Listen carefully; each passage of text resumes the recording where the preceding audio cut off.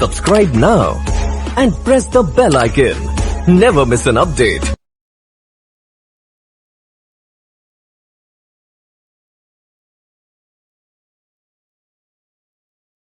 Let's get started. In this lesson, we're going to create our first HTML document. And I'm also going to introduce the concept of tags, the main concept that you need to know when creating HTML pages. So, the very first thing I need you to do is to create or select a specific folder inside of your computer. You can place it anywhere that you like. So in my case, I've created this folder called HTML, and this is where we'll be putting all of the files that we create. Then I need you to open up your code editor, and I'll be using Atom, but there are plenty of other amazing free code editors out there, and you're free to use any code editor that you like.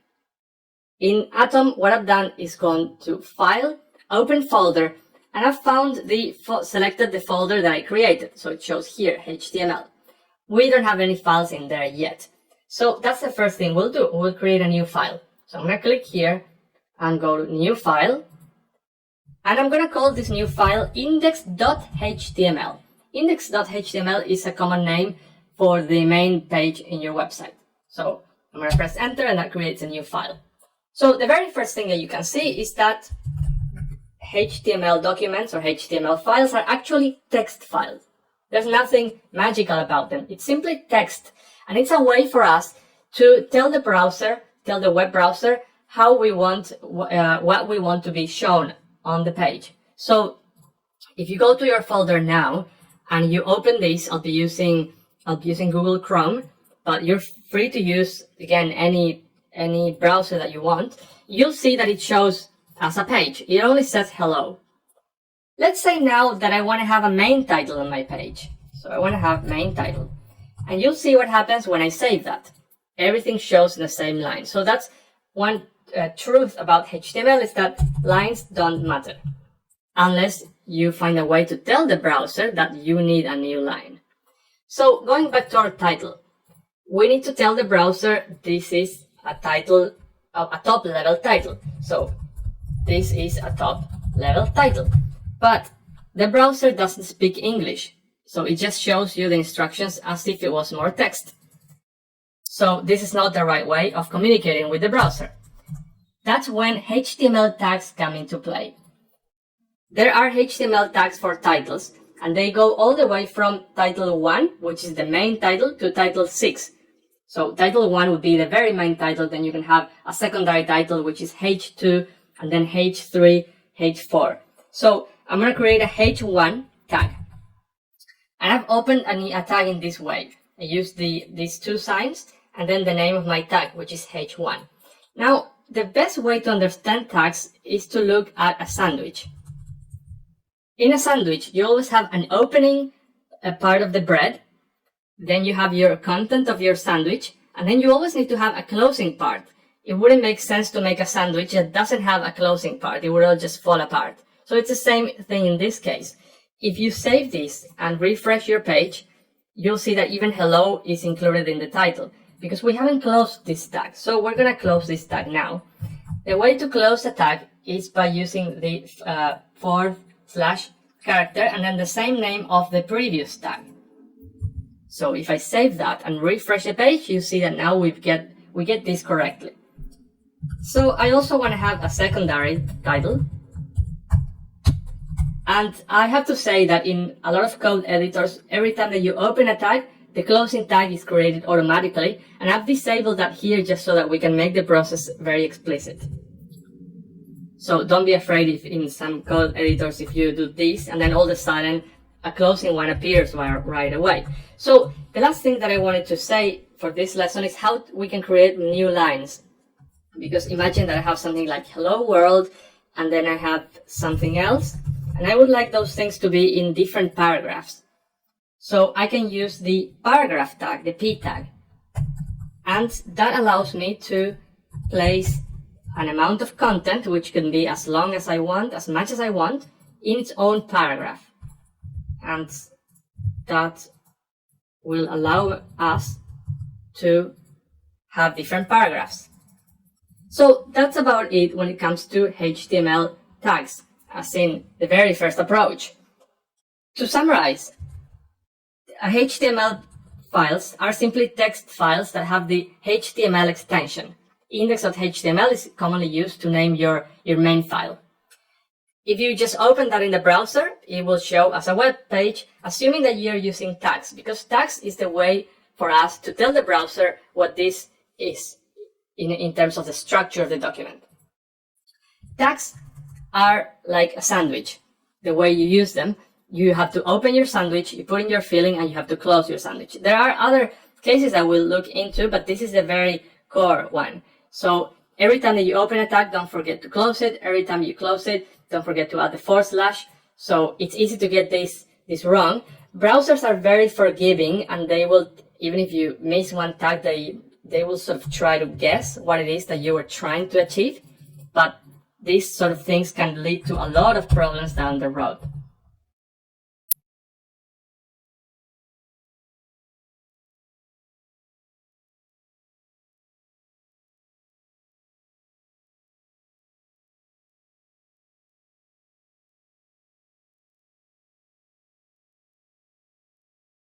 The internet consists not on a single web page, but on millions of web pages that link to each other, that are connected via links.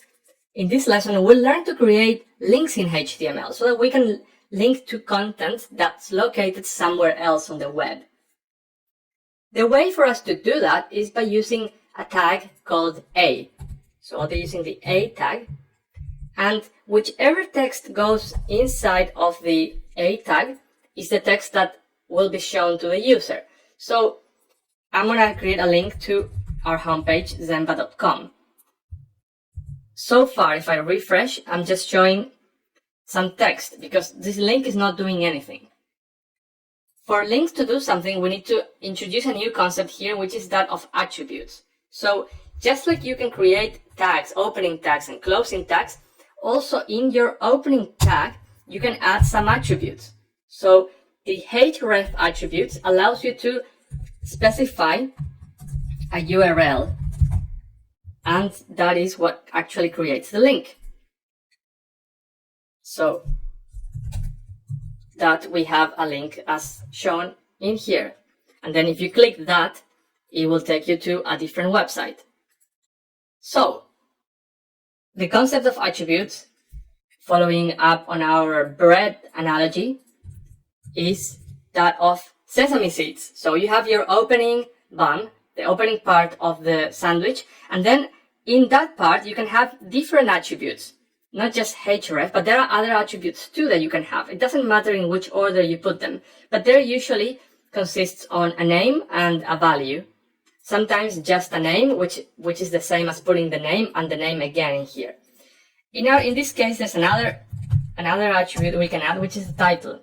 So the title is what is shown to the user when you hover the mouse over the link. So I'm going to reload the page so the changes get shown in here. And now if I keep the mouse on top of this, it says this is a link. So that is the title attribute. So to summarize, you can create links to different parts of the web by using the A tag. You specify the location of this place using the href attribute. And then if you want something to be shown when the user hovers the mouse, you can write it as a title. The content that goes inside of the A tag, the filling of the sandwich, will be the text that is shown to the user in here. So in this way, you can create links to any website that you want.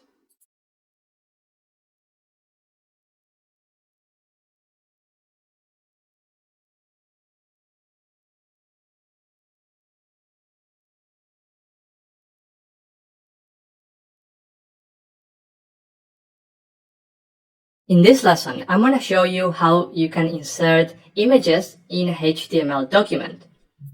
In my folder here, I have an image called phasertutorial.jpg. So what I'm going to do is insert that image into my page. To add an image, you have to use the img tag. Then you have to use this src source attribute to specify the location of the image. In my case, the image is located in the same folder as the index.html file, and therefore you can simply refer to its name. You need to be consistent if it's using an uppercase or lowercase. You need to write the name exactly as it is. Now, this is a new concept. There is no content in this tag, so you could write something like that, but doesn't look very nice. So there's the concept of self-closing tags, which are tags that don't have any content. In this case, what you do is write the tag and then you add the / at the end of the opening tag. What would be the analogy of this using our bread metaphors? It would be something like a donut. So there's this other one as well, new line, which I'm going to show you right after we get this image shown. So we have our image now shown on the screen. The break tag that I was looking at in there allows you to add new lines arbitrarily. So I can add a new line to have that extra this line in between the text and the image. Now, regarding changing the size of the image, the most recommended way to do it is with CSS, which we haven't covered yet. If you really need to brute force the size of an image at this point, you can also add width, for example, 100 pixels, and that will scale the image accordingly. If you also specify height, then there's not going to be any automatic scaling, but it's just going to force the two sizes that you've entered. So the image is going to look distorted like this. But this is a way to force the size of an image. Ideally, on a real project, you'll be using CSS.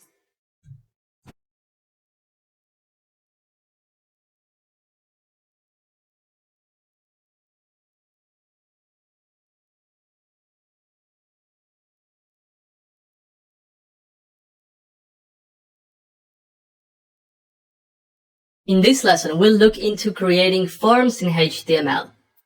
Forms are the main way that people use to interact with a website. Think of every time that you log into a site, or every time that you post something on Facebook, you're using forms. In order for us to tell the browser we are going to be creating a form, we need to use the form tag. So everything that goes in a form should go inside of the form tag. Then we need some different tags for different types of inputs. For example, an input of type text, and you close them like this, will show you a basic text input. So let's add a new line between the image and the form, as that is looking a bit too cluttered in there. So let me type as well title 3 form. So this is how we can have something like name, for instance, and the field where you can type anything you want. There are other types of fields that you can have as well. So for example, you can have a field that is a number, and the browser will know how to show this differently. Give you the option, the ability to only enter numbers in there. Another important type of element is the button, which you can use to submit a form. So in this case, we have a button like that, and every time that I press this button, it's actually refreshing the page because it's submitting it.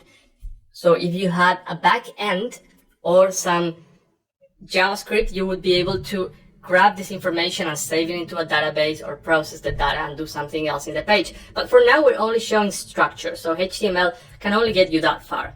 HTML doesn't allow you to work with data. Now, there's another element that I would like to introduce. I think this is a good time to do it, which is the div container. So as you can see, this is all looking it's also looking in the same line. So looking in the same line, and using using new lines like this is not really the best practice. What you normally do is create containers, and then using CSS you can specify the separation between these containers. For now, I'm going to create a couple of containers here so that you see what this is going to look like. The div container basically acts as a box that occupies an entire line in the page. So if I save that and refresh, you see that this is actually occupying the entire line. No matter how big the page is, the other elements are just not going to occupy that space anymore. So we can use div for all of the elements in our form in this way.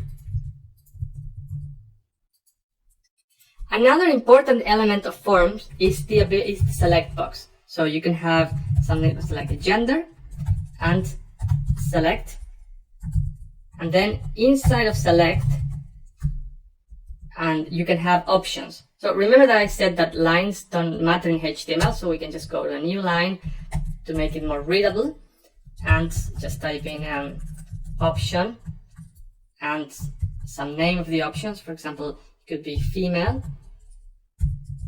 option, or I'm going to use a shortcut to duplicate a line. This is Control Shift and D, and it copies the whole line. Or prefer not to say. So if we refresh this, you get a select drop down like this. So this is what a basic form looks like. There are more tags. So if you look around, if you search, you'll find many other types of fields. But this is the basics. So you need to use a form opening and closing tag, and everything, all of the fields are going to go inside of your form. You can use divs if you want to have everything in a different line. You can just add text like that. This is HTML, don't forget that. You can just add text anywhere. Input fields, you've got type text, type number, there's also type date, and others as well. You can do select drop downs, and for button, for form submission, you can use a button. But normally, if it's going to be for form submission, you also type submit. That's more fun. That's a better way to do it. So that's basic HTML forms.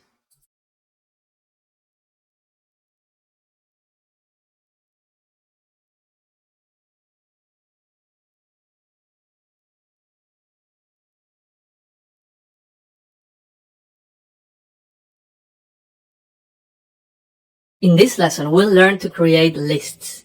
And there are two types of lists that we can create.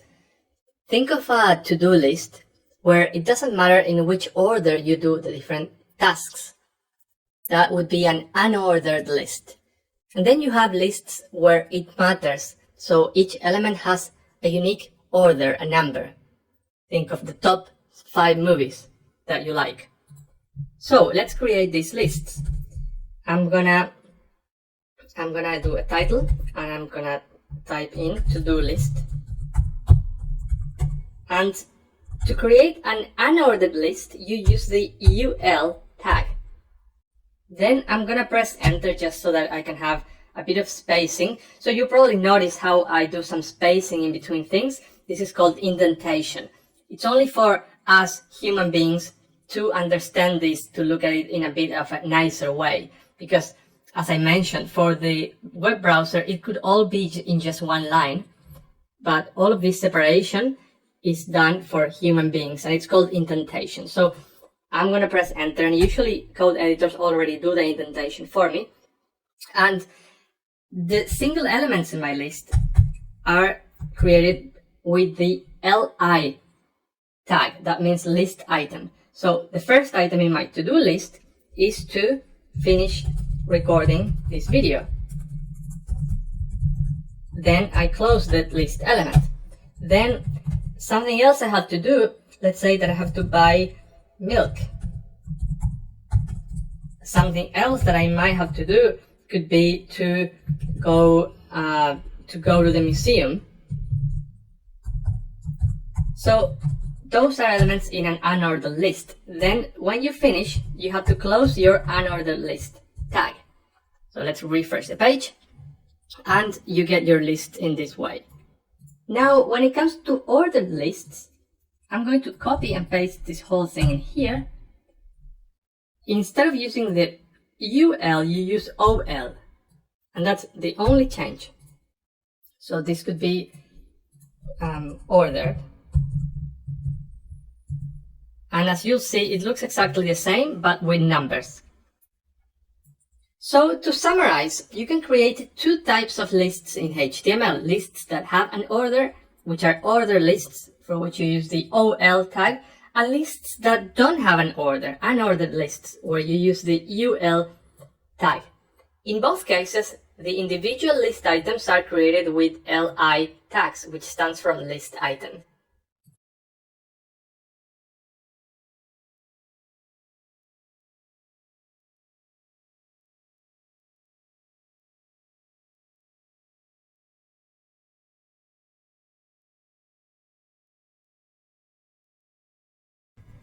In this lesson, we'll look into the creation of tables in HTML. Tables can be used to show data to the user. Think of a weekly planner or a summary table with the total sales of the month. So, I'm going to create a title called Tables and create my table in here. So, the first thing you have to create is the table tag. Then inside of this tag, the simplest way is to go and create rows. So I'm going to create a row by using tr, table row.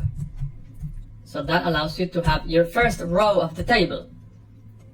Then a cell of the table is tv, which I think it stands for table data. So this is some data. Or let's say that this is Monday, and I'm going to duplicate this line. This is Tuesday. By the way, I'm duplicating by pressing Ctrl Shift and D. So you have 3 days in here. Let's refresh the page, see what we get. So this is what our table is looking like at the moment. Let's add a second row. So I'm going to copy that, paste it here, and add some numbers. So now we've got 2 rows, and so forth. We can add as many rows as we want. Now, what about borders? The correct way to add borders to a table, to the cells, is by using CSS, the border property. But if you really need to hack a little border in here, if you really want to show a border, you can do it as well in HTML, although it's not recommended, as HTML is only used for structure, not for formatting. So if you really need your border right now, what you can do is add an attribute called border and give it a width. So that will give you a quick border. This used to be the old way of working with style in tables. Now it's done with CSS. So I'm going to delete that actually. Okay, so to summarize, tables in their simplest form are made of different rows and then the different cells. So if you want to add a new row, all you have to do is just add some tr tag, open that up, and then add your individual table cells.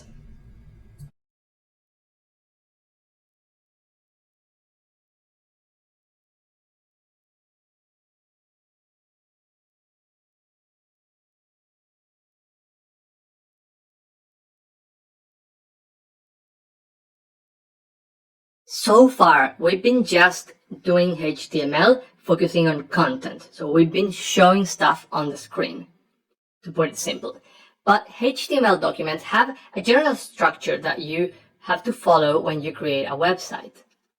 Everything that you put inside of your browser usually goes under a tag that's called the body tag.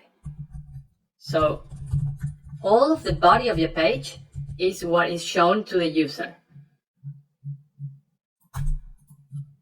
Then there is also information about the page that you want to be able to enter.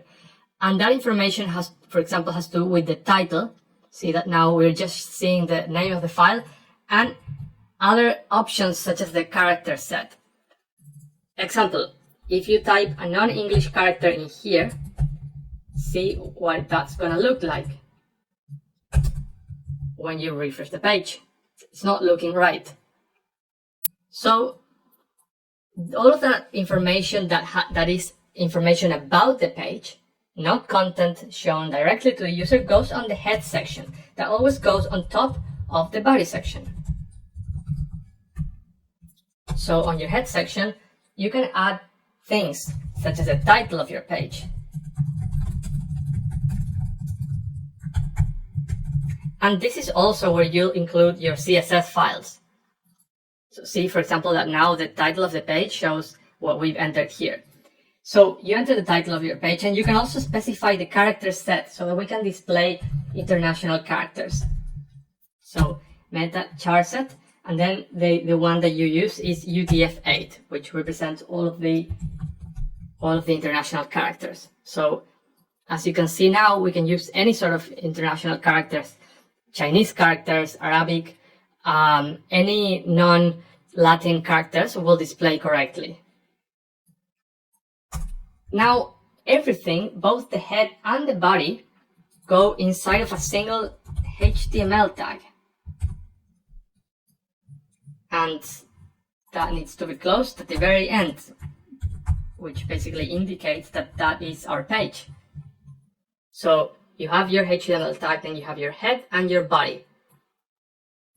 On top of this part, you also type doctype HTML, which is a way of saying formally that this is a HTML document. As we've said before, browsers are very forgiving, so if you don't enter these things, they still show you the page, they still work, but this is the correct way of doing it. So to summarize, think of a page as an organism that has its main, everything inside, some information goes in the head, all of the smart information, you could say the information about the page, and then what you actually see in the browser is the information that goes in the body. And browsers, don't forget, are quite forgiving. But I still need to show you what the full correct structure of a document is.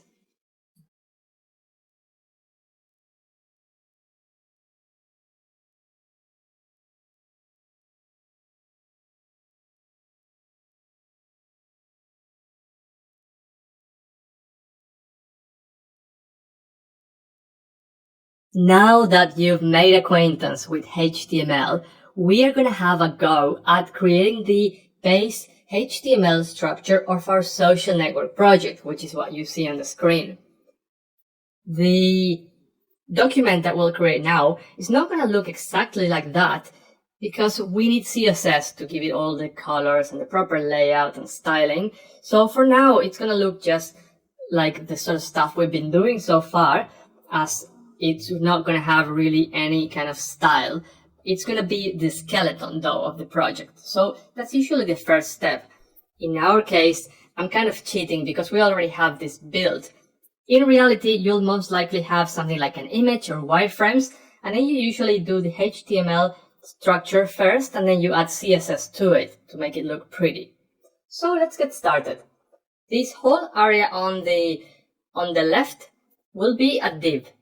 And then this other area will be another div. So we'll have those two areas main divs.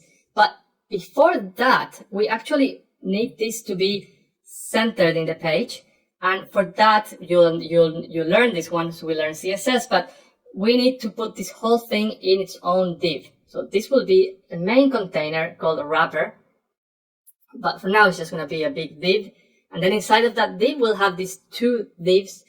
And then inside of this area, each one of these blocks will be its own div container. And then we'll take another approach for this part. So we'll have a form, and then we'll have an unordered list. So that's how we are going to proceed. Let's begin then by adding the main div that I was mentioning, that one that's going to go centered in the page. So that's one's going to go in here. And now that we already know some basics of tags, it's a good time to turn on our autocomplete, autoclose tag plugin inside of Atom. So if you're using Atom and you want to have this enabled, you have to go to Preferences, and then inside of Packages, you have to search for autoclose HTML, like this. And you have to install it. it will say install, and in my case, it's already installed, so I'm gonna enable it. So now if I type div, it closes automatically, which will make our work a bit faster from now on.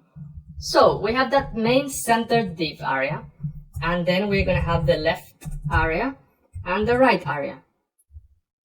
Inside of the left area, we'll have 1, 2, 3, 4 different divs. So in this part, we'll have, that would be 1, 2, 3, and 4. This example text is actually going to be just a link. So for now, the link is not going to have anything else, just A. It's going to say, this is your username actually. So this is username. Then the next one, it says community, is the one that gives you access to all of the posts of the other members of the community. Then in this part, what we'll have is first of all, title 3 for following. So those are the people you are following. All of those people will go in this div, and then we'll have one div per person. So in this case, we're following some user Faria, some user example, and some user example 3. These are all just usernames of people you're following. Then follows you is the next one. It's actually going to have this exact same structure. So instead of following, it's going to say follows you. Doesn't matter really what text we have in here, because this is all just an example. So what do we have so far? If I refresh this page, we've got username, community, following, follows you. So as you can see, there's absolutely no styling or whatsoever in what we're doing because we haven't added CSS yet. Now let's focus on the right side. We need to begin with a form. So the first part will be a form.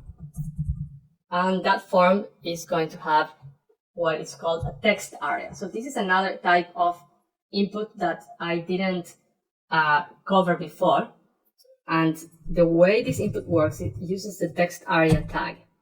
And then, on the contrary of the other input fields, it actually does need to close like that. Because the other input fields, we said they were like this, for example, a text field. And then it was a self-closing tag. But when it comes to text area, this is the way you do it. So that's our text area. What else do we have? We have a button. So I'm going to add that button. Let's see. So I'm going to add that button here. And it's going to be of type submit. And the text is just going to say, where you can say whatever you want. So this is our form. That's what it's going to look like once we style it up. So what do we have after the form? We have an unordered list that will be used to represent all of the posts. So each post will be a list element that will have two divs, this main area and this area here, which shows the username. So this is the content of the post, and this is the username, and it says follow in there as well. You can follow that user. So those two divs, the first div will be this is the content of a social network post by some person, and the second div will say the author name, and then it's also going to have a link that says follow. So we refresh the page. That's what one of these will look like. But you're obviously going to have not one, but actually many. So if we press Ctrl-Shift-D, I'm not sure what the in Mac what it is, but it might be Command instead of Ctrl-D. It allows you to duplicate a line, so that we can imagine as if we had many posts. So this is it. This is it. The last thing that I wanted to show you is how you can explore a page and see what each element actually is. So for that, we're going to open the developer tools of Google Chrome, which you can do in different ways. You can right click and click on inspect element. That's one way to open that up. Another way is to go to options and more tools and go to developer tools. Or you can also press Ctrl-Shift-I in Windows or Linux. So that opens the developer tools, which is this area, an area you normally don't see when you're using Google Chrome. The element section is the one that we're using. It shows you all of the elements of the page. So you can expand them as well like that. So I'm trying to get this to show a bit bigger for you to see. And then see how, as you move the mouse, it shows you what that element is on the page. And then you can see what each element is. And you can open this on any single page on the web. You can also just click on one element and inspect that element, and it just shows you that one in particular, where it is in the big order of things. So this whole area is where I'm using now. Once we get into CSS, we'll use the styles area as well. And then if you want to close this area, you can just press the cross the button in there. So to summarize, you have the final looks of your project. It could be a Photoshop image, it could be a wireframe, it could already be a coded site. And then the first thing you need to do is create a whole structure for which you'll be using containers. So there's not a single recipe of doing it, and there's definitely not a single way of doing it. So the same process that I've done in this way, you can have another professional web developer and they might do it in a different way. They might choose other elements, which is fine. There's not a unique answer to these sort of problems. So the important thing though is that once we've got all of the elements, then we need to start thinking of CSS. So up to this point, we are all good with HTML. And now we need to jump into CSS to make this actually look as pretty as what you're seeing now.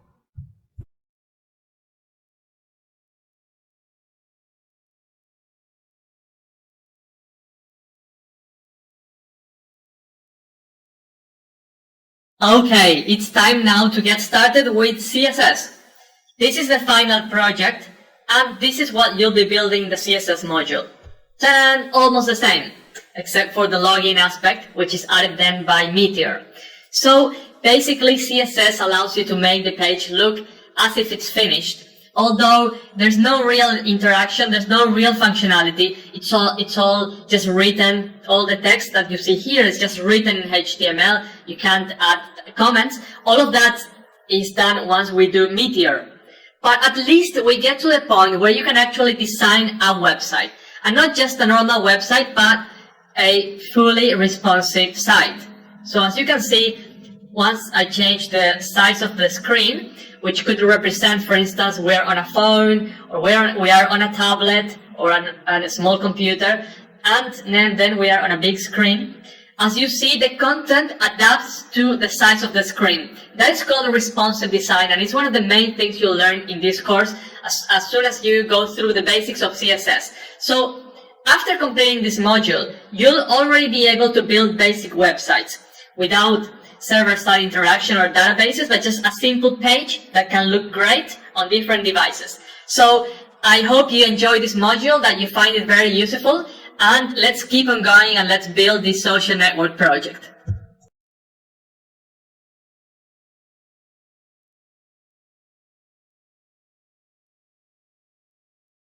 If I asked you what HTML is used for, I would love you to tell me that it's used to create the structure of the page and to add the content to your page.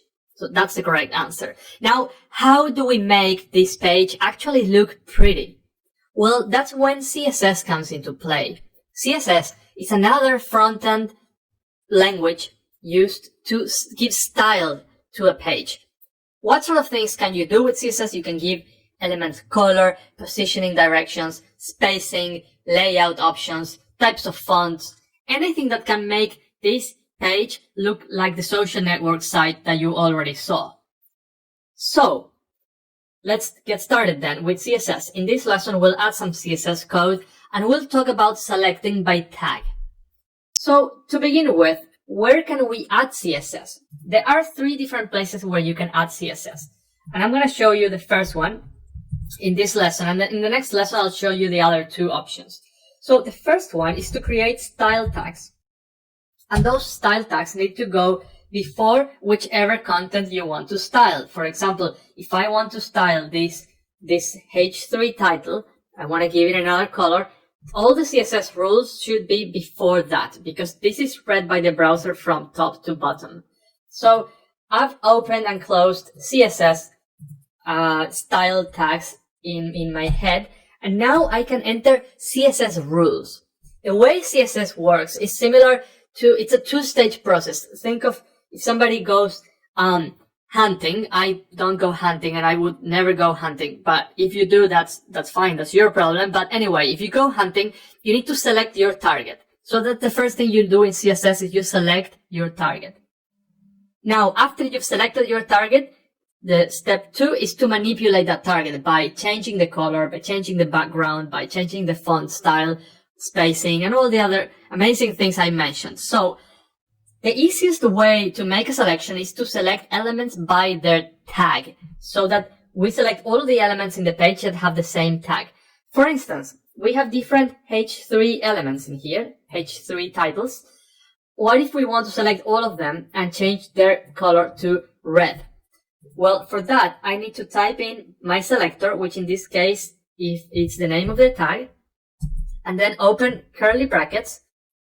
They will also be closed. And then inside of this, you can add your CSS rules. It can all go in the same line, or you can use enter to have more space and make it look nicer, more readable. So I said I wanted to change the color. So there's a property called color. And you can specify a color in here, such as red. So what happens now? If I refresh the page, you can see that we've selected both H3 titles and we've changed their color to red. So to summarize, two-stage process, you make your selection. The simplest type of selection is by tag. There are other types of selections that we'll look into. And then you add one or many CSS rules. I'm going to add a second CSS rule in here. Background color will be yellow. So that now it looks like so. In the next lesson, we'll add CSS in a different manner, and we're also going to talk about other types of selections.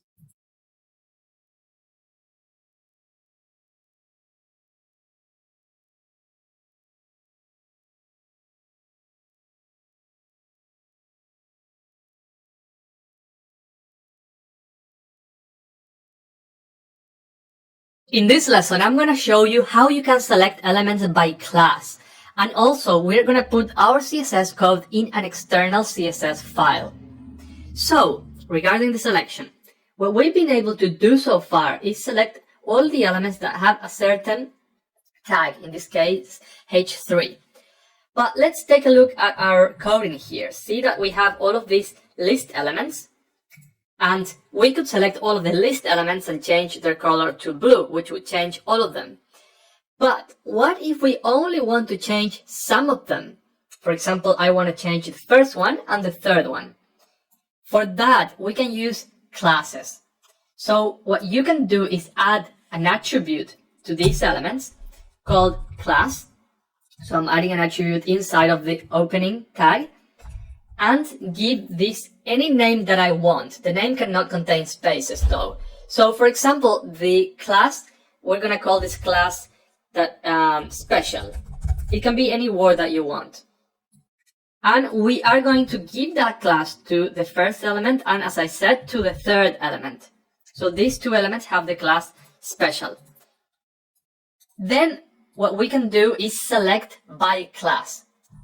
Again, the two-stage process. So who do we want to select? We want to select all the elements that have the class special. To do that, you type dot and then the name of your class. And that is selecting all the elements that have the class special. They could be also other elements too. So we could have another element here that also has the class special, and it will be selected as well.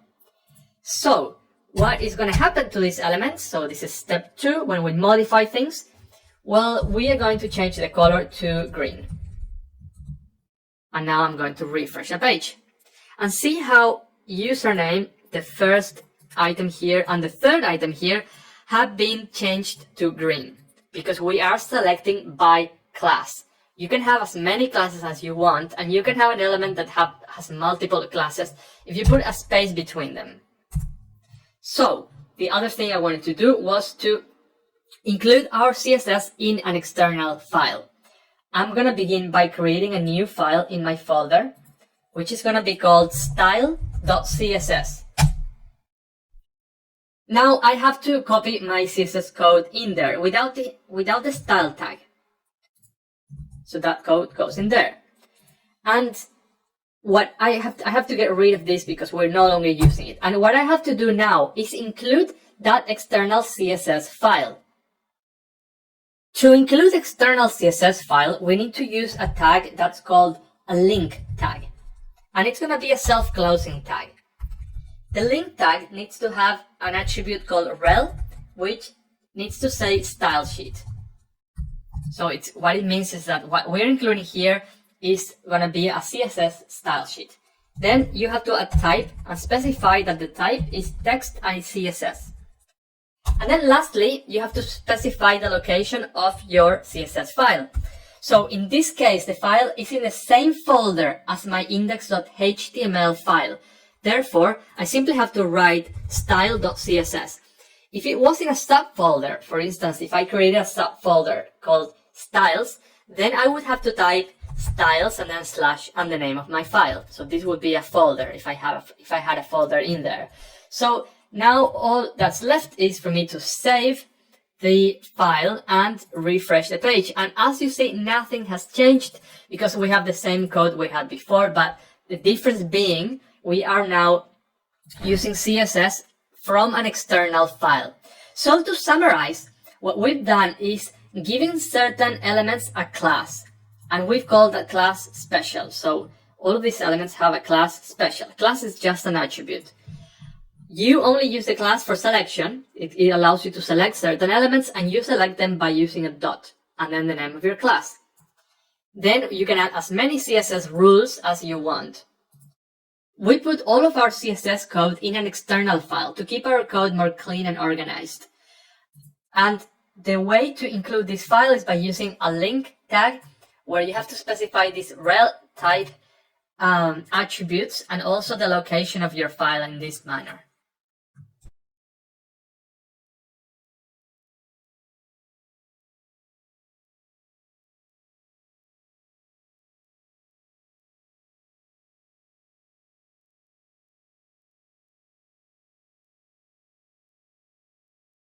So far, we've learned how to select elements by tag and by class.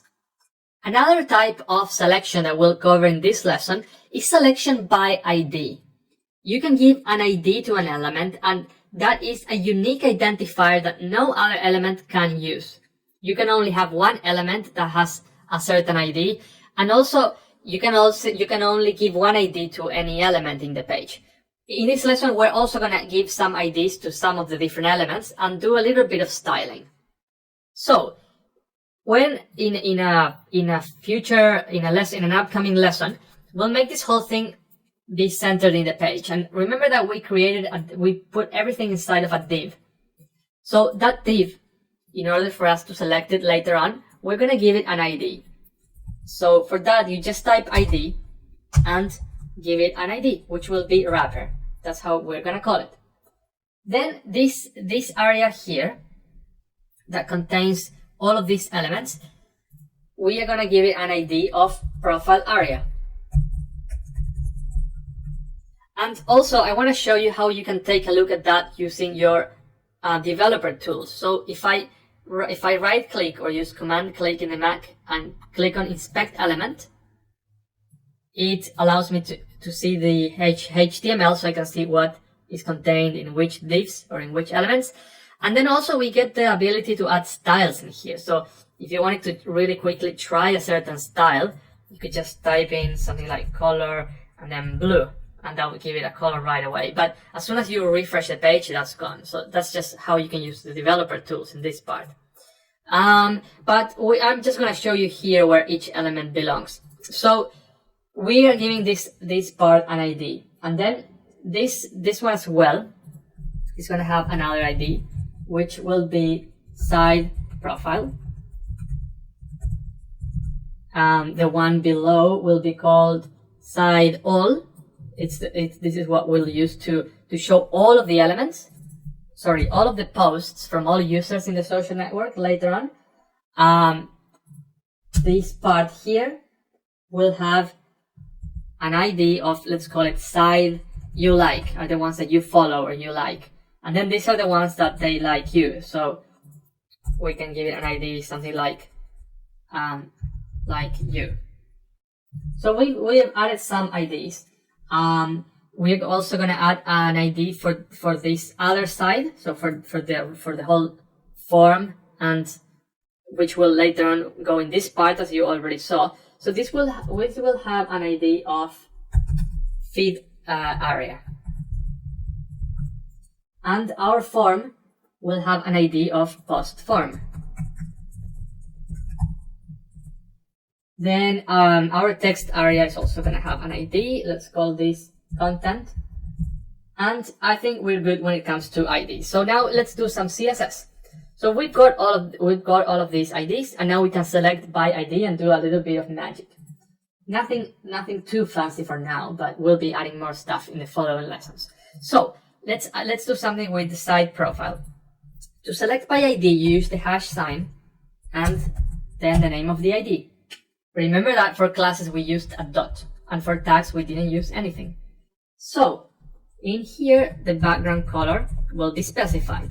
And so far I've written colors the way they are pronounced, but there are 16 million colors that you can use, and the way to access all of them is by using what's called the hex code of your color. So if you search in Google hex code CSS, you'll find multiple pages that offer a lot of different colors or a color picker, and this is the hex code. It's a 6-digit number plus the hash sign. So these are all different colors that you can use in CSS. For the site profile, I've already got a color that I want to use, so it will be this one here. Now if I refresh the page, we've got that color in there.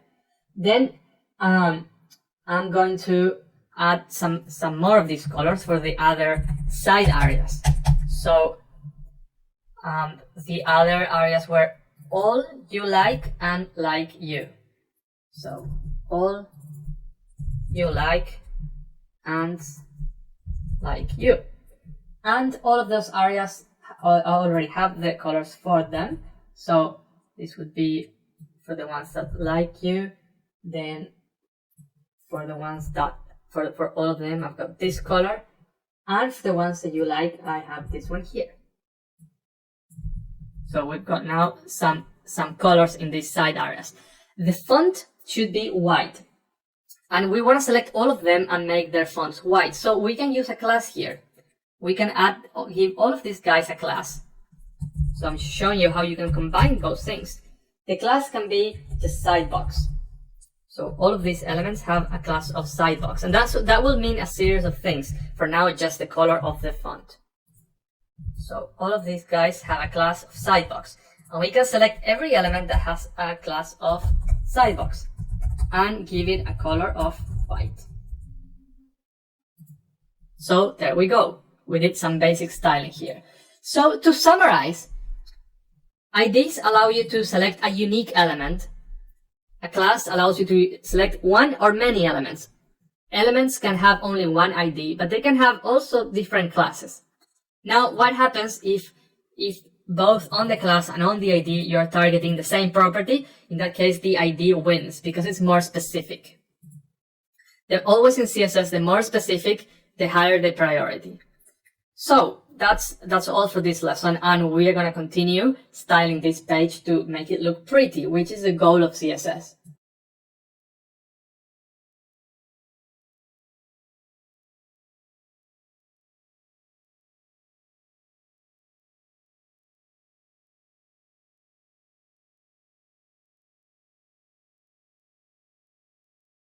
In this lesson, we will style the fonts of our page.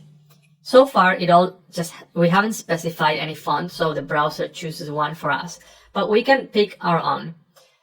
What I want to do is select my body so that everything that's in the page gets affected by this rule, and change the font to Arial. So I'm going to type in body, and then the property that we'll use is called font family. In here, you can type the name of the font, in this case Arial. Arial is present in all browsers, but if you were to use a font that's not present in a browser, the browser will just fall back to another font, to a default font. So if I refresh it now, you'll see that we've changed the font family of our page. And what I will be doing next is adding little tweaks and little selections, some more classes and some fonts in different parts so that this slowly starts to look the way it should look. So I'm going to be adding here, I changed the size of the font in the side box, font size 16 pixels, that's how you write it. On that same side box, I also want my font, my text to be aligned in the center of it, so that it's not to the left. So for that, there's a property called text align, and you can type in center. So that's for all of those boxes. Then some other things I want to do. I would like to change some properties of my post list. So for that, I actually have to give those posts a class.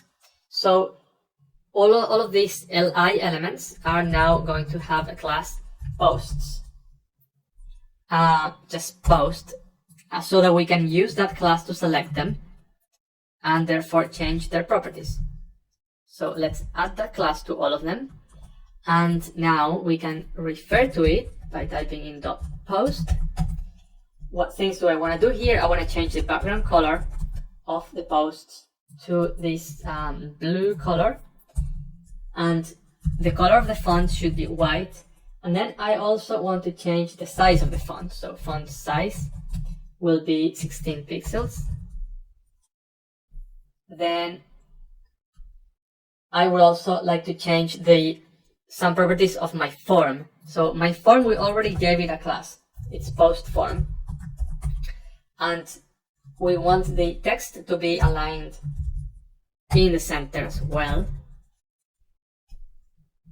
Then the text area itself also is going to have some changes. So here's a new type of selection that you can do. If you want to select a text area that's inside of this element, you can just type in post form, and then you type the tag.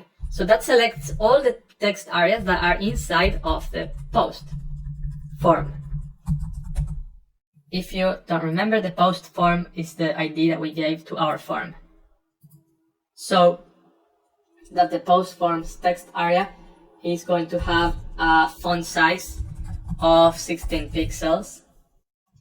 And then also the button here is going to have also some text properties I will change. So see how we can select the button like that as well. So we can give it a color of white. Also, we can give it a background color. And there are other things that we'll be adding to this button later. But for now, this will do. Also, the font size will be of 16 pixels. And then there's a property called line height, which is the line of the text, like how tall is the height of the text. So the font can be small, but then still each line could occupy a lot of pixels. So in this case, it will be 45 pixels. So see how we've managed to modify all these elements. And there are still a few that we have to add. When it comes to links, by default, sometimes they grab a certain style, usually depending on the browser. So if we select all the links inside of the wrapper, we can make them all white, and also we can change their so that they don't show any kind of underline anymore. We can say text decoration none. Whoops. So now we're making sure that the links don't have any sort of custom code in them. Now there are a couple of more things, like making this text a lot smaller, but we still need to cover some other things before we can get in there. So to summarize, you can modify text in the same way that you modify the other aspects so far. So you just need to select the element, and then there are properties you can use. So you can use font family, you can use font size, you can also use font weight and make it bold, for instance. And you can make things to be centered by using text alignment. And then the line itself, like how many pixels tall is the line of text going to be, can be set by using line height.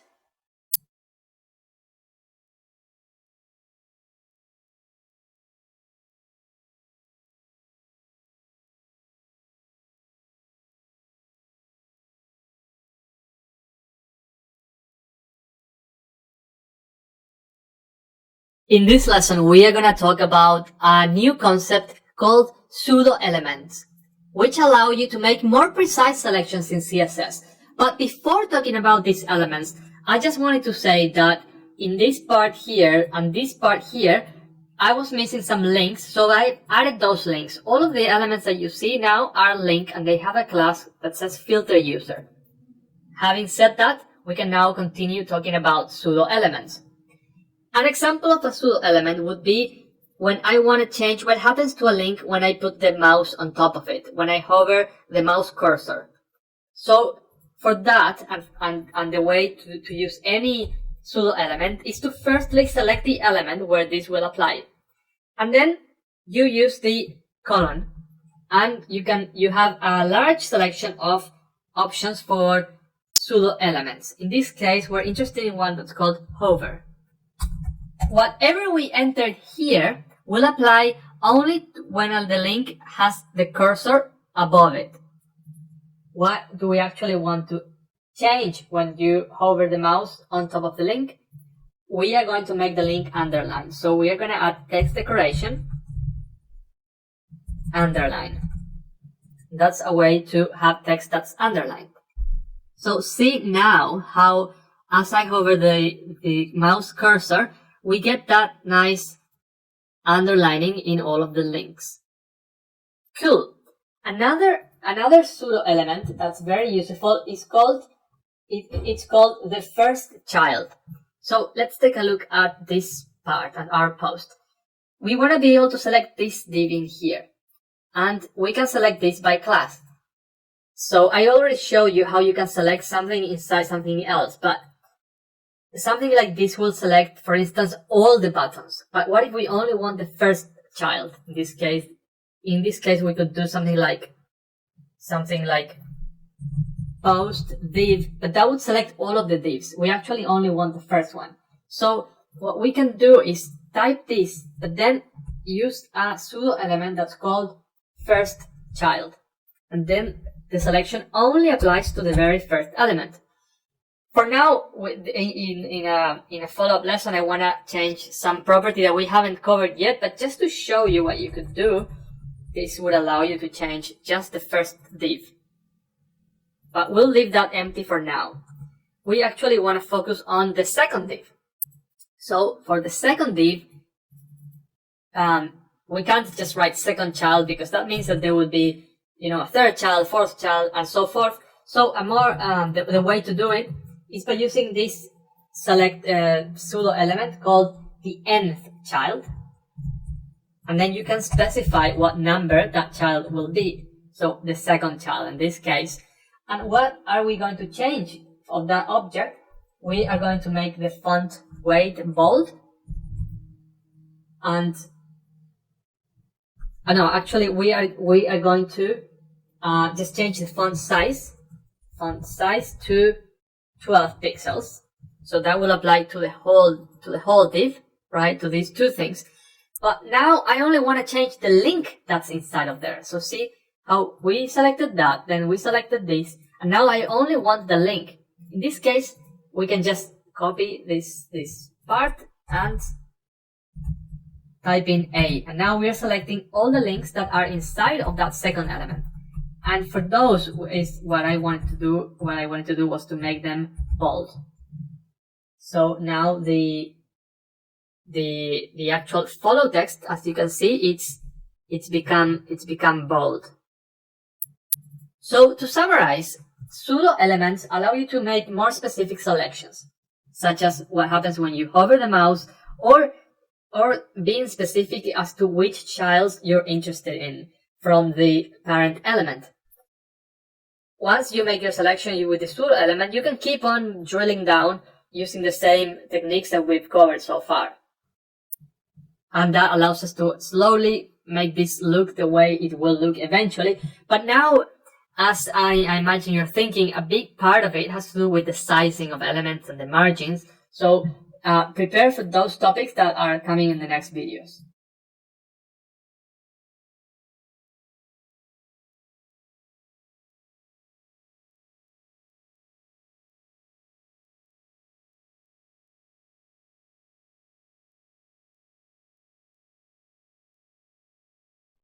This is where we need to get to.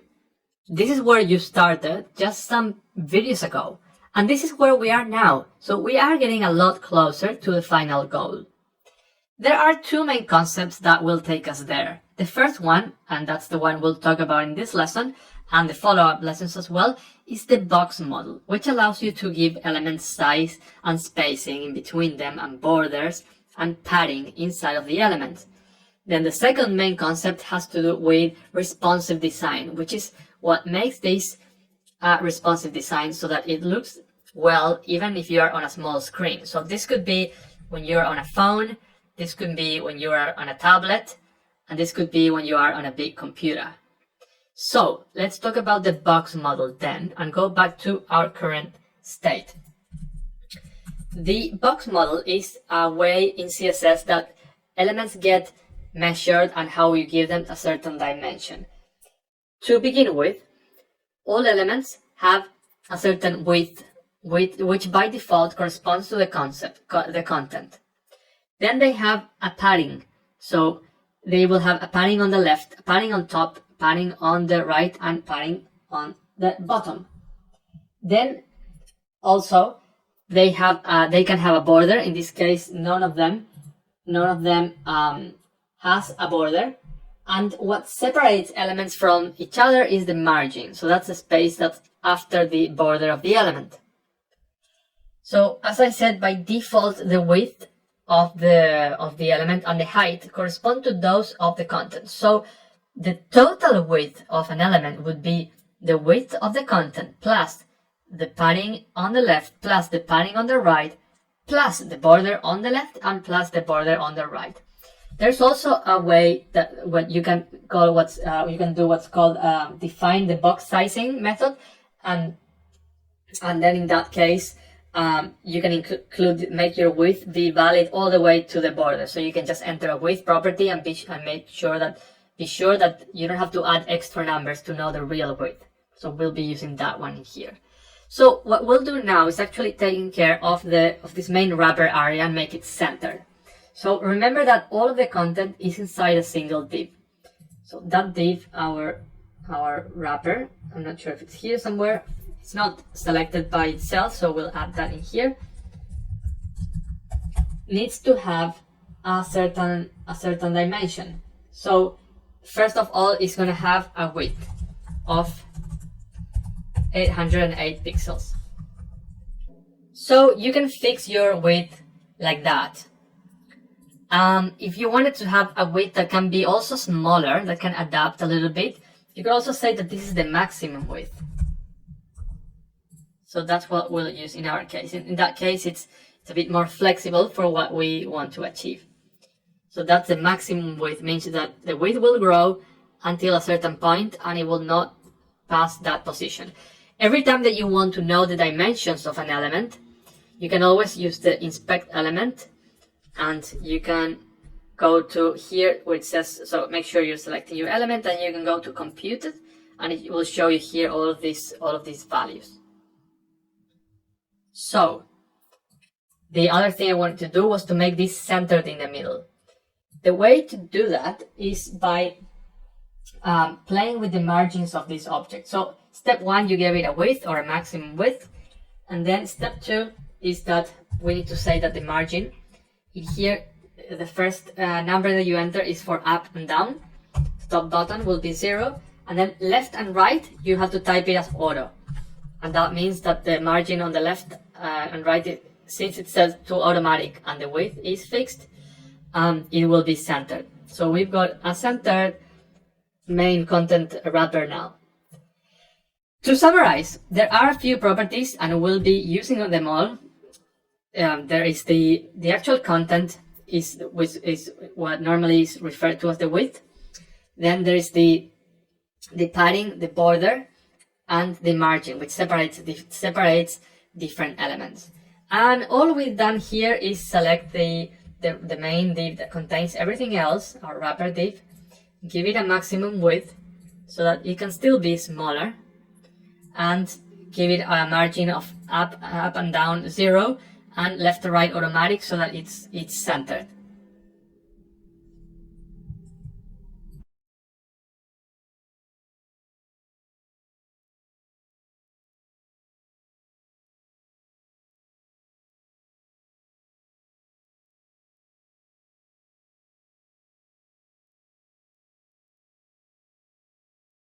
Now that you have a basic understanding of how the box model works, we are going to apply some of these concepts in our project. We'll focus on the sidebar, which, as you can see, shows on top of the rest. This is what it will look like at the end of the project. Now, at the end of this video, the sidebar will still show on top of the rest, because that's something we'll take care of later when we introduce responsive design. So let's get started then, adding some box model related style to this section. So our whole sidebar is called profile area. So the first thing I would like to do is to give some styling to that particular area. So I'm going to copy this and go to styles.css and add some style for the profile area. So we are selecting by ID. The width that this area should have is 28%. You can give widths in both pixels and percentages. So now it shows the right size. As I mentioned, for now it will still show on top of the rest. But we're getting closer and closer. Some other things we need to add in here. All of these individual boxes have a class sidebox. And I think we've already added that class up in here. So we are going to add some more things to that class. Something I want to add is margin. So that we're going to enter margin for top and bottom just in one go. And for that you can just write it once. And then for left and right, we're going to enter 0. You can just type 0 or 0 pixels.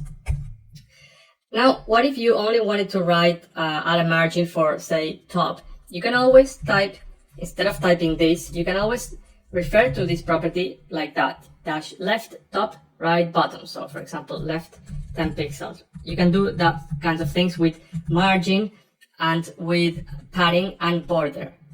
So we've got that margin now. But you can see that these two have more margin than the other two. And the reason why that is because these have a title 3.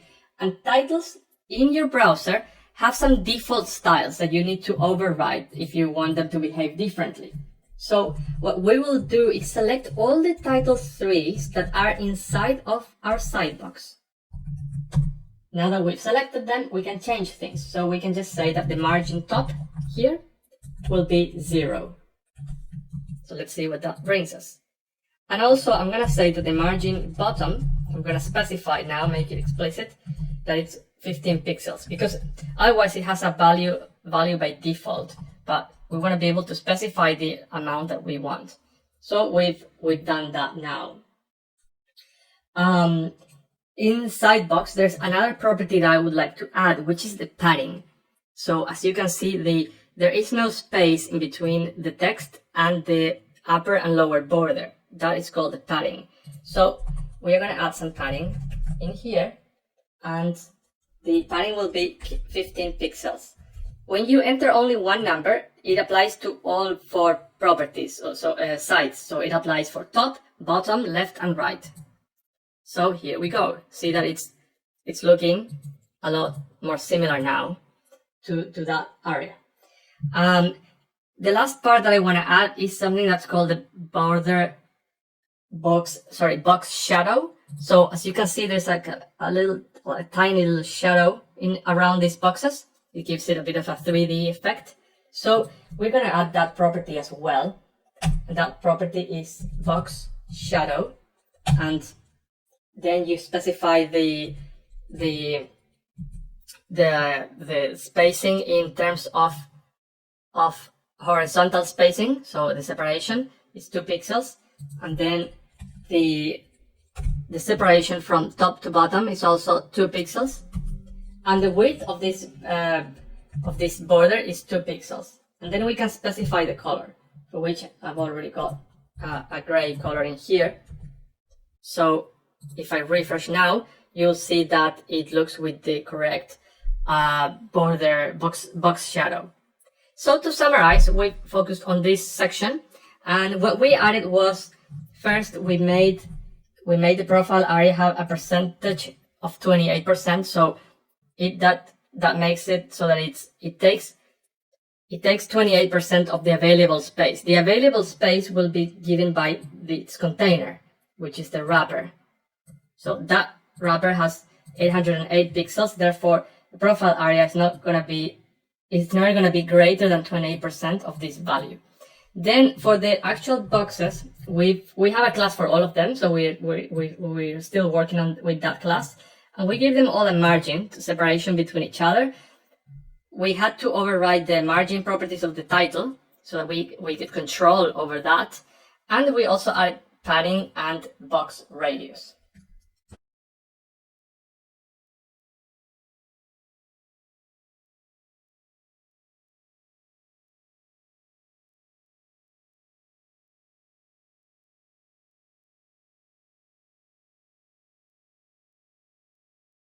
In this lesson, we'll take care of the right area of our social network, and we'll focus just on the form. On the follow-up lesson, we'll do some more styling in this part.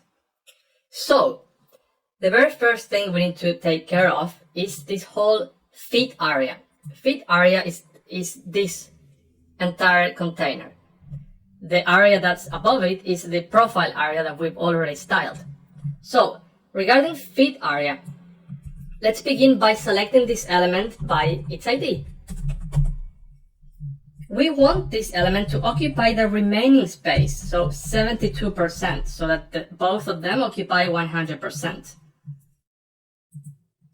Now, I also would like to have some padding in this particular element, and that will take us to a bit of a tricky situation.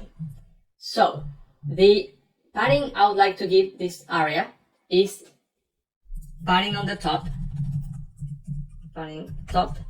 of 10 pixels, so that's fine. That's only going to be some space in the top, but this can get a bit tricky now. Padding left of 15 pixels. Why is that tricky at all? Because, as I've mentioned when I introduced the box model, the width property refers to the actual content inside of the container.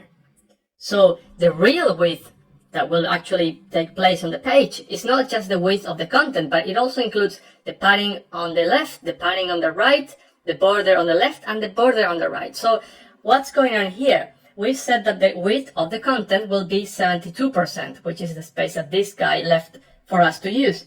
And all of a sudden we're saying that we also need 15 pixels for padding on the left. So that all adds up to more than the available space, which will be these 800 pixels.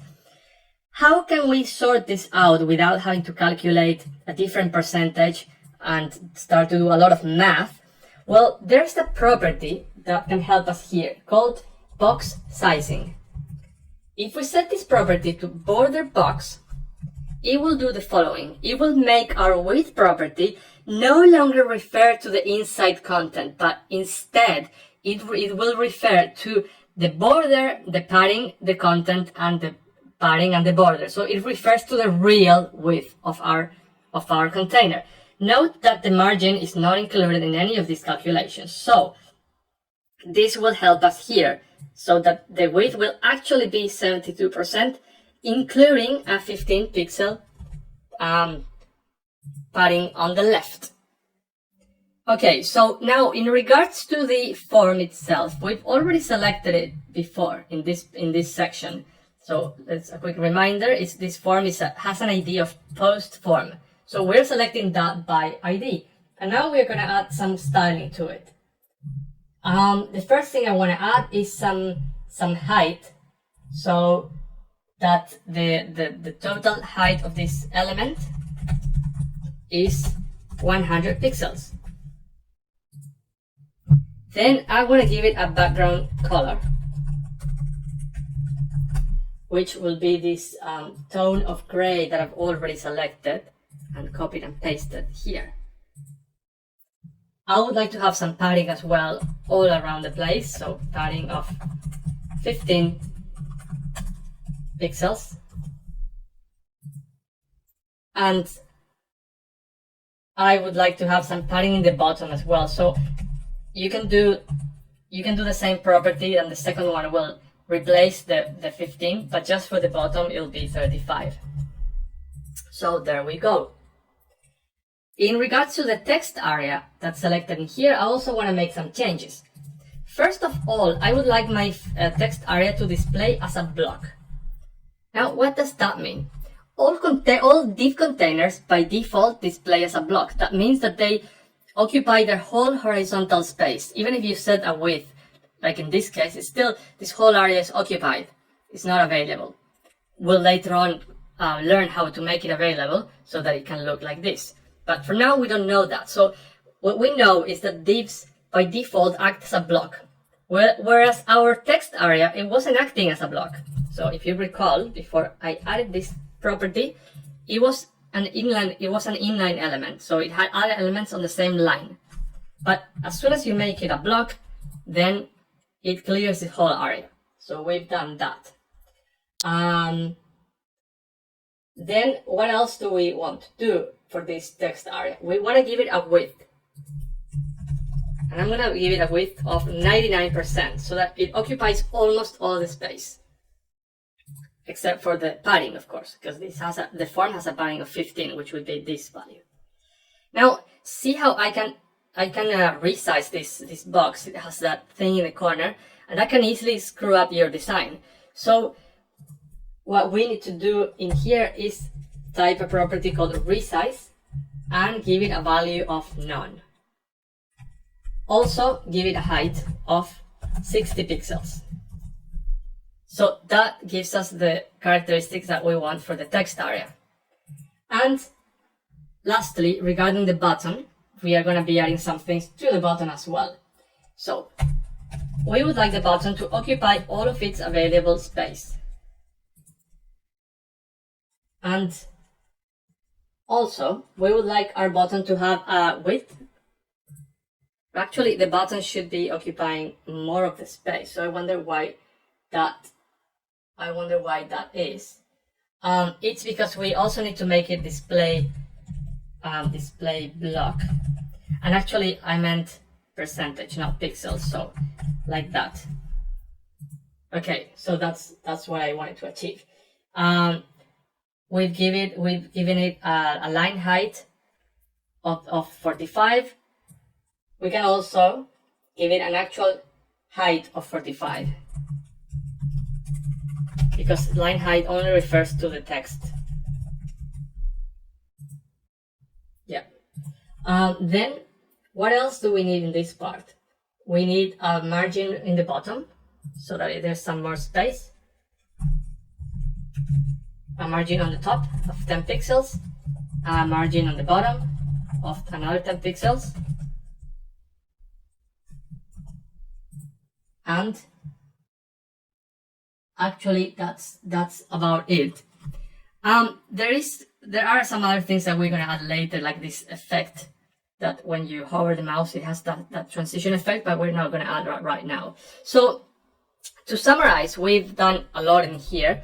We've firstly took on the whole feed area, so that includes all of these elements, and we gave it a width of 72%, some padding, and as I mentioned, box sizing of border box, which means that the width that we specify is including the 15 pixels, because if you don't add this, you're saying that the width of the content is 72 pixels, and then you have to add the 15 pixels. So it will end up being more than 72%, and therefore these two things will never fit on the same page like they're meant to do. So that was for that part. Now regarding the form, we gave it a height, we gave it some padding, background color, in regards to the text area and the button, we made them both display as blocks, so they're no longer inline elements. We gave this a width as well, and the ability, the property that is we cannot resize it with the mouse, and we specify a height. When it comes to the button, we gave it a height of 45 pixels, and we also give it a width of 100%. We made it display as a block, and we gave it some margins as well. So our form is now styled, and we can continue with the commenting area.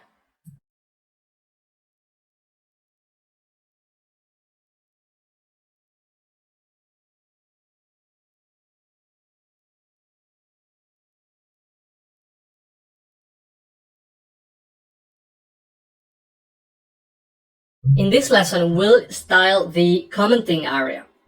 So the first thing we'll do is add some styling to our post class, which is a class that every single post has. So our post class is now going to have a margin. Top and bottom will be 15 pixels, left and right will be 0. What else do we need in this class? We need some padding, so that we have some space in between the container and the text. So we'll do some padding of 15 pixels. See how it's starting to look better now? We're getting closer and closer. Something else that we need is that same border box shadow that we added here, and that gives me the chance to specify to talk about a property and a mistake I made on the previous video. So box shadow, the first value stands from the distance from the starting from the left when this thing begins, the second value from top to bottom when it begins on the side, and then this parameter is not the width, but it's something called the blur radius. The larger this parameter is, the larger the shadow will be, and also the lighter the color will be. Then the color is this. So now our comments have that same effect as well. Now what else? We need to add some styling to the inner part of the comment. So the first div that's inside, it refers to the actual comment content. If you go here, this is the first div. So that's what we're selecting here, the first child. That first child needs to have a margin bottom of 15 pixels. So that created that space in there. Now, the second child of this post, the second div, is this whole area. That area, we already specified a font. And now we need to specify some border. So this will be our first time using the border property. Remember that the border is also part of the box model. So for the border, we can specify, just like with margin and padding, we can specify top, left, and right. So we want a border top of, it needs to have a width of 1 pixel.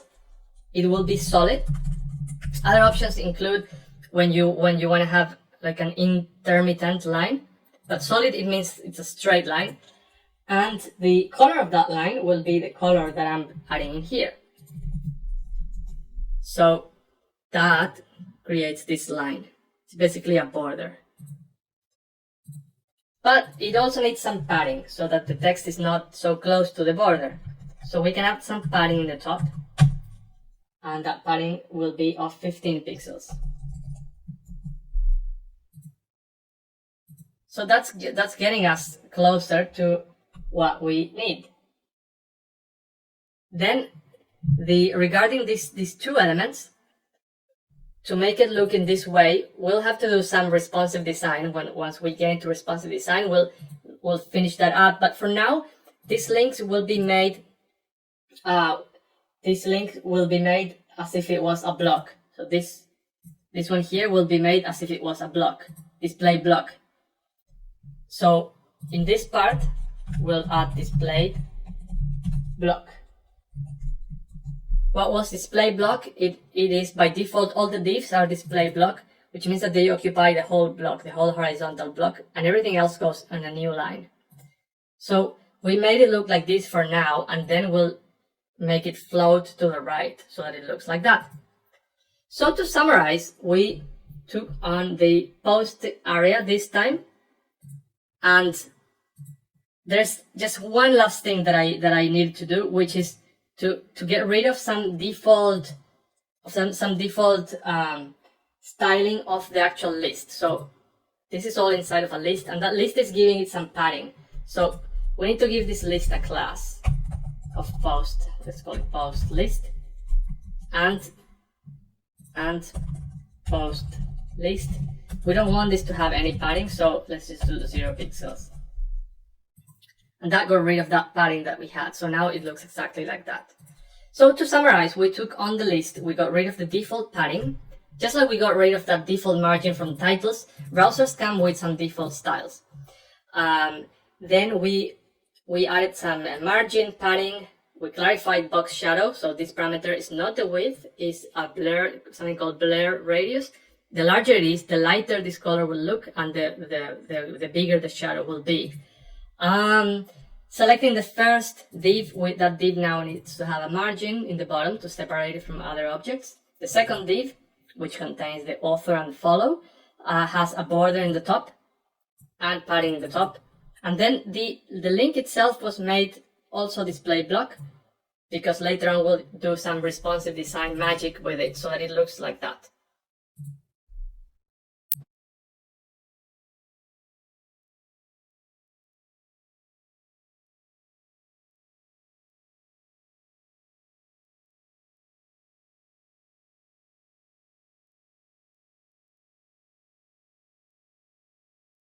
In this lesson, we'll use a CSS transition to create this nice hovering effect in our button. To begin with, you already know how to change the color of something when you are hovering on that element, because we've already covered the hover pseudo element. So that's the very first thing we'll do. We have our button, and we will select that button, but only on a hover state. What will happen when you hover the button? We'll change the background color to this different color. It's a bit of a dark color. So that part works. But as you can see here, it's not a direct change, but there's a bit of a transition. That's called a CSS transition. And in CSS, you can make a property change not immediately, but during a period of time in a soft way. How can you do that? You can add the property in the actual element. So the property is transition. Now, what properties will this apply to? We could type background color, or we can type all. So we can make it so that for any property change, it will work. And it will take 0.2 seconds. 0.2 seconds. So now if I refresh, you see that it doesn't occur right away. You can make this even longer. For example, it could be during a second.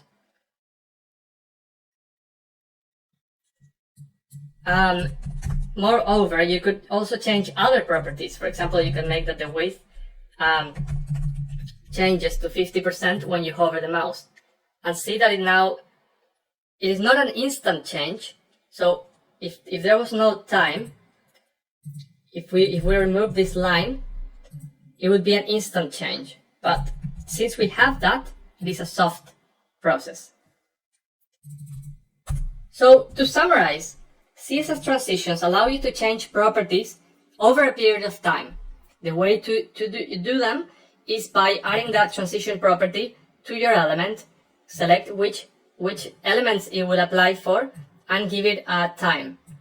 Then on the new element, or for example, if you add a class and that class has a different change, has a different property, you will add a class using JavaScript. So that's something that we haven't covered yet, but the only thing that we've covered so far is a change of state, such as hover. So if you hover the element and you change the different properties, they will change over this period of time.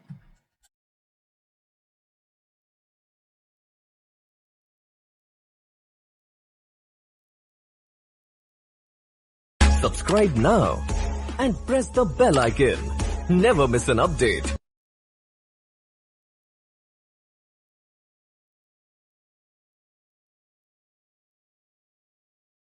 By default, div containers occupy all of the horizontal space and they are displayed as a block.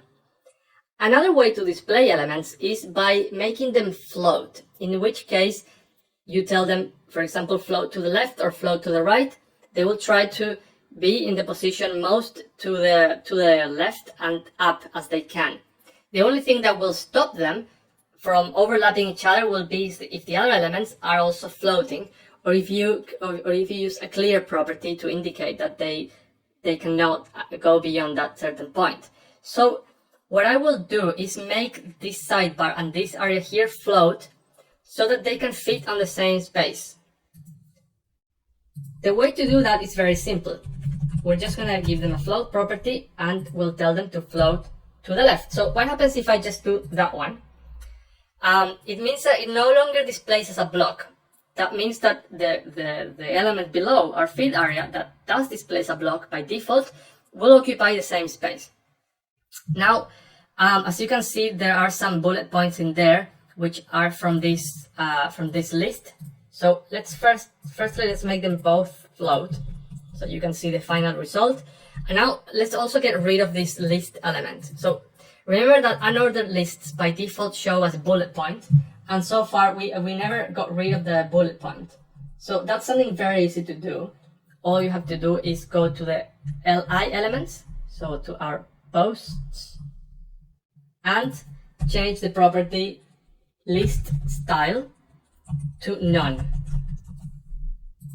Okay, so now as you can see, they both occupy the area that they have available within their parent container, but they fit each other on the same line.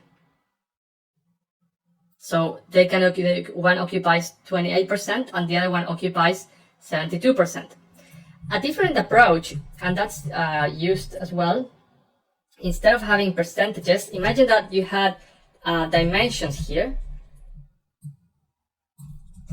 In that case, these elements would only show like that when there is enough space, but as soon as there is no more space, they will show one on top of the other.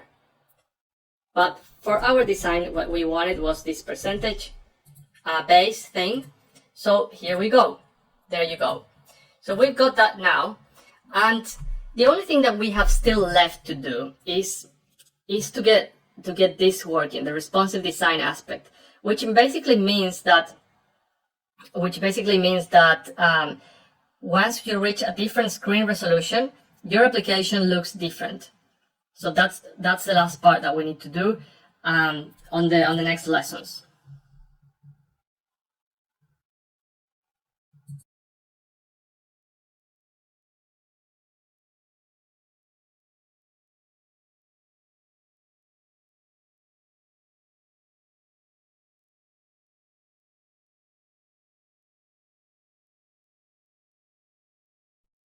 Responsive design means that the design of your site should adapt and look well on different screen resolutions. What's the easiest way to see if that actually holds true? Well, it is to change the size of your browser. So, for example, this would be a large screen. But then, as we have a smaller screen, at one point, we make our page look different. This could be, say, a tablet. And then it could be even smaller, like a phone, and then it will look like this. Whereas our current page doesn't look well on these resolutions. So what we'll be doing in this lesson is implementing this particular case, and then in the next lesson we'll take care of this one. Content of your page should be like liquid in a container. It should adapt to whatever size of container you have. The way for us to work with that is with a concept called media queries. But before I jump into media queries, there are two things that were pending. One of them is the border of my button, which should be non-existing, as you can see. So let me take care of that one really quickly by simply saying that the border of the button is 0 pixels. So that gets this out of the way. And then the other thing was to make the follow links show on the right. So for that, we will go to this one and type in float right. So we make it float to the right, and then it looks like that. And so that, as we explained before, the floating allows you to push elements to a certain direction, and they won't occupy the space that they were occupying as when they were displaying as blocks, without the float property. So now we can focus on our media queries. So the first thing you need to define is what size of the screen, what's the width when you want this to change. That's up to you to decide. So in our case, it will be 650. The way for us to add custom CSS code that will only apply for screens that are smaller than 650, more than screens browser size smaller than 650, will be to use a media query. For that, you need to type in media and specify the maximum width for which this media query will apply. In our case, you can also specify minimum width and other properties, but in this case, all we want is to specify code, CSS code that will only apply up to this point. Now, what will happen up to that point? Let's select our profile area, which is this side, the left area, and also the feed area. Let's select both of them in one query. So you can do that by using comma. What is it that we want to happen? We want the width of each one of these elements to be 100%.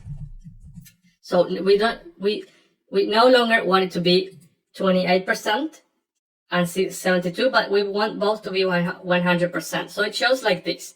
And then see how if this browser screen is made bigger, this changes, and there's no page reload, nothing. It's all one CSS file, and it allows you to have these custom queries so that you can specify different CSS rules for different sizes.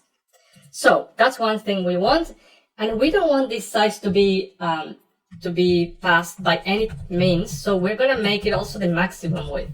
So we're sure that no matter what the content, it can't be larger. So we're not gonna have that horizontal scroll bar. What else do we want to specify? We actually don't want the padding left that we had specified before for one of these, for this one, for the commenting area. See that there's a padding in there, some space. So now it's like that. Cool. We've got that going. Now our boxes, we would like them to fit like that. So they need to occupy 50% of the space to start with, and then we'll do other amendments. So our sidebox class, which is present in all of these boxes here, will have a width of 50%. So see what that brings us. Then also we need to make them float to the left, so that now they can actually try to fit. But still, they're not showing.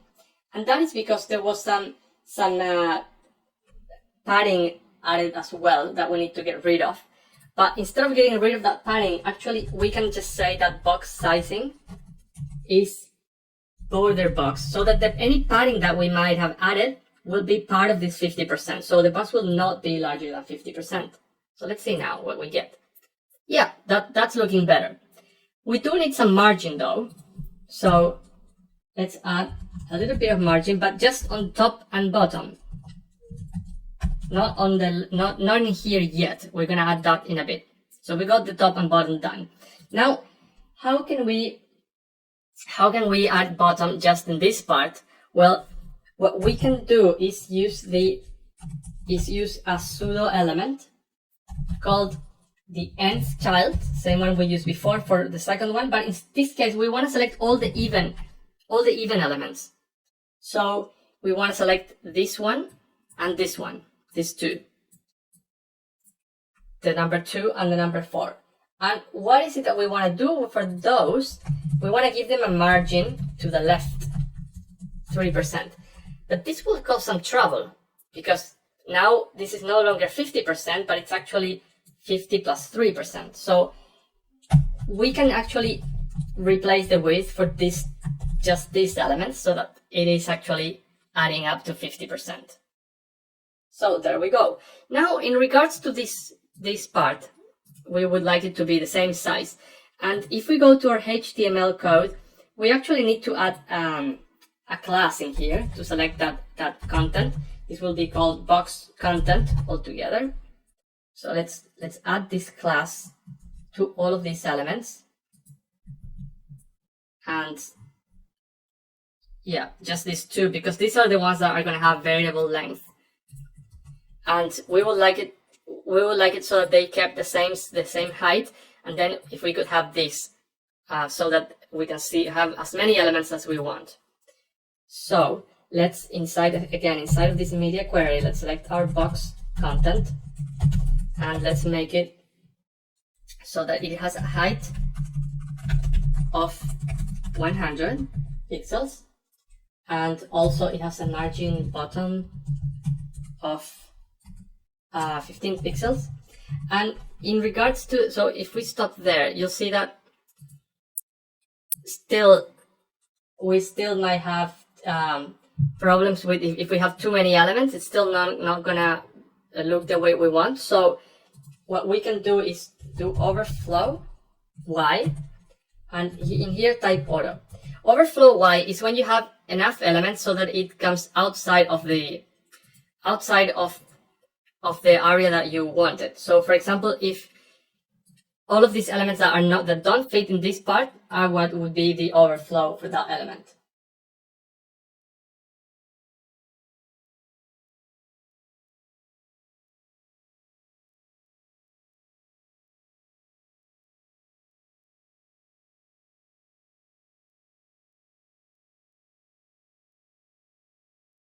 In this lesson, we'll work on our smallest view.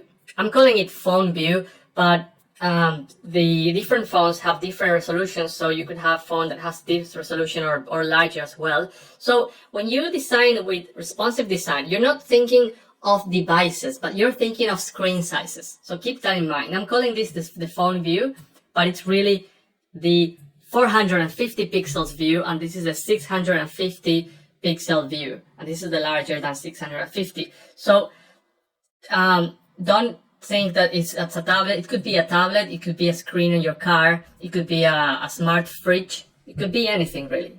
So the core element here are the sizes, not the devices. So let's add a new media query for our smallest size. So this one will apply when the width is 480. The previous rules will also apply here, but whatever we enter here is going to replace that. So the first thing we want to do here is make the size box so that it has a width of 100%. So this is our file. So now, as we make it smaller, it has a width of 100%, but we still need to do some more changes, as you can see. What else can we do? We can specify that even objects no longer need to have this margin and this width, because that's what's happening here, is that these two are still, this rule is applying to them, so that rule needs to be changed for this smaller size. Now it's just 0% or 0 pixels, and the width is 100. So see how that changed right away as we refreshed. Then regarding the height, we're no longer fixing the height, but we're just going to leave it as much as as many elements as it needs to have. So now height is going to be set to auto, which is the default value for any div container. So now if you have less or more, it will just take that amount of space, not going to take a fixed amount of space. So whereas before, in this case, we don't have that many elements, but for example, if we had made this a bit smaller before, like say 50 pixels, you would have had this part. But in our smallest view, we want it to occupy as much space as it possibly can. So let's set this back to 100. So to summarize, we've done now what I've been calling the phone view. But again, keep in mind that responsive design is done with screen sizes in mind, not with devices. So we've got this smaller media query, but the previous code also applies because we're still under 650. Therefore, we need to, if some of this stuff is bothering us, we need to address that, like we did here, for instance. And we make the smaller ones so that everything just occupies 100% width, so that it can fit on a very small screen. You can just scroll down.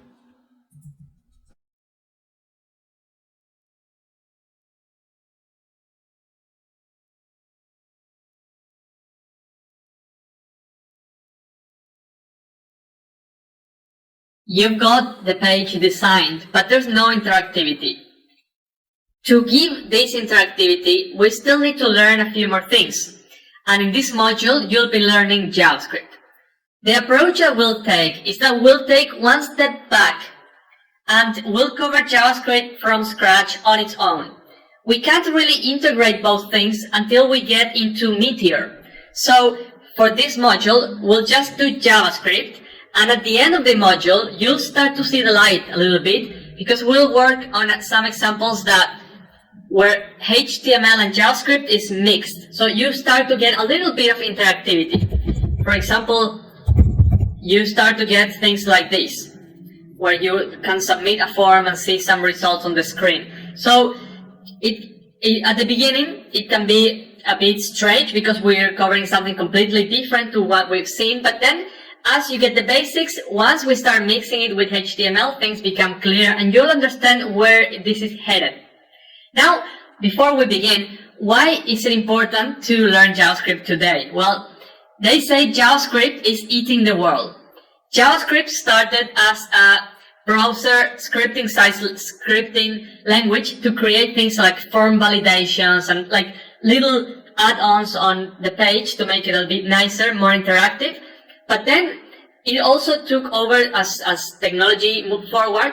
JavaScript also moved to the server. So people started creating server-side applications with JavaScript using a project called Node.js.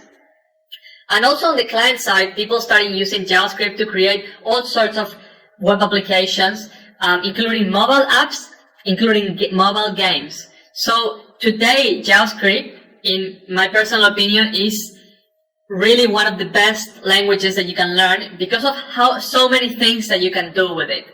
So let's get started now and let's start learning about variables and if statements, loops, functions, and all of those basic JavaScript concepts.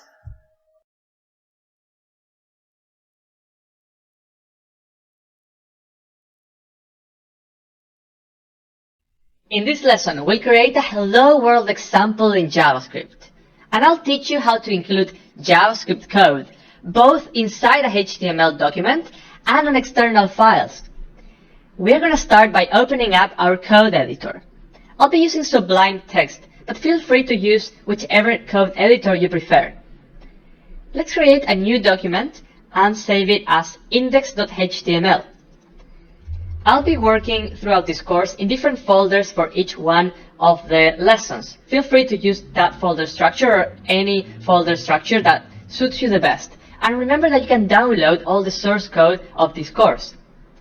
Now, let's open this index.html file in our web browser. I'll be using Chromium, which is the open source version of Google Chrome, and it works in the exact same way.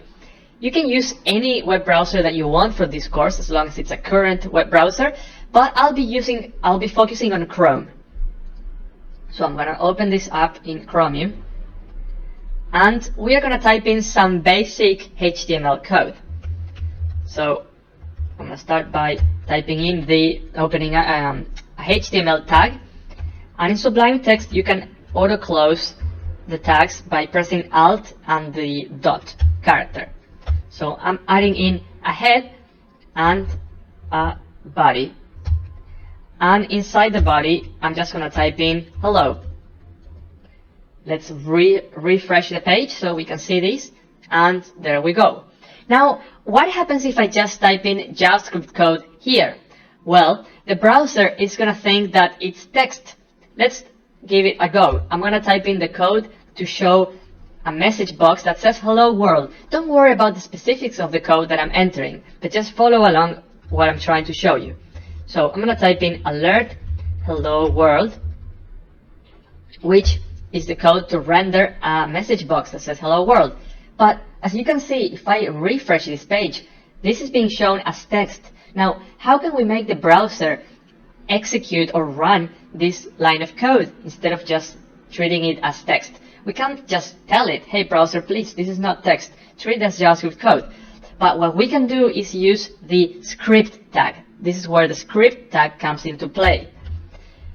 So by using the script tag, you can enter JavaScript code in your HTML documents. Everything that I typed inside of the script tag is treated as JavaScript code. And as you'll see, most code editors will highlight the syntax of your JavaScript code.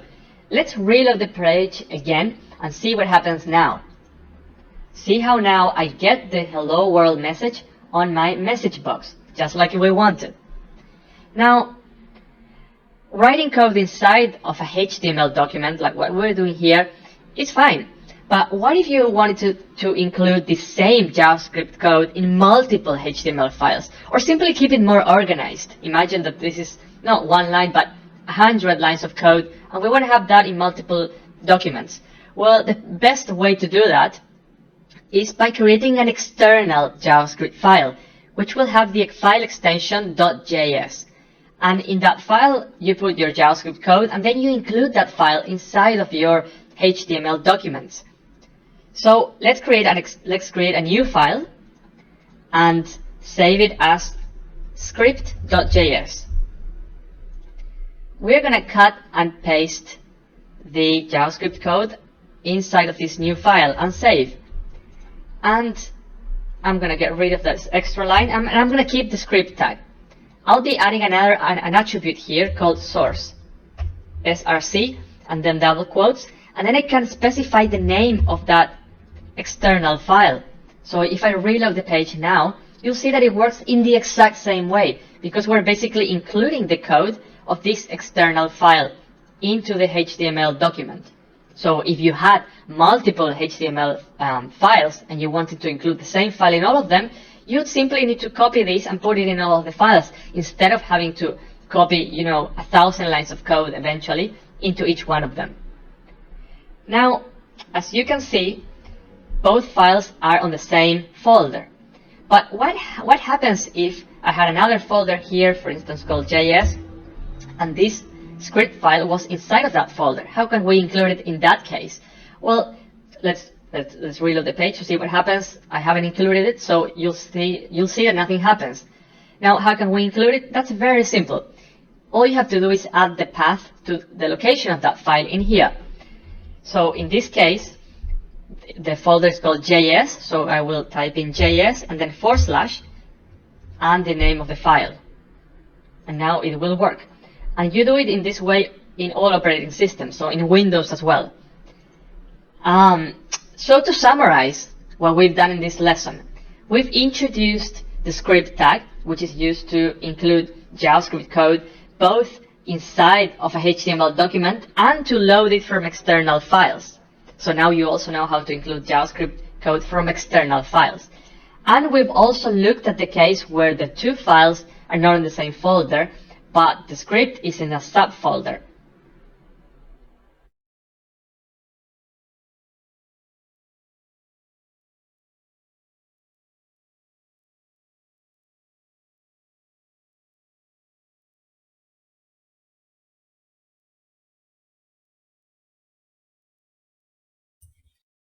The memory of your computer can store information. How do you save information there, and how do you access it afterwards? That's where variables come into play. Variables are used to store and retrieve values from the memory of your computer. And in this lesson, you will learn how to create variables in JavaScript. We will show the value of a variable on a message box on our page. What we have here is an empty HTML document, which already has the script tag created for us. I'm going to start by declaring a new variable. To declare a variable in JavaScript, you use the keyword var. And then you need to give your variable a name. That name can be any word or just a single letter. It cannot contain spaces in between. So I'm going to call a variable I'm going to call it A. In JavaScript, when you end the statement, you need to enter a semicolon. So what I've done here is declare a new variable and call it A. Now, just declaring a variable doesn't help us very much. We also need to assign a value to that variable. You can assign a value to a variable upon declaration. So I'm going to create another variable called B. And by using the equal sign, you can give it a value. So B will be equal to 10. You can also assign a value to an existing variable, in which case you don't have to use the var keyword anymore, because that's only for the declaration part.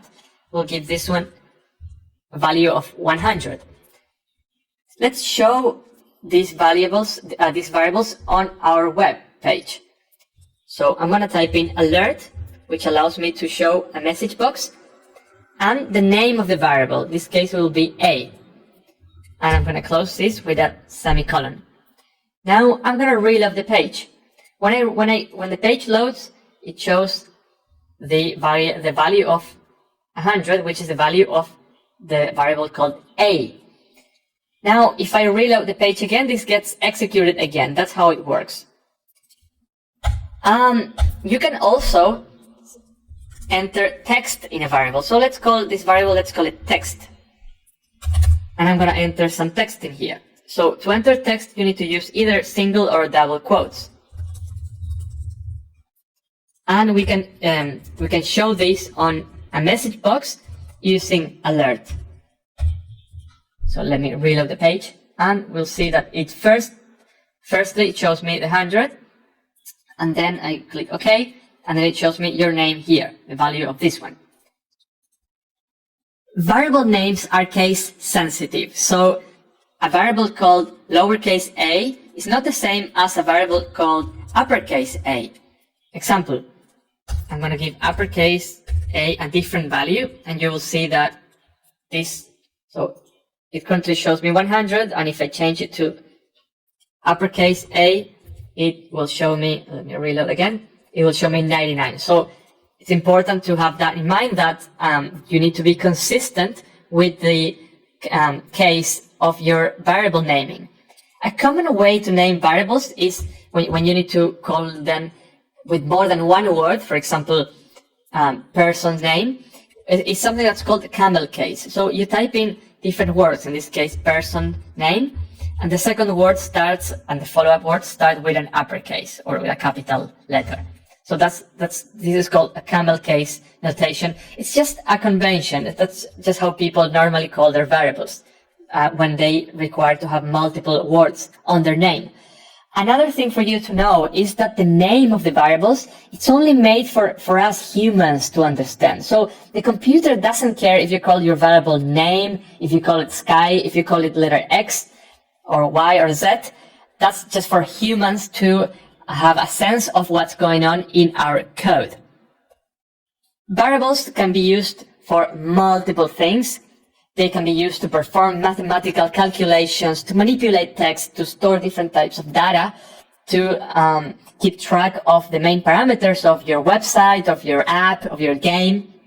And JavaScript supports multiple types of variables, not just numbers and text, as we'll see further in the course.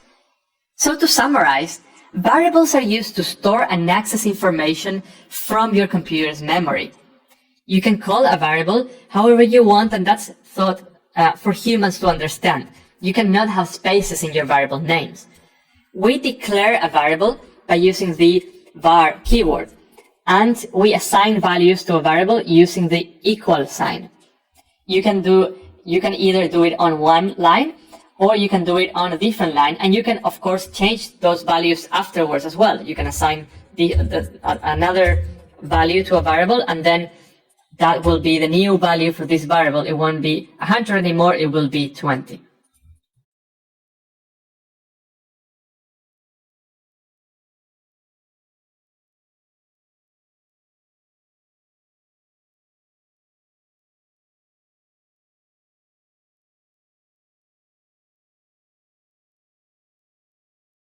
As you might have seen already, the main tools we're using here are the code editor and the web browser.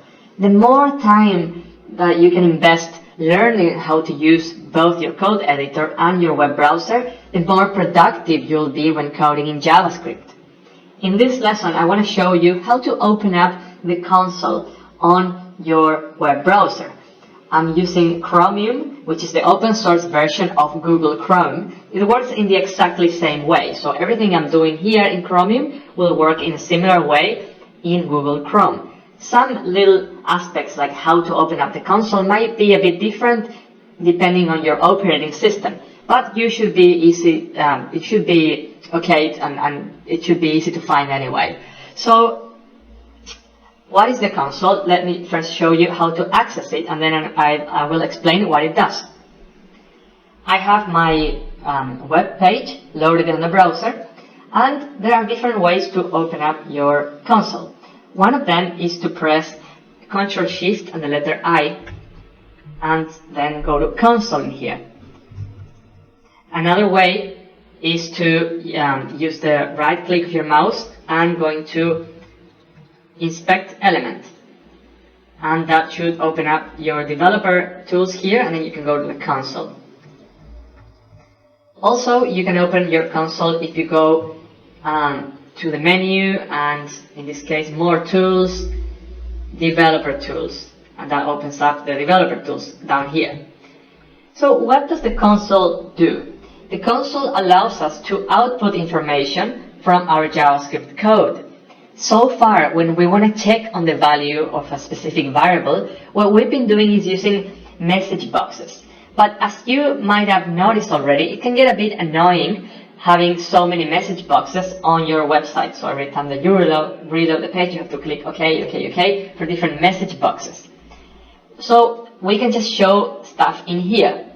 I want to show, for instance, the value of C. I'm declaring two variables, A and B, and adding them up. So the result should be obviously 6.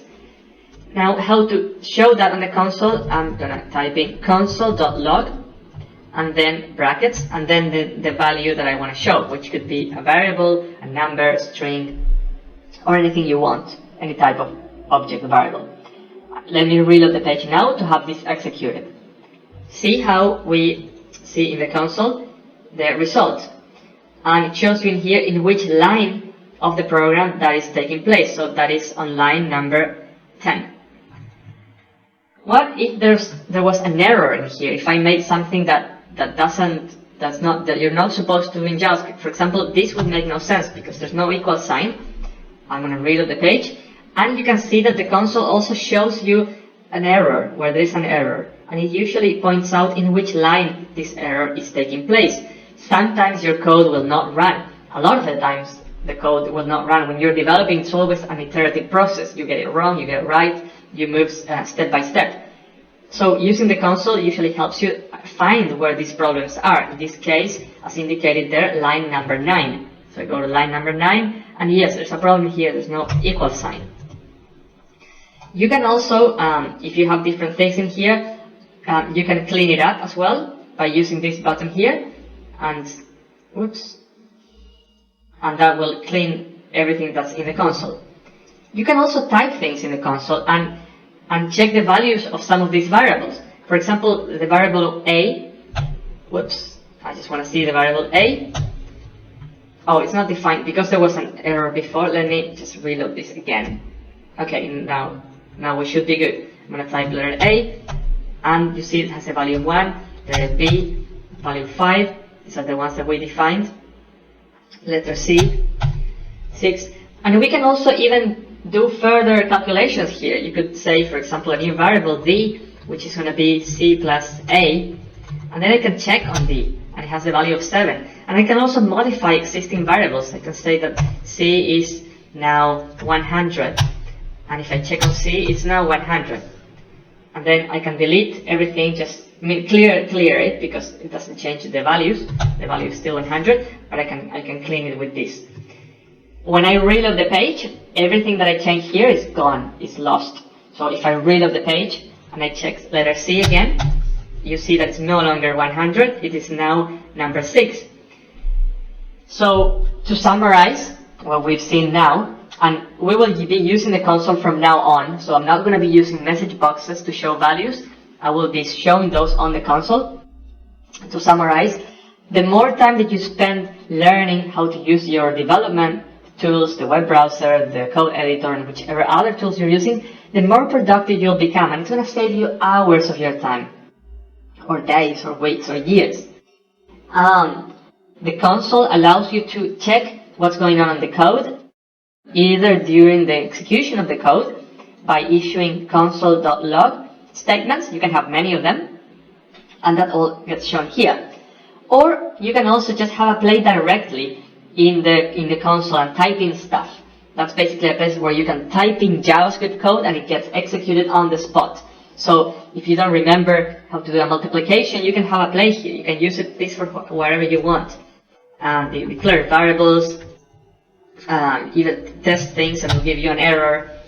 And also that, don't forget that the ability to find the errors using the console is a very important skill to develop.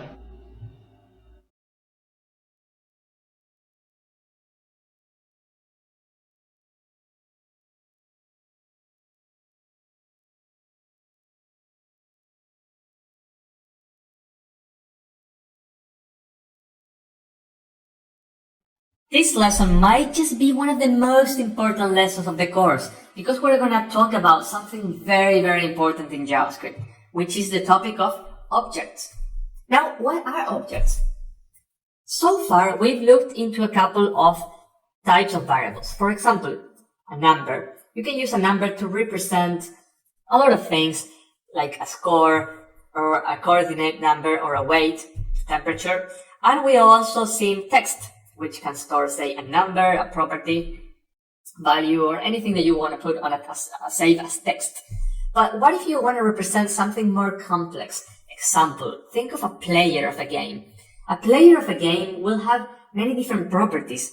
The player will have a name, the player will have an amount of energy, a number of lives, maybe a position X and Y coordinates on the screen.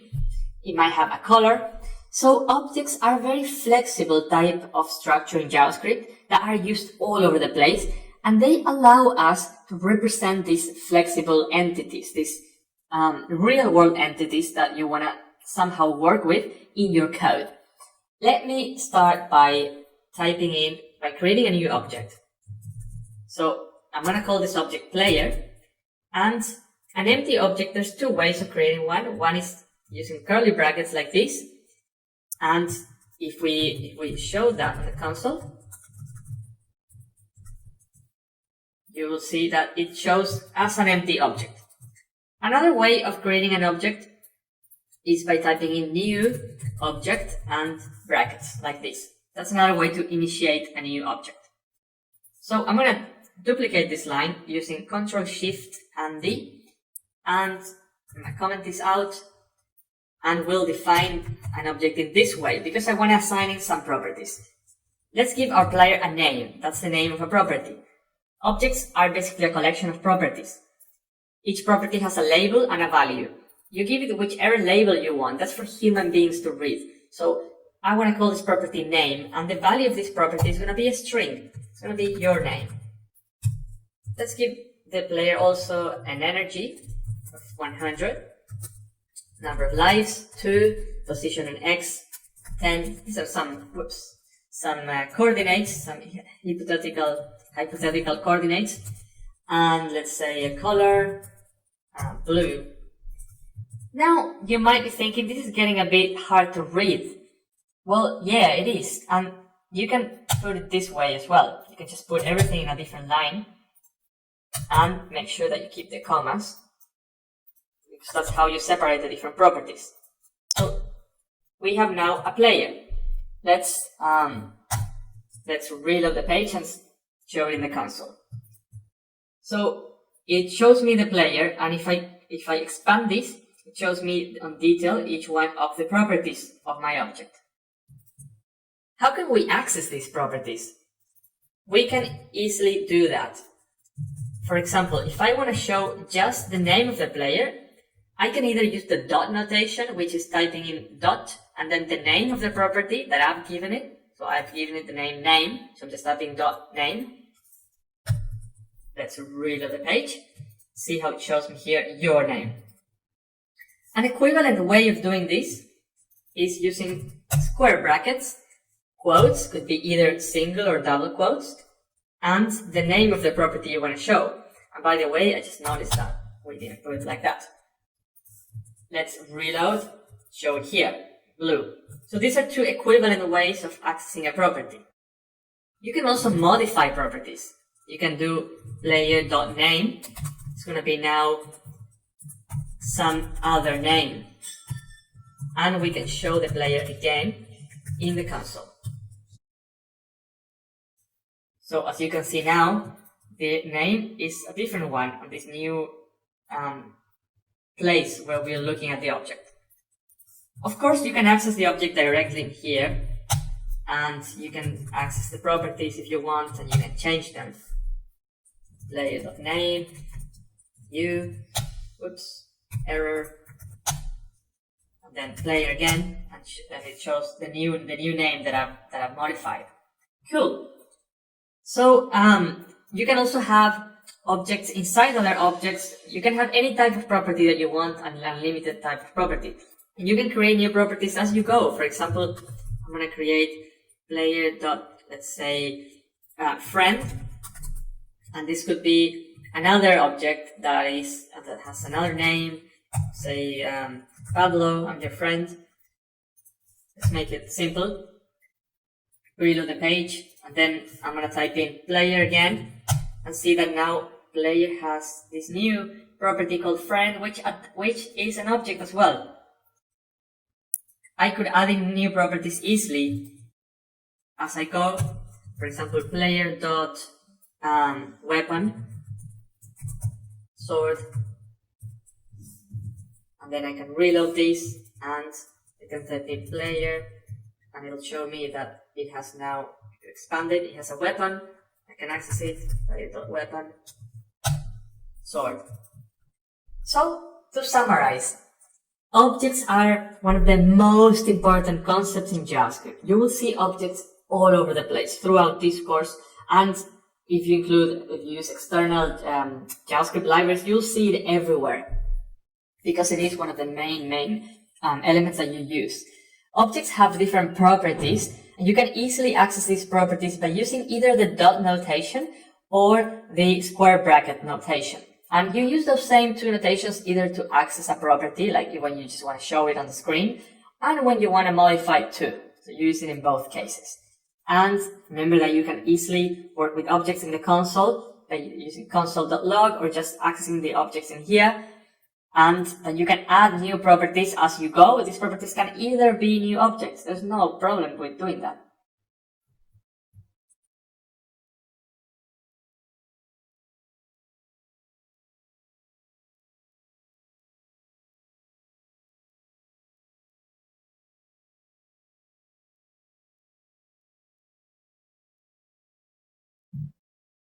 Strings are variables that store text.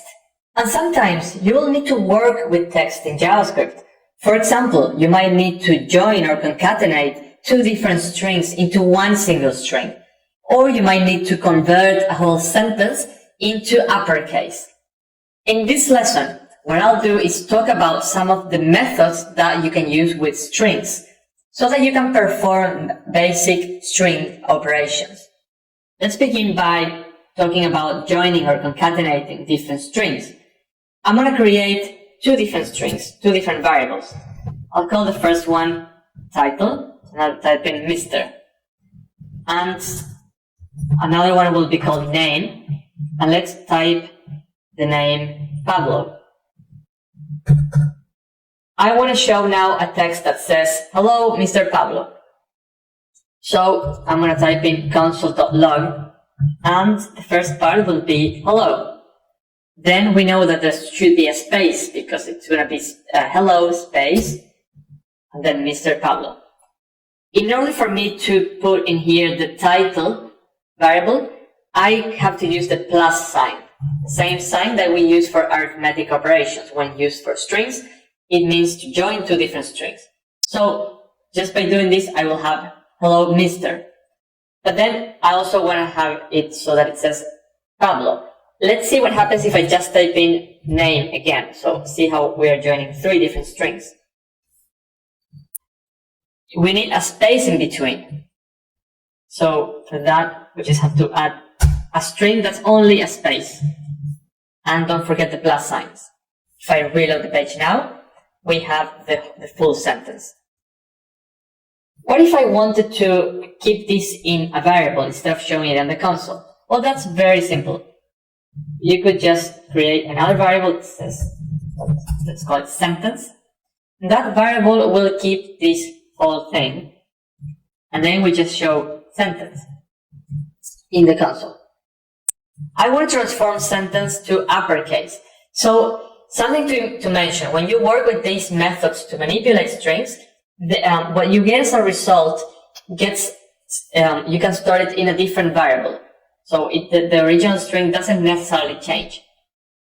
I'm going to create another variable, let's call it S. And S will be sentence, but on uppercase. So I will type in sentence and then dot to uppercase. And then I'll put in brackets that close like this. So see how we're running this method in the same way that we have been using console.log and also alert to show message boxes. Let's refresh the page. And I'm going to go to the console and type in S, which is the name of that new string.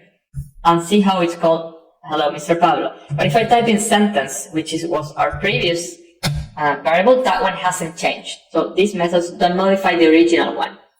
Now, let's say that I do want to modify the original one and I want to make it lowercase. Then, if I want to modify the original one, I have to type in the variable, then the equal sign, and we will assign this to lowercase, like so. Refresh the page, see how we're showing it before we modify it, and then once it's modified, it should all be in lowercase, as you can see. And now the last part, the last thing that I wanted to show is how to extract a substring or an element from your string. So I'm going to create a new variable. Let's call this hello world JavaScript. And I'm going to have another variable B. And in B, I just want to grab the word world. I want to grab this part of the string and put it in the variable B. So B will be equal to a.slice. That's the method we will use, slice.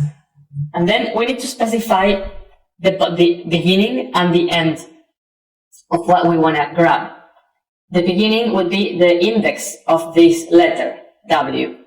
And you start counting from 0 all the way to this letter. So the first one, the index of the first one is always 0. So this will be 0, 1, 2, 3, 4, 5, 6. So we start in 6. And then how far do we go? If we don't enter anything, it will just grab world JavaScript. But I just want to grab this part. So I have to enter more numbers here. So this is position 6, position 7, 8, 9, 10. So I will enter 10. And I'm going to refresh the page. Let's zoom in a little bit, type in B, and we grab the world. Yeah, so the last position has to be the one that comes right after what we need. So in this case, 11. And that will give us the entire word. So to summarize, we can join different strings using the plus sign. These strings can be either variables, or you can just enter them directly using either single or double quotes. It doesn't matter. You can transform strings to uppercase and to lowercase, or cut parts of the string using slice. And when you do that, you're not modifying the original string. The original string is not modified unless you intentionally assign this to the original string. Otherwise, you can just put it on another variable, or you could also just do console.log and change it to uppercase there, but it won't affect the original variable.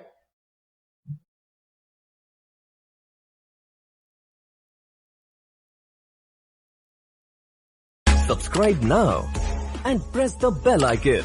Never miss an update.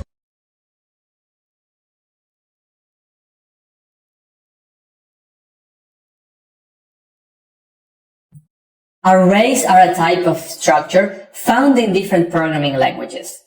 An array is basically a collection of different values stored within a single variable. Think of a shopping list. A shopping list can contain many different elements, the things you want to buy at the shops. And you store that entire shopping list in one single variable. So that would be an array. In this lesson, I'm going to show you how to create arrays and how to access the different values in these arrays by using their corresponding index. You can access the values, individual values, either to retrieve their values because you want to use it for something else maybe, or to modify these values. So I'm going to create now my first array, and I'm going to call it shopping list. One way of creating a new array is by initiating it as new array and then closing with the brackets. An equivalent way, so I'm going to leave this one commented out for you to have as a reference, would be to use the square bracket notation. In this case, we're creating here an empty array. I'm going to populate this array with some elements. So I'm going to add in bread, carrots, and fish. So now I have a shopping list. And I want to show this in the console, just so that you can see what the output is. So here we have an array with 3 elements. Arrays are sorted collections. So the elements within an array have a position. They're not randomly mixed. In this case, the first element is bread, the second element is carrots, the third element is fish. And the way that you refer to the elements by the position is by using an index. The index always starts from 0. So this element will be position 0, this element will be position 1, and this one position 2. The last element of the array is always the length of the array minus 1. The index is the length of the array minus 1. In this case, I said this was position 2. The array has 3 elements, so then we also get number 2. So that's how you can always get the last element of an array. And I want to access now an individual element and put it in a variable. Let's say that I want to access the element in position 1, which would be carrots. Then what I do is type the name of the variable, the name of the array, square brackets, and the number that corresponds to the position. So we're going to show that in the console, just so you can see how we accessed that specific value. So what I did now was access a value just to retrieve it. So I'm not modifying anything. But what if I want to change one of these values? Say I want to change fish by chicken. Then you type in the name of the array. Using the square brackets, you indicate the index, the position of this element, which would be position 2. We go 0, 1, and 2. And by using the equal sign, we can assign a different value. In this case, chicken. So if we look into the console and we type in shopping list, this time the shopping list is different because we've changed the last element. Now, something to keep in mind. Arrays don't necessarily have to be a collection of strings. They can also have numbers, they can also have anything that you want, objects, anything, absolutely anything. So, for example, I could create an array called enemies for a game and have different objects in it. That, for example, the first enemy is an object that is in position coordinates 10, coordinates on Y 10, and say that the color is blue, so that would be a description for one enemy. And then I could also have a second enemy that has a different color. We have to put this in quotes or we'll get an error. And it's on a different position. This looks a little bit ugly like that, so you can always just use enter and make it look a bit more organized if that suits you better. Let's refresh the page and see how we can access now enemies. and it's also an array. Enemies position 0 will be the first one. Whoops. Position 0. There you go. And also we can create an array that is a mix of different things. We can have a number, a string, another number, and say an object.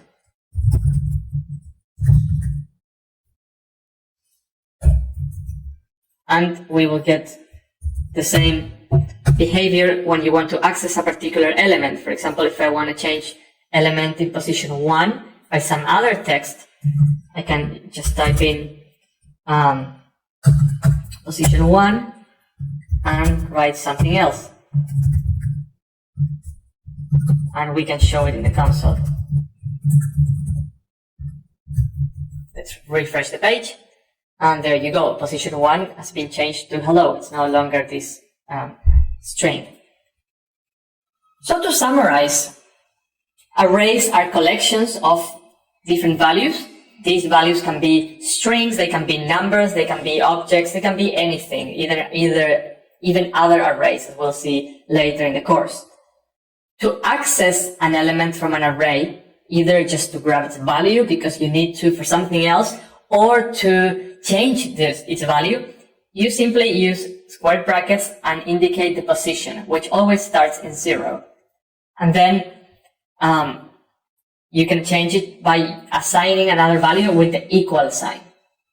So this is very flexible, and you can obviously change it to a different, doesn't have to be the same type of variable. For example, here I used another string, but I could have put a number and it would have worked the same way. So arrays are a very, very versatile, very flexible data structure, very important in JavaScript.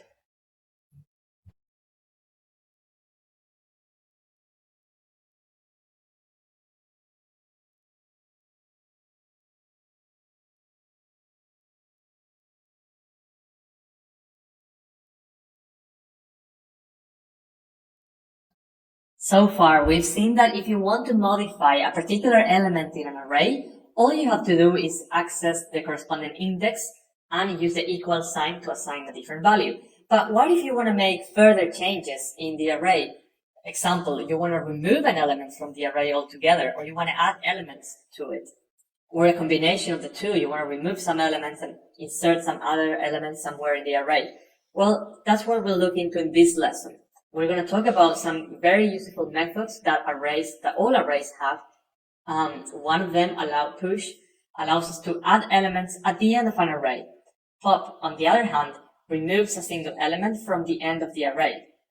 And splice is a much more flexible method that allows us to do both removal and insertion in any position that we want. The first thing that I want to do is show you how to get the length of an array. So I have my array there, weapons, and I'm going to show in the console the length of that array. I'm going to type in the name of the array dot length, and that will show me the number of elements that the array has. This is useful in several occasions when you just want to query the number of elements that an array has. Let's use push to insert some extra weapons. I type in name of the array dot push, and now I can put in more elements to it. I can put in a knife, and maybe a laser knife that exists, and that should give me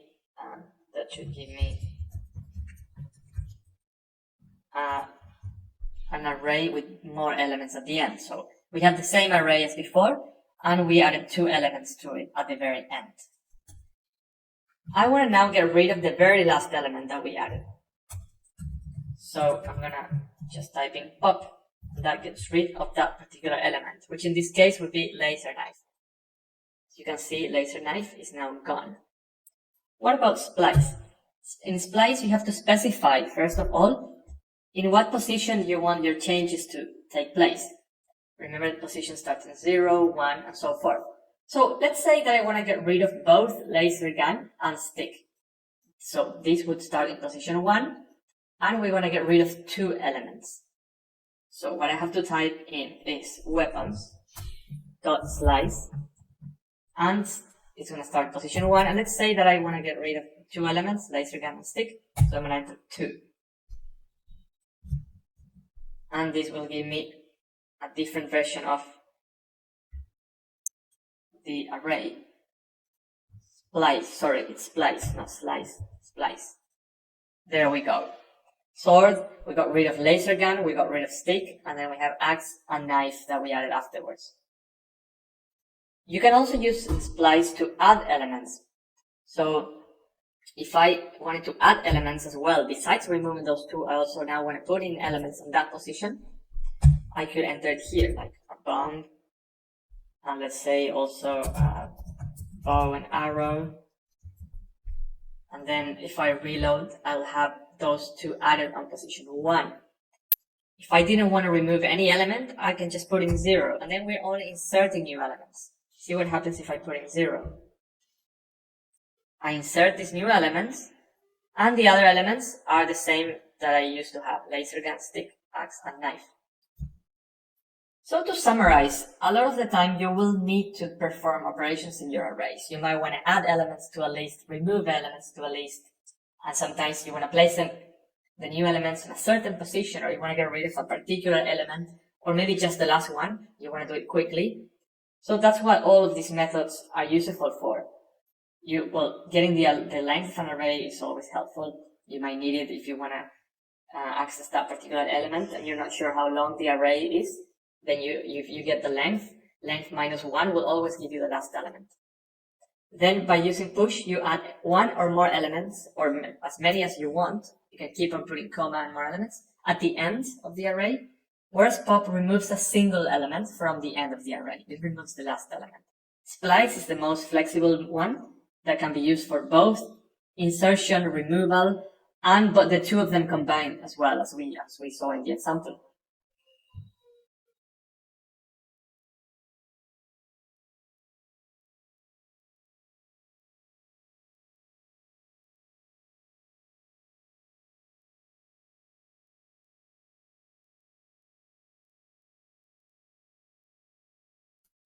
Arrays can contain any kind of element, including other arrays.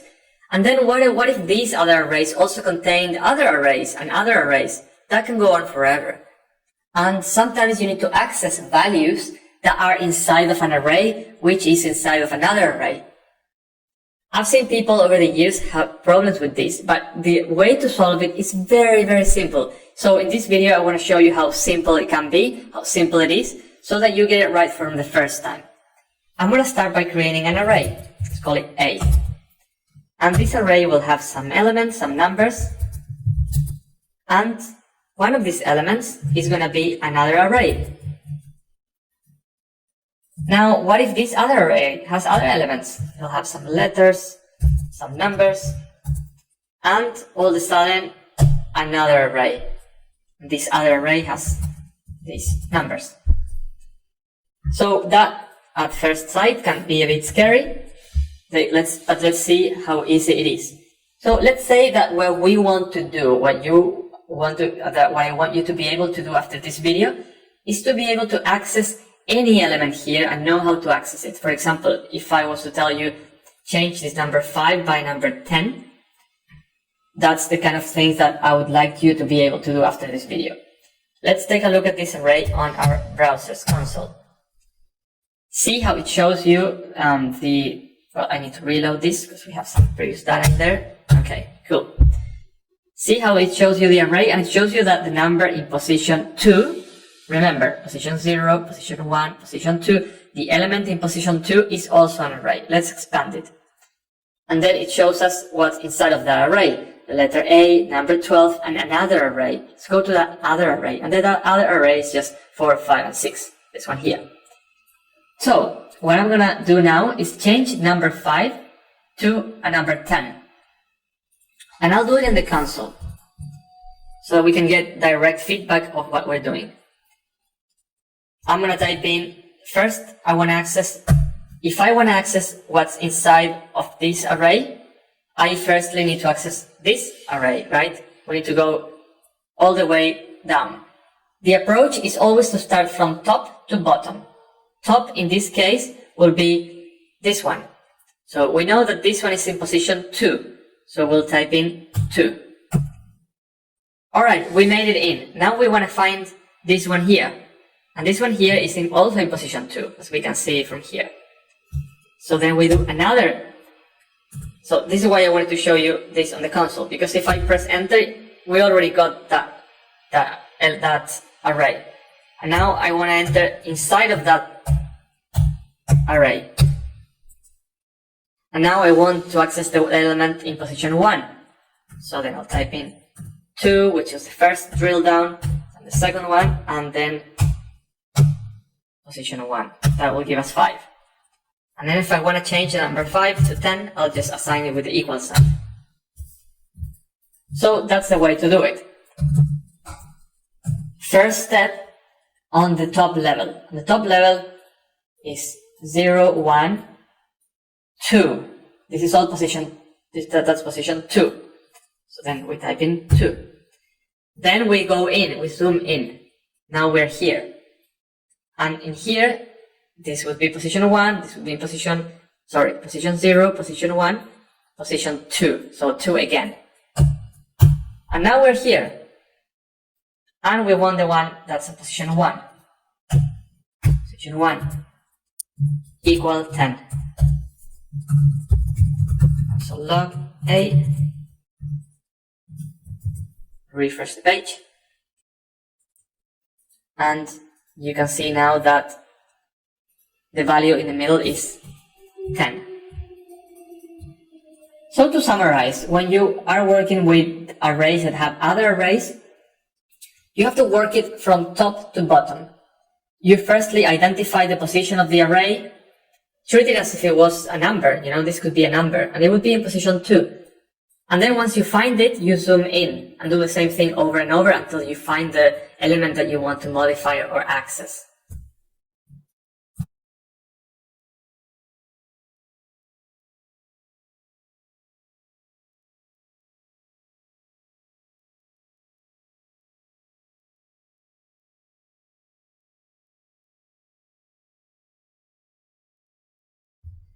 In this lesson, I'll be covering some cases that combine arrays and objects. The first one we'll look into is an array that has different objects as elements. So we'll see how we can access these objects and how we can access their properties.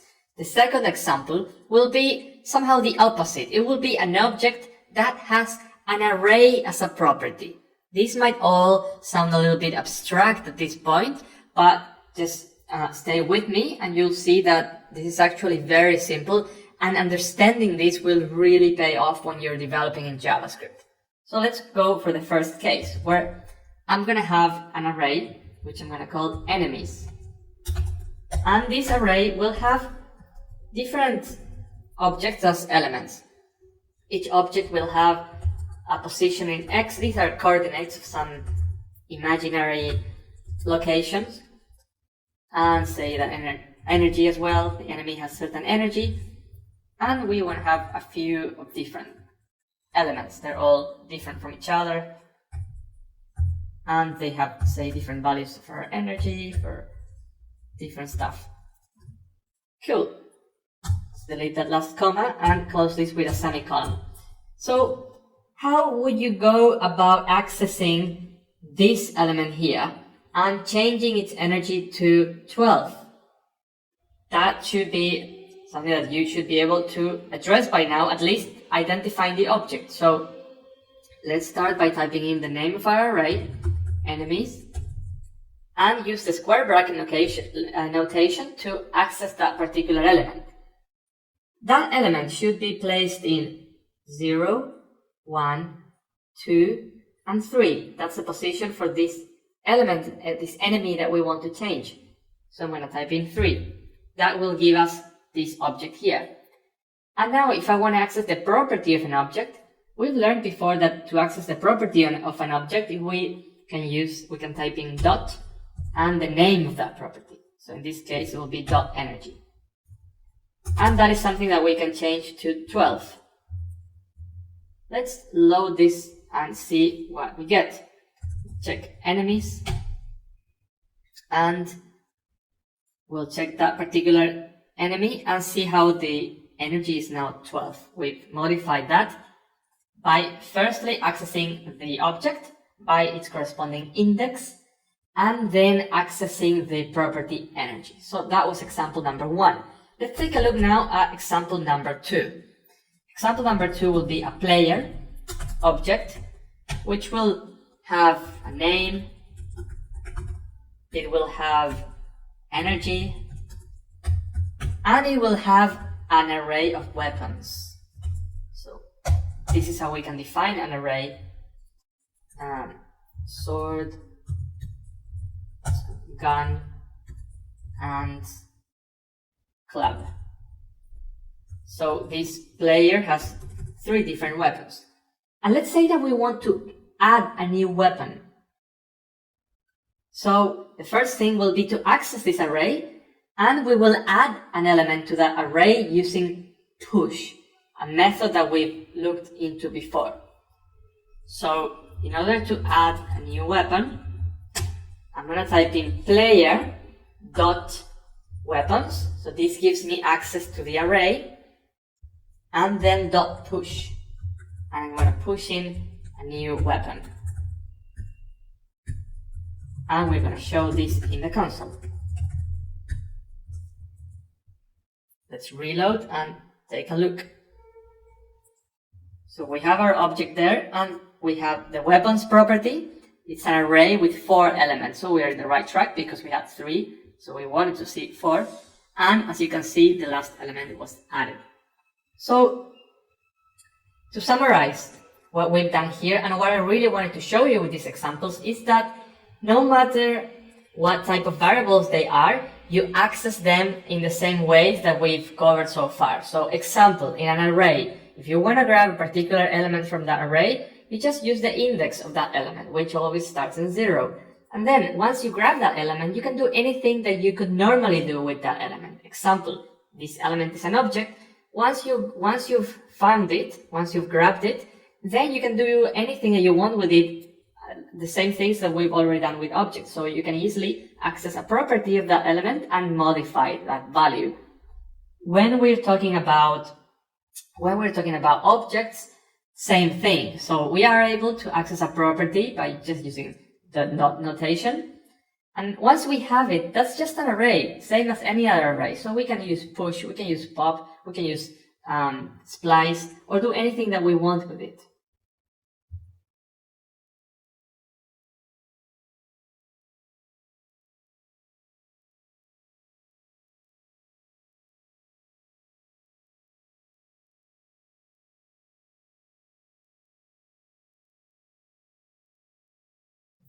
In this lesson, I'm going to talk about a very important concept called the scope. Think of the scope as the world or environment where a variable lives in.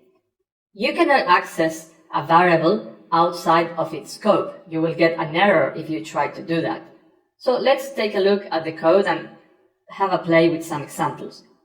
I have here a function that can be used to transform from meters to centimeters. All it does, it declares a new variable inside, multiplies that number by 100, and returns that value. In here, we are storing that result in a variable and showing it on the console. What if I try to access this C variable outside of my function? I'm going to try to show it on the console and show you what happens. I'm trying to access C, but hey, I'm getting an error. It says that C is not defined. And the reason why I get that is because C is defined in what's called a local scope. When something is defined inside of a function, it only lives inside of that function. It cannot be accessed elsewhere. In this case, I'm declaring this C variable, but that's because it's inside the local scope, I cannot access it outside of that scope. There are 2 types of scopes in JavaScript. There's the local scope, which occurs inside of a function, and then there's the global scope, which involves everything that's defined outside of all functions. For example, I'm going to declare a variable in the global scope. This variable is called factor. And I'm going to show you how I can use that variable inside of this function. And let's comment this one out or we'll get the error again. And we get the same result as before. Because it's declared on the global scope, we have access to that inside of the other functions. What if I have the same variable declared outside and inside? Imagine that I have also a variable called c, and this c is 1. I'm declaring the variable in the global scope, and I'm also declaring it on the local scope. Well, let me show you what happens if I try to show c. I get number 1. Basically, if you declare a variable on both scopes, then when you are in the global scope, this will be the value that will be used. So that's why we're showing number 1. But if you're on the local scope and the same variable is being declared, for JavaScript, it's as if we were declaring a different variable. They're not going to override each other unless you don't use the var key, in which case you will be referring to this one. But since I'm using the var key, I'm not referring to that one. So to summarize, there are two types of scope in JavaScript. Think of scopes as the environment or the world where variables live and can be accessed and used. The first type of scope is the global scope, which is present everywhere, where things that you define outside of variables can be used then outside of functions can be used then inside of functions. The other type of scope is the local scope, when you declare a variable inside of a function that can only be accessed inside of that function. It has a smaller world, sort of say. And then there might be cases where a variable with the same name is declared in different scopes. And in that case, each scope will use its own version of that. They won't be the same variable. But that's only if you use the var keywords to declare new variables. Because if you don't, you will be accessing the one from the scope that's upstream.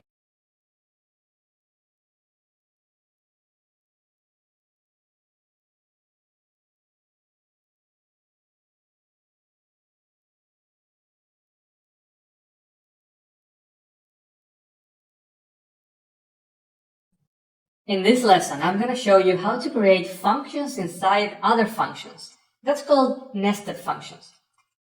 You will see that even though it sounds a bit complicated, it's actually a very simple thing. So I'm going to start by creating a function called showEverywhere. This function will show some text on both the console and on a message box. So it's basically a way of showing it on the console and showing the text on an alert box all in one block of code. So we can test that and enter some text, hello world, and we'll save, refresh the page, and have the text shown both on the console and on this alert box. Cool. Now, I'm going to add some decoration to this text, just some characters on the sides. I'm not really saying that it's going to look any nicer, but that's what we'll do.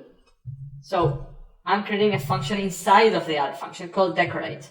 Let's give it a parameter a, and this function will return basically again, decorated version of the text. So it's just going to add some characters at the side. And then we're going to save our text will be a decorated text, like this. So basically, what we're doing is entering a string, then we are decorating that string and saving that value on the same variable, so that what will be shown in the console will have these decorations. Let's test it. So see how now it shows these decorations on the side, which again is just an example. It's just a way for me to show you how you can have a function inside of other function. Let's talk about scopes. What happens with the scope of this nested function? Can we use that function outside of the main function? Let's test it out. I want to decorate some other text. And as you will see, we get an error because decorate cannot be used outside of this scope. So nested functions can only be used in their scope. Just like a variable that we declare, if we declare a variable inside, we can only use it inside the function. So just to summarize, nested functions are functions inside other functions. JavaScript allows this, and you will see cases where that happens when it's defined like that. Also, you could have more levels of nested functions. So you could have functions inside of this function and then a function inside of that function. It's most likely you won't see something like that, but I'm just saying that you can do it. And when you create a nested function, the scope of that function is within the parent function. So in this case, this would be the parent function, and this function here can only work within this scope.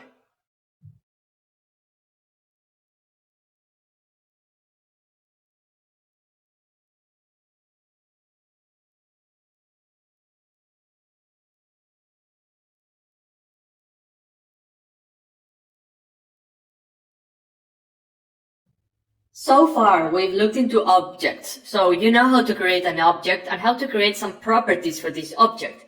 For example, you can create a player and give it some position in coordinates, and give it some energy, and give it some weapons, which could be an array. So you could have a sword, you could have a gun. We've also looked into functions, so you know how to create a function. And what we'll do in this lesson is bring those two things together to talk about methods, object methods. Objects can have different types of properties, and in JavaScript, these properties can also be a function, and then you can execute that function. For example, imagine that I want to create a new method that works in this way. I type in player and then dot, and I type in add weapon, and add a new weapon. And then later on, if we look at the player in the console, at the weapons of the player should now have that extra weapon added. And I could add, of course, multiple weapons, laser gun and knife. And then we would see all of these weapons added to the array. Now, how can we create this method? How can we add this? That's very simple. You create it just like any other property, because functions are just another type of variable. Here we create a function, but we don't give it a name. It's called an anonymous function. So we define our function here. And we want to access this weapons property of the object. To access any of the object properties inside of a method, we need to type in this. This refers to the object, and then dot weapons. And well, add function needs to receive a new weapon as a parameter, which in this case will be axe, in this case will be laser gun, knife. And since this is an array, we're just going to push it. So we're combining a lot of things here. Let's check this and see how you've added now 3 new weapons to the player. Let me go step by step so that it's all clear. We have an object. The object has different properties. Some properties can be numbers, some properties can be strings, some properties can be arrays, and properties can also be a function, and we call those methods. You've already seen some methods such as console.log. Console is an object that's available for us to use when working on the browser, and console.log is nothing but a method to show things in the console. What we've done here is create our own method, add a weapon, and that method is a function. The function receives a parameter which I've called new weapon. I could have called it X, Y, or Z, or anything I wanted, but I called it new weapon because for us humans, it's important to understand what we're doing. So I've called it new weapon. And then inside of that function, of that method, I want to access the rest of the weapons so that I can add, so that I can push a new element. And in order for us to do that, we use this keyword, and then dot will give us access to any of these things, including other methods. I'm going to create now just a second method to add more energy. Let's say that we want to add energy, and then function let's say the energy that we want to add will be letter E, and we simply go energy equal this dot energy plus E. So this will add new energy to E, and we can easily test that. Player dot add energy, and I can enter 10. And now if we show the current energy of the player, that should be now 20 because we've added 10 to it. So weapons methods are a really powerful thing to have in our objects, because now we can really represent anything with an object and have those things behave in a way that we want, so that they represent what we want it to represent. And sometimes you don't even know what's inside of the method, but you know that you have access to a method, like here, that I have console.log, and I don't know how log is implemented, but I know I can use it as a method. So to summarize, methods is where we bring together objects and functions, and it's basically giving superpowers to our objects so that they can do anything we want by having their own functions as properties. Functions are really in JavaScript another type of variable, and the properties can be also functions, and that's called a method. And inside the methods, we get access to all the object's properties by using this keyword.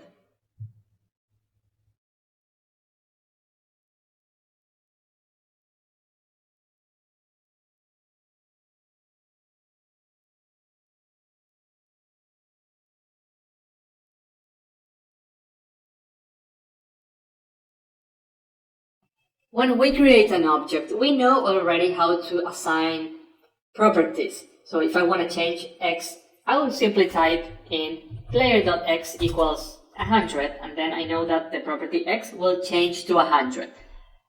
But we haven't seen so far how to change a method. What if I don't want to have this method anymore that says no superpower, and I want to have a method that actually has a superpower?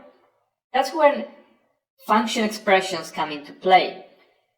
You can create a variable that is a function, and then you can just assign that function to a method or do anything you want with it. You can execute it as well. So far, the way we create functions by typing in function, the name of the function, and then the content of the function is called function declarations. But what we'll do now is called function expressions, and it's a way to create a function by putting it in a variable. And in this case, I'm creating one that all it says, you are flying. All it does, it just shows you are flying in the console. And we can execute that like so. Let me refresh the page so you can see it in action. You are flying. So we could also assign that to superpower by simply typing in player.superpower equals fly. And that is enough to assign it, and then we can execute it.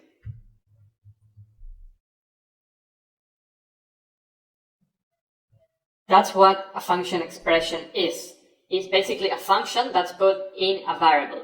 And then you can work with that, you can execute it, and you can work with that variable just like you do with all the other variables. Something that I want to get out of the way, and I think this is a good time to cover that. Why sometimes I'm typing in the name of the function but without brackets, and the name of the function with brackets? Well, the answer is very simple. When you're not using the brackets, it's the equivalent of just sharing a recipe. For example, you can have a recipe for a cake, and here I'm saying the recipe is going to be this cake, or it's going to be this other recipe for another type of food. Whereas when you are executing it, you're actually making the cake. So that would be the analogy. The analogy would be that this is just saying this is the recipe for a cake, and when we're using the brackets, we are actually making the cake, if that makes it more clear. So to summarize this lesson, function expressions are when you create a function that's assigned to a variable. Once you do that, you can execute that variable, that function, that variable, because functions are variables in JavaScript. They can be variables. That's why I'm using the word like that. You can just execute that how many times as you want, of course. And when you're working with methods, you could also assign methods in this way. Even further, you could just assign it like that. Let's say that superpower is fly, and that would work too. In that case, you would never have the other function before. But yeah, just to summarize, it's the same as any other type of variable.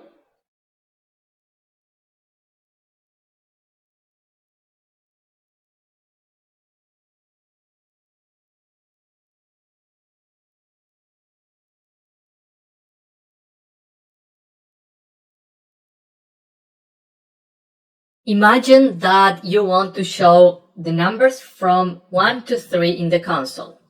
The way that you would do that would be to do console.log number 1, console.log number 2, and console.log number 3. But what if you need to show the first 1,000 numbers? Or even the first 100 numbers? Copying and pasting, repeating yourself, in general, it's a bad programming practice. Whenever you are repeating yourself too much, it usually means that there is some other way to do it that's more efficient and cleaner.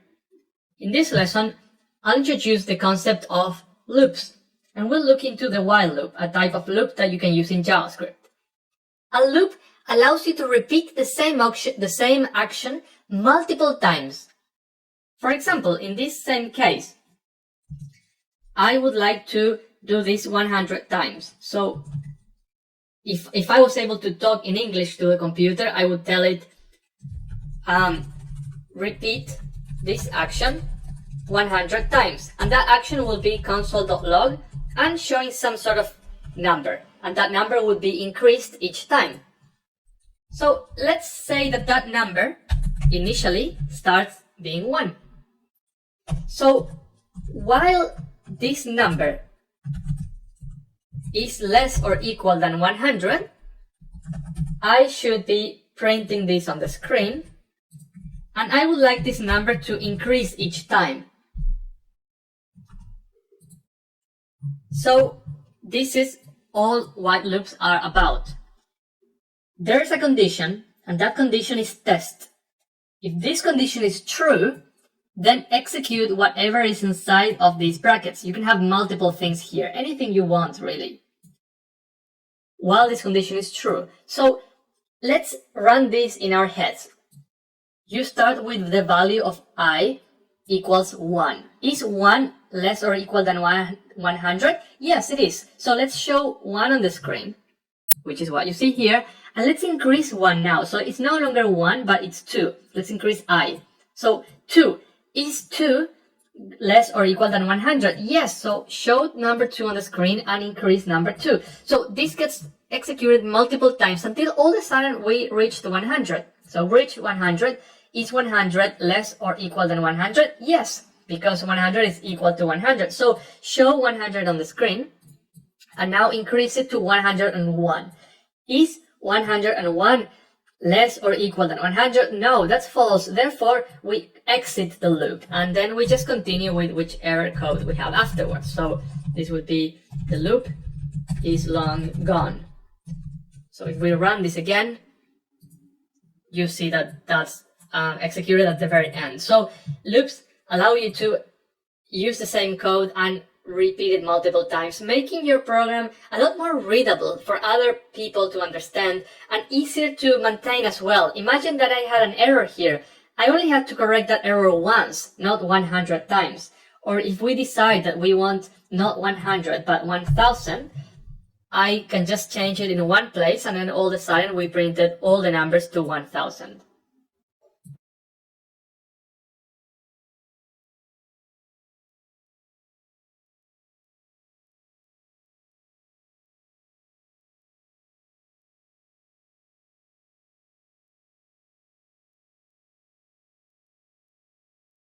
Sometimes when you are programming, you want to do different things according to a certain condition. Let's think of the following example. You have a student that has a certain grade, a certain mark. So we can say that the mark of the student is 70. Now, I'm going to write it in English in this way. If the mark of the student, if the mark of the student is greater than, let's say, 80, the student gets a golden star. If the mark of the student is greater than 50, the student just passes. And if the mark of the student is less than 50, they fail. Something like that is something that you would want to do in programming. And in this lesson, we are going to talk about if, else if, and else statements, which will allow us to cater for this situation so that we can have a variable and then we can do different things according to conditions that we specify. The way for us to do that is by using an if statement. So let's just add this whole thing up in here. So if, and then open brackets, if mark is greater than 80, then curly brackets, we can say console.log golden star.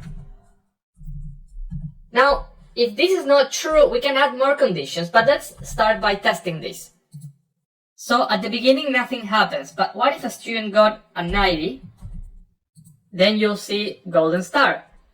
If they got a 70, again, nothing happens.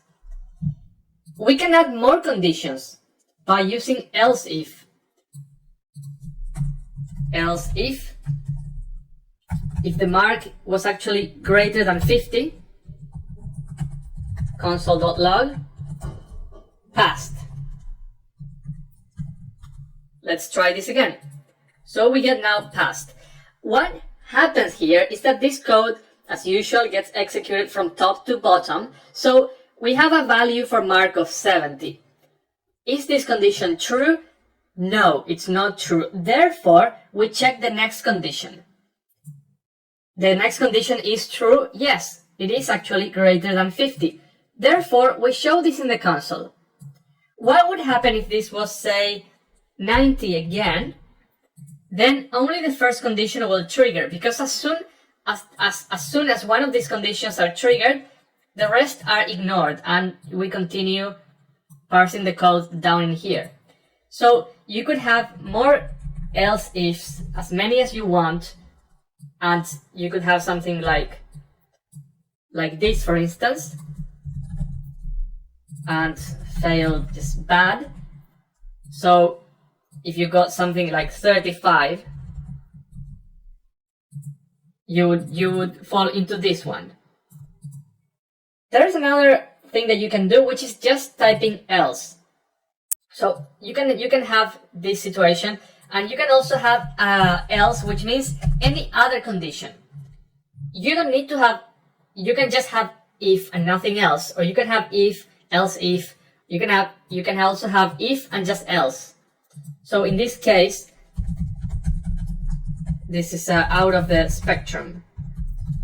If you got, say, 0 points in the test. So else will cater for any other condition. To summarize, if statements allow you to test a condition. The condition can be either true or false. In this case, if the condition is true, we execute the code that's inside, and then we skip all the other conditional statements. In the next lesson, I'm going to talk more about what kinds of conditions you can test when we talk about Boolean variables. But for now, let's just concentrate on this particular case. Else if allow you to test other situations that get only tested if the previous conditions were false. So, for example, this else if here, will only be tested if all of this was false. Then we're going to test this. And then else always goes at the end, and it will be executed if everything else was false. So if everything else was false, else will be executed.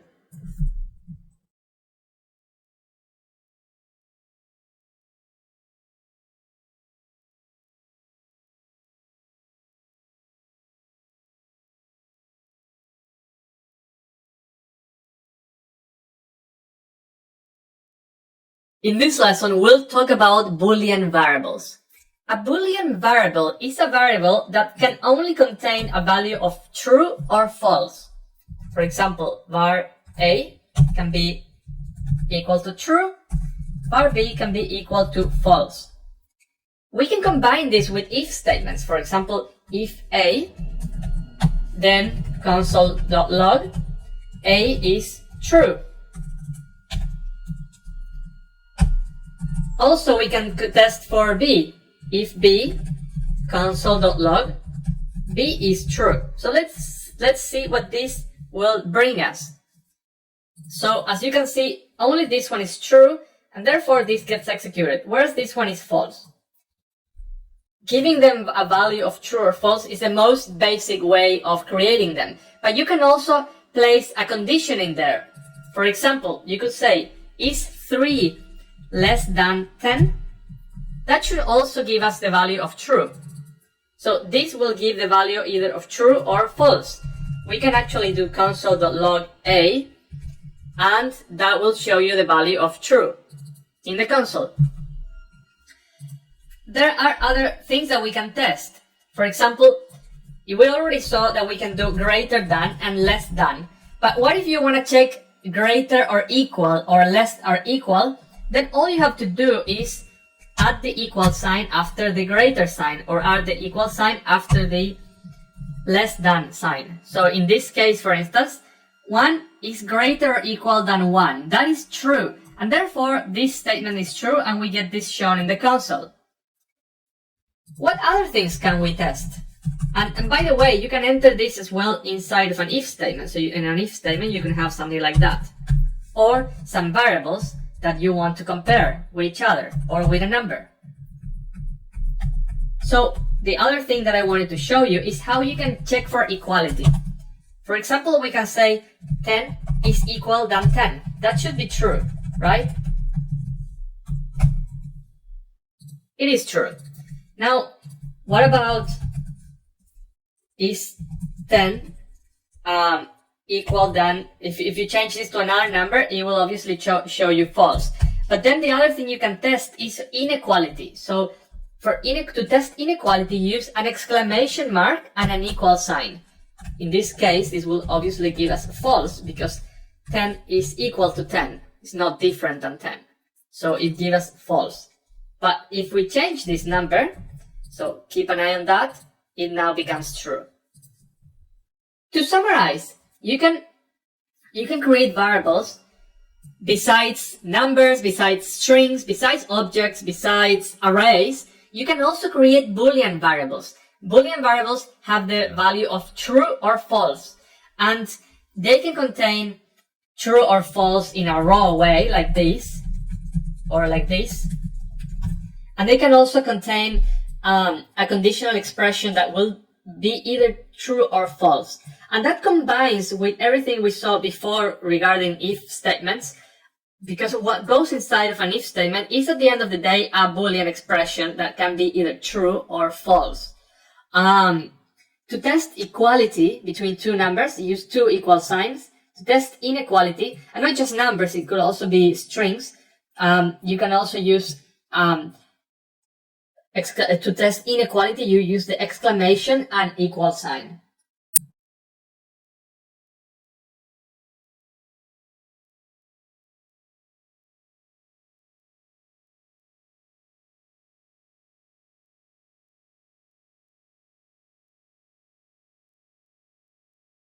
We've looked into evaluating Boolean expressions. For example, is this variable greater than this other variable or this other number? But you can also combine different expressions, and that's when Boolean operations come into play. For example, I can define a variable called sky color. I can say that the sky color is blue. I can also say that the temperature is 30 degrees. So what if I wanted to check whether those two things are true? Well, for that we can use the AND operation. For example, I can ask the following. If sky color is blue, so I want to see if the sky color is blue, And also, if the temperature is greater than 20 degrees, then I can say it's a nice day. I'm using Celsius degrees, by the way. It's a nice day. So the two AND signs allow you to create this AND Boolean operation. What does it take for this expression to be false? You just need one of them to be false. So if any of the two is false, for example, is the sky different from blue, then that will no longer be true. So then we can say console.log, it's not a nice day. So that would be this case. So that's for the AND operator, and you can have multiple expressions. So you could have more expressions like this. Temperature is greater than 20, and also we want to make sure that it's less than 40 degrees. So in this case, in this particular case, it would be a nice day, but if the temperature is 40 degrees, then it's no longer a nice day. So this is the AND operator. All of the different expressions need to be true in order for the whole thing to be true. If one of them is false, then the whole thing will be false. Now, OR operator works a little bit different. In here, all you need is one of them to be true, and the whole thing will be true. So, for example, we can say sky color is. We'll use the same ones from above. So we can say that sky color is blue, or the temperature is more than 20 degrees. In this case, I can say it's a great day. So to begin with, it'll be true because at least one of them is true. So as soon as the first one is true, it doesn't matter what's here, it's gonna be true. But what if we make this, if the sky is actually gray? Then this will still be true because this first part is false, but this part is true. And as I said, you just need one single expression to be true for the whole composition of expressions to be true. To summarize, if you want to combine multiple Boolean expressions or multiple Boolean variables, so this could be a variable, not an expression like that, it could be just A, and A could be true or false. So to combine multiple Boolean expressions, you can use Boolean operations such as AND and OR. AND means that all of them are true. Every single one of them needs to be true. Whereas when it comes to OR, you only need one of them to be true for everything to be, for the composition of expressions to be true.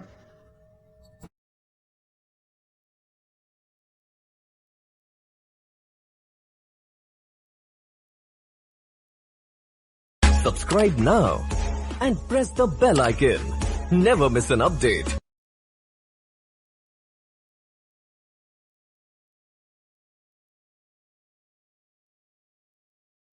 So far, we've worked with JavaScript just via the console.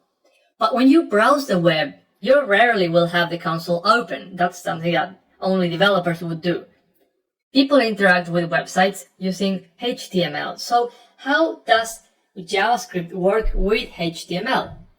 In this lesson, we'll talk about the DOM, or Document Object Model, and we'll introduce that concept and see how we can make sure that the DOM is loaded for us to use. In the next lesson, we'll actually do some DOM reading and manipulation. So, what exactly is the DOM? The DOM is a JavaScript representation of the whole page. If you type in your console document, that gives you access to the DOM.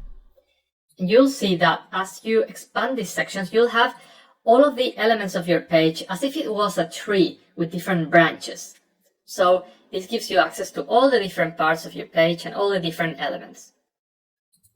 When you when you make something interactive, you want to manipulate what's happening here, you have to access the DOM and change things in the DOM or read things in the DOM.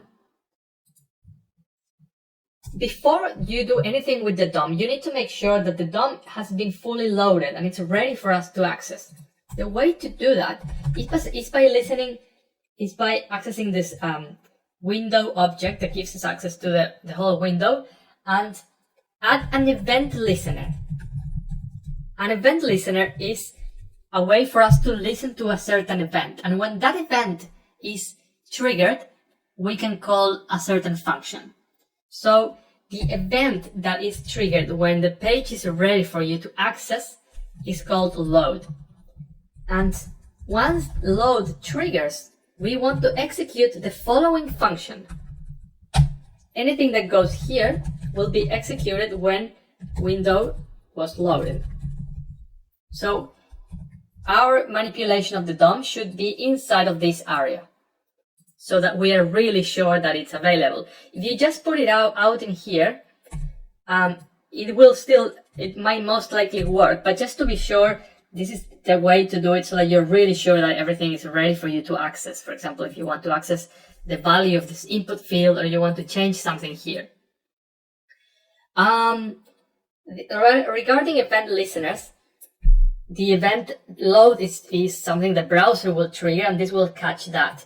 And when you pass a function like this as a parameter, that's called a callback function, and it's used very broadly in JavaScript. So you're basically passing instructions and you're telling the program, whenever you listen to this event, call this function in here. To summarize, people interact with websites not via the console, but via HTML. Therefore, we need to learn how to work with JavaScript and HTML together. The way to do that is by using the document object model.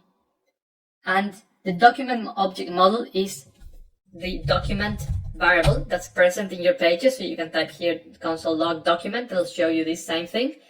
And you should always access that after your page has been fully loaded, which you can only be sure by calling this method here.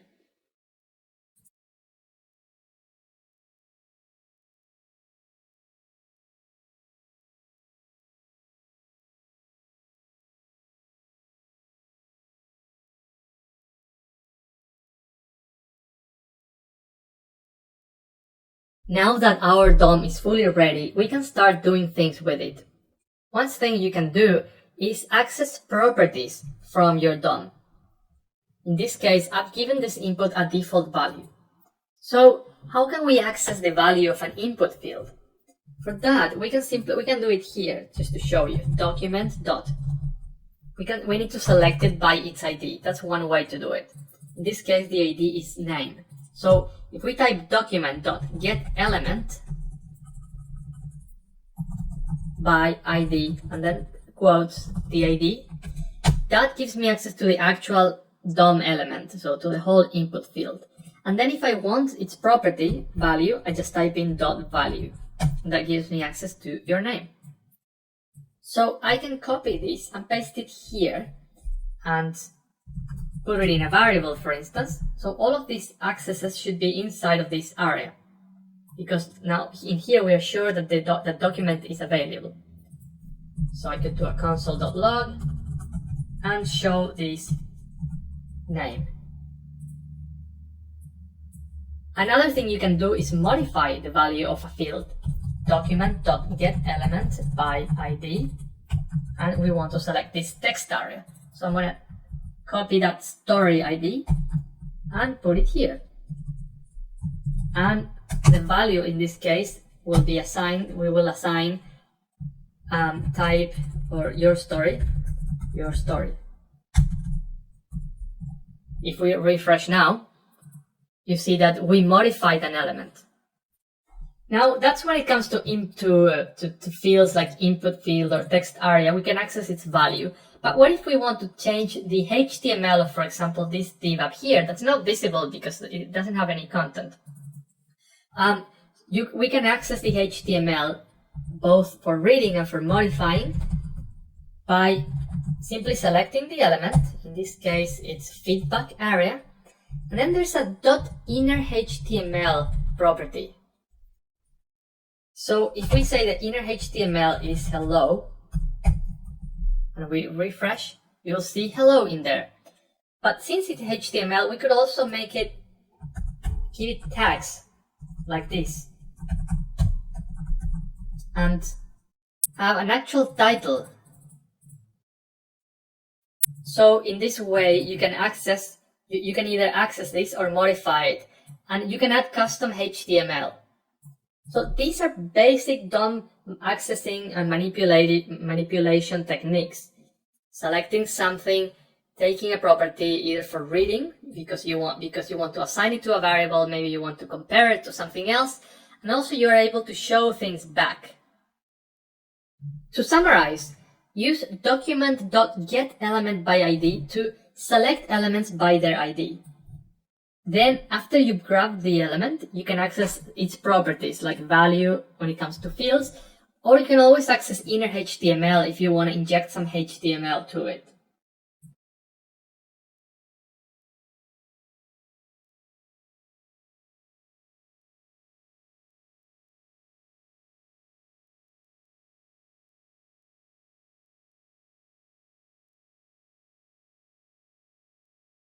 In this lesson, I want to show you how you can intercept a form submission event and do things with the values that have been submitted. So the first thing we need to do is actually select the form, all of that inside of this event listener.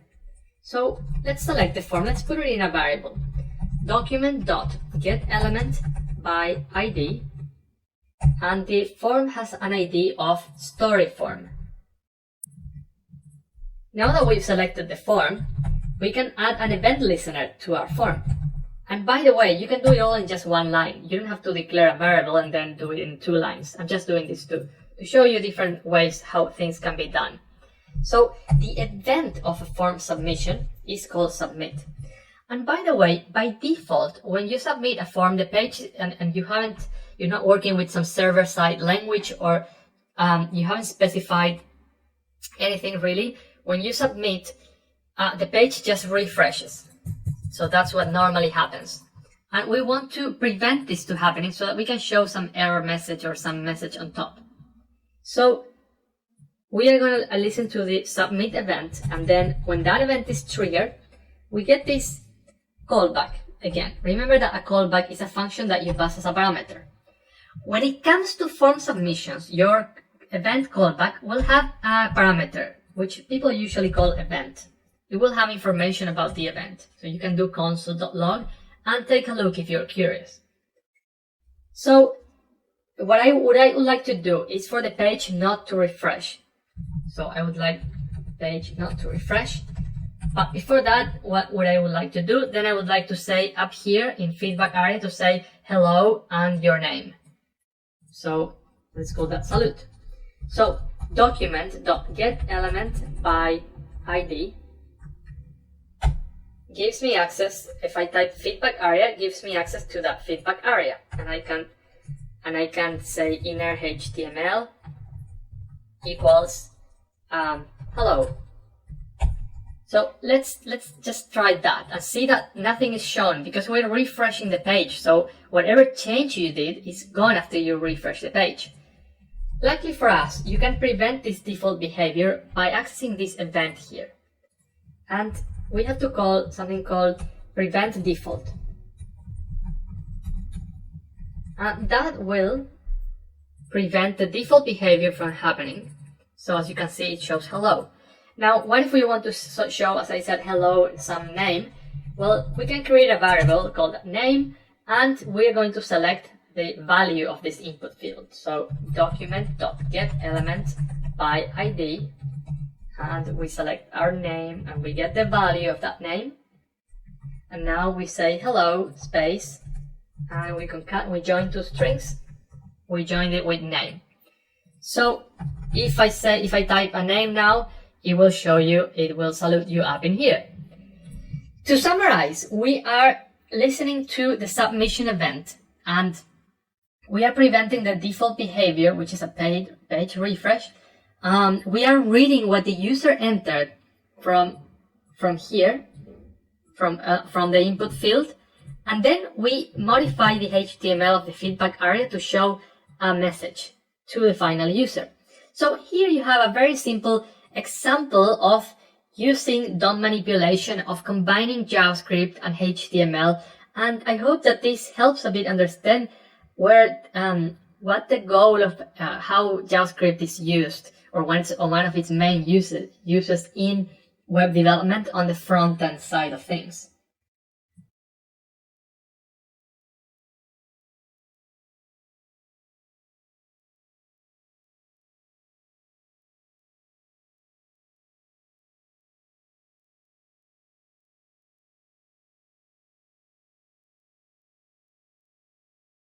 I'm gonna put you in the following situation. You're creating a game and you want to create a monster, and that monster can do different things. It has methods to attack or to roar or to throw fire.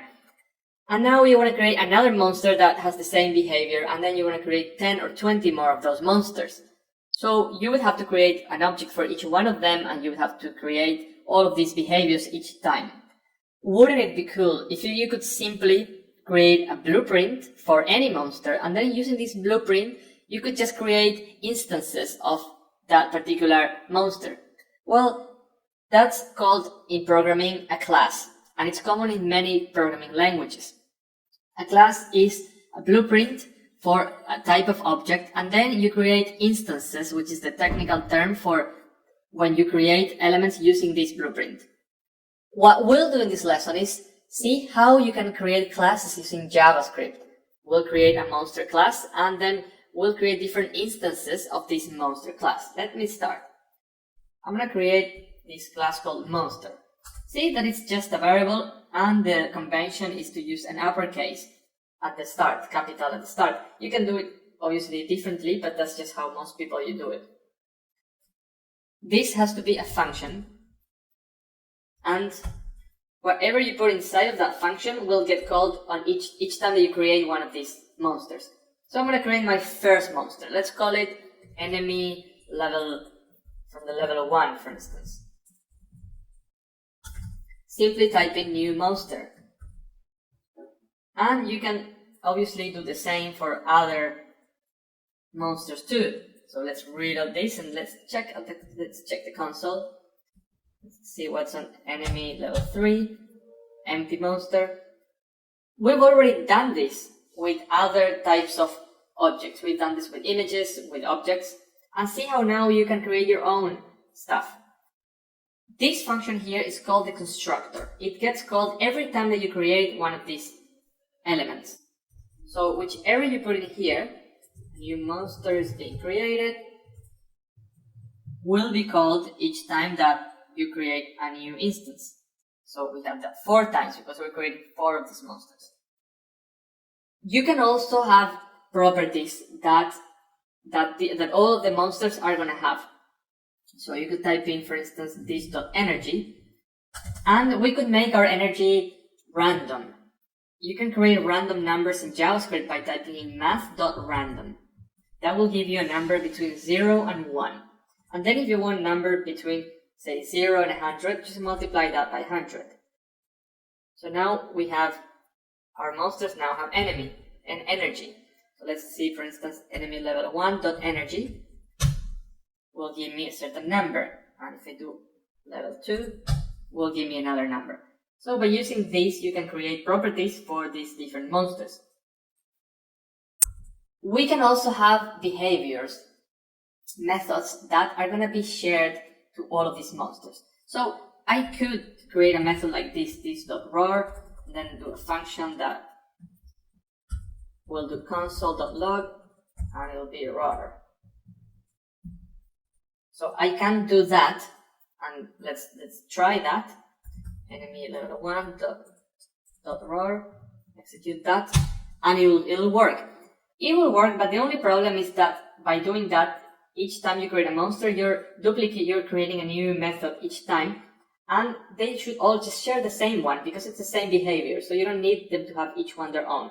So the other way of doing it would be so that this method is created only once, and it's better for memory, would be to type in the name of the class .prototype, which is a shared object among all objects in JavaScript have a prototype, and then type in the name that you want, and it can work it will work in the exact same way.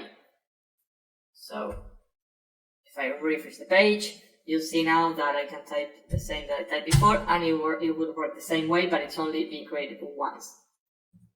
You can obviously add methods that modify the properties. So you could have one called get stronger, which duplicates the energy of the monster. So this dot energy will be now this dot energy times 2, which is the same as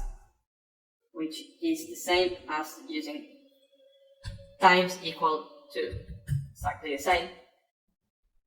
We can call that. So let's first see the energy of the enemy level 2, and then let's make it stronger.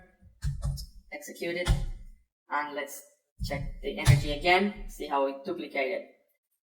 So to summarize, classes are blueprints of a particular type of element that you want to create. When you use these blueprints to create real objects, like we're doing here, you're creating instances. In this case, these are instances of the monster class. That's the correct terminology. The method that is called, that is at the beginning, is called the constructor, and it's executed each time that you create a new instance. This method is executed.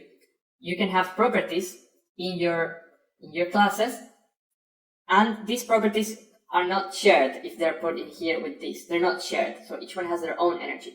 But when you want things to have the same behaviors, you don't want to have each one their own copy because it's going to use too much memory.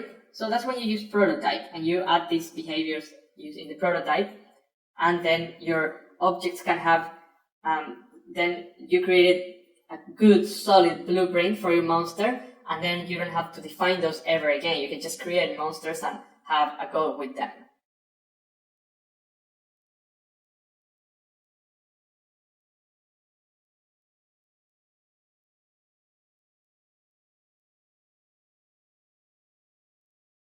It is time now to actually create our social network. So it is that time now of the course. We've got the basic template done already. You now know some basics of JavaScript. So we need to start learning Meteor from scratch so that we can create a basic full stack web application. One of the great things about Meteor is that it allows real-time interactions from day one without really having to do anything. So if I post anything here, you'll see that in all the other clients, it will show up right away. The lesson that comes right after it, it's an introduction to Meteor, and it can be a bit too technical. If you find it too technical, that's fine, because you can always revisit it as you learn more about Meteor. You can always go back and watch it again and see if you understand all the stuff. So the next lesson is a bit of a presentation about the framework and its characteristics, and then we start coding. Then we'll reach a point where we need to learn MongoDB in order for us to move forward. So we need to learn databases. Then we have a few videos about MongoDB, so you get the basics of the Mongo database. And then we move back to the social network, and then we go that last streak until we finish it and we make everything work. So keep going. Well done if you've got this far, and let's finish this project and let's learn Meteor and build this social network. Meteor is a full-stack JavaScript framework to create web applications. It was designed to drastically reduce the time and complexity of creating apps that work real-time out of the box. Meteor is free and open source, and it's built on top of Node.js. It uses Mongo as its database solution. The way Meteor works is based on the philosophy of the connected client, which is radically different from the traditional way of making websites and web applications using MVC frameworks like Laravel or Ruby on Rails. Let me explain the main differences between the connected client approach taken by Meteor and the traditional MVC framework approach. Stateful versus stateless. In traditional web application development or web development, the client sends a request to a server. The server picks on that request, does some operations like reading and writing stuff on the database, then sends the response back to the client. But in between requests, the client is no longer connected to the server. If something changes in the server, for example, some database entry is updated, the client will never know of this change, unless it sends another request to the server to query that same information. So it is said that traditionally web applications are stateless because they don't keep a state of the connected clients. But when working with connected clients, the server establishes a permanent connection with all individual clients and publishes to these clients certain data to which these clients subscribe. So there's the concept of publications and subscriptions. If the data changes on the server, the changes are propagated to all of the clients that are subscribed to this data. Data on the wire. In traditional MVC frameworks, a client makes a request and the server sends the client back a HTML response with a page to be rendered, or in some cases, it could be also an AJAX call, and then you can send HTML or a JSON object. With the connected client approach, the server and client only exchange data. There is no exchange of rendering templates. The rendering is all done on the client side. In Meteor, data is transmitted via sockets using a protocol called DDP, or Distributed Data Protocol. 3. Reactivity all the way from the database to the user interface. As we saw in traditional MVC frameworks, if the database changes, the server doesn't know until it queries the database, and then the client doesn't know until it sends a request to the server. So, also on the client side, the user interface doesn't necessarily reflect these changes until sometimes a whole HTML page or a segment is sent to the client. But in Meteor, the data that the server publishes is monitored at all times by a system called Live Query. Live Query is monitoring the database for changes. So every time there's a change in the database, Live Query notifies the application, and then all the publications of this data are updated. So all the connected clients, all the clients that are subscribed to that data, will get an update, and then they will update the user interface of the corresponding browsers or apps. So it's important to mention that the reactive user interface update is done in Meteor by default by a framework called Blaze, which comes with Meteor, but you can also optionally use React or Angular. For the HTML templates themselves, we will also be using a language called Spacebars, which works with Blaze to create these real-time updating templates. Another main characteristic of Meteor is the latency compensation. So traditionally, in other frameworks, all the data is only stored in the database. So every time the user runs an operation, the UI, the user interface, needs to wait for the server round trip to show a result to the user. So in a world where a lot of the users, or most of the users, can be in a mobile phone with intermittent connectivity, you don't want to have them to wait that long all the time. It's not always needed. So in Meteor, connected clients keep a local copy of the data they're subscribed to, using something called Mini Mongo, which is a JavaScript implementation of the Mongo API for the client that stores data in memory. This local copy allows you to get instant UI responses, and Meteor takes care of sending changes to the server. This is called optimistic UI. So if there's something wrong then in the server, then that change will be sent back to the user as well, and the UI will be updated. So another main characteristic of Meteor is the fact that you can have isomorphic JavaScript. What does this mean? This means that you can have the same JavaScript code running both on the client and on the server. You can even have shared files where you can use if statements to check whether you are on the client or on the server. That's almost magic.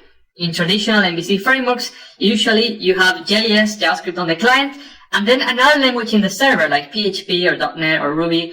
And that means working with things like validation or some data querying, you need to write it twice in two different languages. So, except, well, obviously in the case of Node.js, where you can have some code that you can use the same on the client and in the server. So that is actually really fun. It's fantastic. It makes you save a lot of time because there's less overhead. You are using the code both on the client and the server, and you have absolute control on what is available on the client and what is available on the server. So Now that we have some basic knowledge of how Meteor works, we're gonna get started.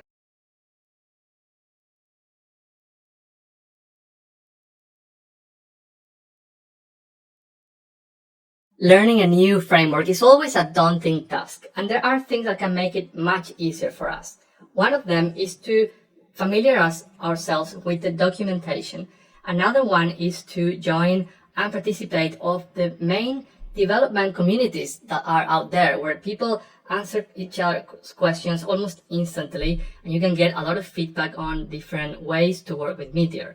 I use this and I find it that it's very helpful all the time. So the documentation, it's in, if you go to meteor.com, then you can click in docs, or you can just go to docs.meteor.com.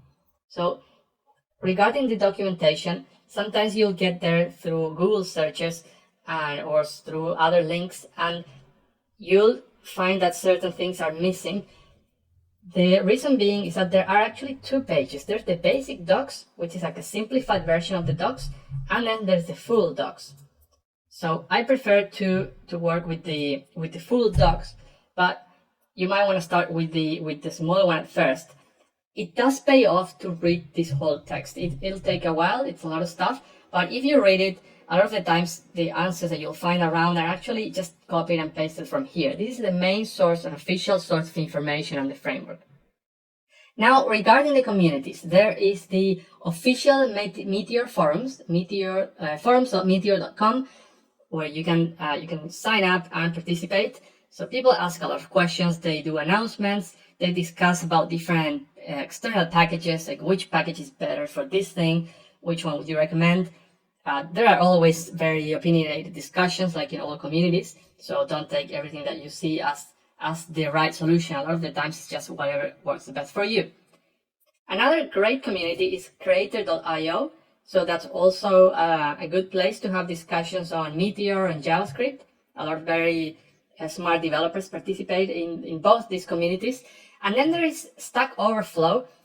If you ask a question here, use the Meteor tag. There are a lot of people tracking this tag to answer Meteor questions. So those are the main places to look for help, for advice, and to discuss with other members of this community.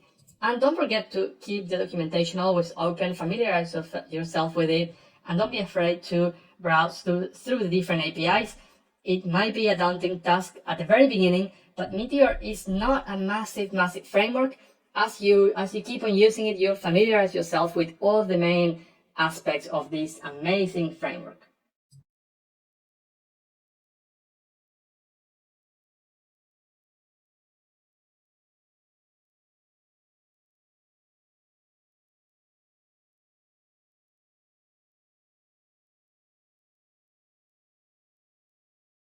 In this lesson, we're going to create our first project with Meteor. And I'm going to mention all of the steps you need to do in order for you to be all ready to start coding your new project. So, the first step is to download and install Meteor. If you go to meteor.com, then go to install Meteor, you'll see that there are installation instructions for different operating systems. So, depending on what operating system you use, you have to follow either the instructions for Mac or Linux or Windows, which has its own installer file. After you've installed Meteor successfully, you need to be able to open up a terminal. I'm in Linux, and in here it's quite easy. There's a terminal icon. If you're on Windows, you have to search for an app called cmd.exe, and that will give you the terminal app. If you're on the Mac, you can just search for the terminal app, or inside of a certain folder, you can open that terminal on that particular folder. We will need a folder for our project. So in my case, I've created a folder called Social Network Lessons inside of a folder called Meteor, and I'm going to create my project in here. So we'll have a new folder in here.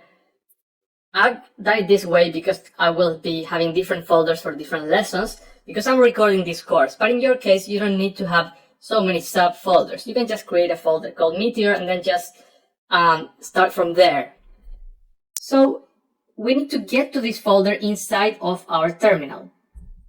So in Linux, I can just do opening terminal, or I can open my terminal here and then go to that folder. For me to get to that folder, I need to use a command called cd, which allows you to change one folder to another. So when you open a terminal, it starts in your home folder of your user. So first I have to type in cd meteor, and now I'm inside of the Meteor folder. Then I have to type cd social network lessons. You can also use the tab key to make it write down immediately. And now I'm inside of this folder.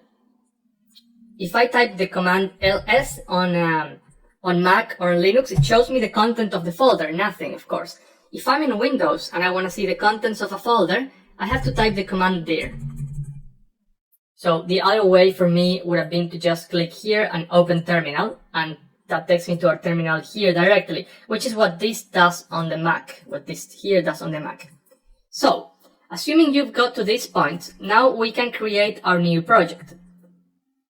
To make sure that Meteor installed, you need to be able to type Meteor, and you should be able to get some sort of response different to file not found. So in this case, it just says, you're not in a Meteor project directory. To create a new Meteor project, type in Meteor create and project name. So that's what I'm gonna do. I'm gonna create my first project. Meteor create, and I'm gonna call this social network. So that is how you create a new Meteor project. It is now preparing all the files that it needs, and it's preparing a basic default template for the project, which we'll get rid of later on. So let's wait until this is ready for us, and then we can go inside of this newly created folder and execute our newly created project. So usually the first time it takes a while because it's downloading different dependencies, but now it's ready. So now I can type, just like it says here, I can type in cd social network, and now I can type Meteor inside of my Meteor project. So let's see the contents of this folder first. If I type ls or dir in Windows, you'll see that there are 3 files, and there are also some hidden files as well. So I can see them here as well. And if I show hidden files, there's a whole bunch of hidden files that you don't normally have to, you shouldn't have to access. You just work on this on the non-hidden files. So how can I execute my project? How can I launch it? Just type in Meteor, and that will initiate our Meteor server so that we can load it on the browser of your computer. So let's wait a little bit until everything is prepared for us. So normally the way this works is that you initiate your project in a terminal, and then you just switch to your code editor. In my code editor, I've already added this project by using file open folder. So then you'll be working on the files that are created for you and the new files that you create. And as you save, the Meteor will detect that there were changes in the files, and it will automatically reload for, the browser for you. So you do need to leave this on while you're working on the files, so that if you want to see the results on your browser. So now everything has been started, and now we can run our app by going to the URL that shows in here. So I'm going to copy that and I'm going to paste it in my web browser. And now we see that we have our Meteor project loaded. So it says, welcome to Meteor, click me, and it's just some example code. So I also recommend that you just take a quick look on your own to this code and see if you can figure out what it does.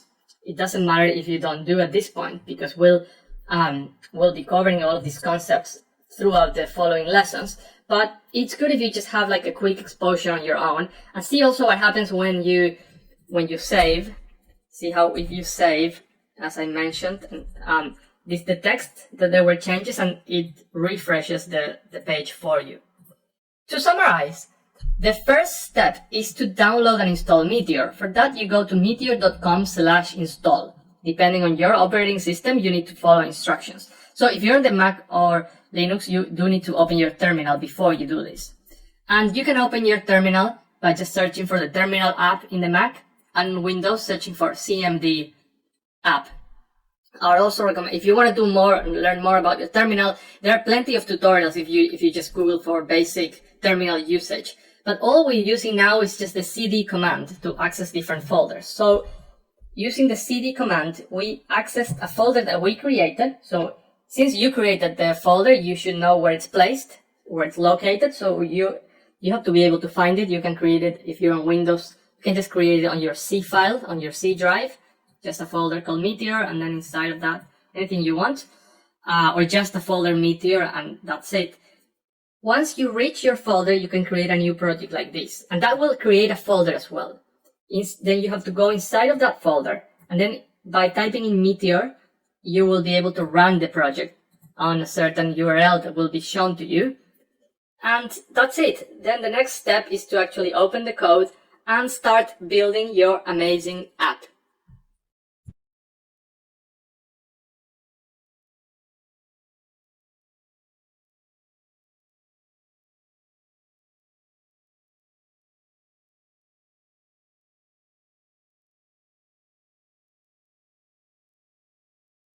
In this lesson, I'm going to be doing a quick review of the default code created on a new Meteor project so that you understand what this code really does.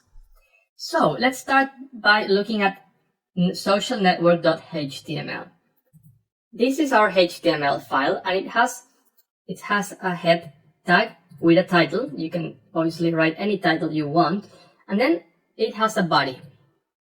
So a few interesting things.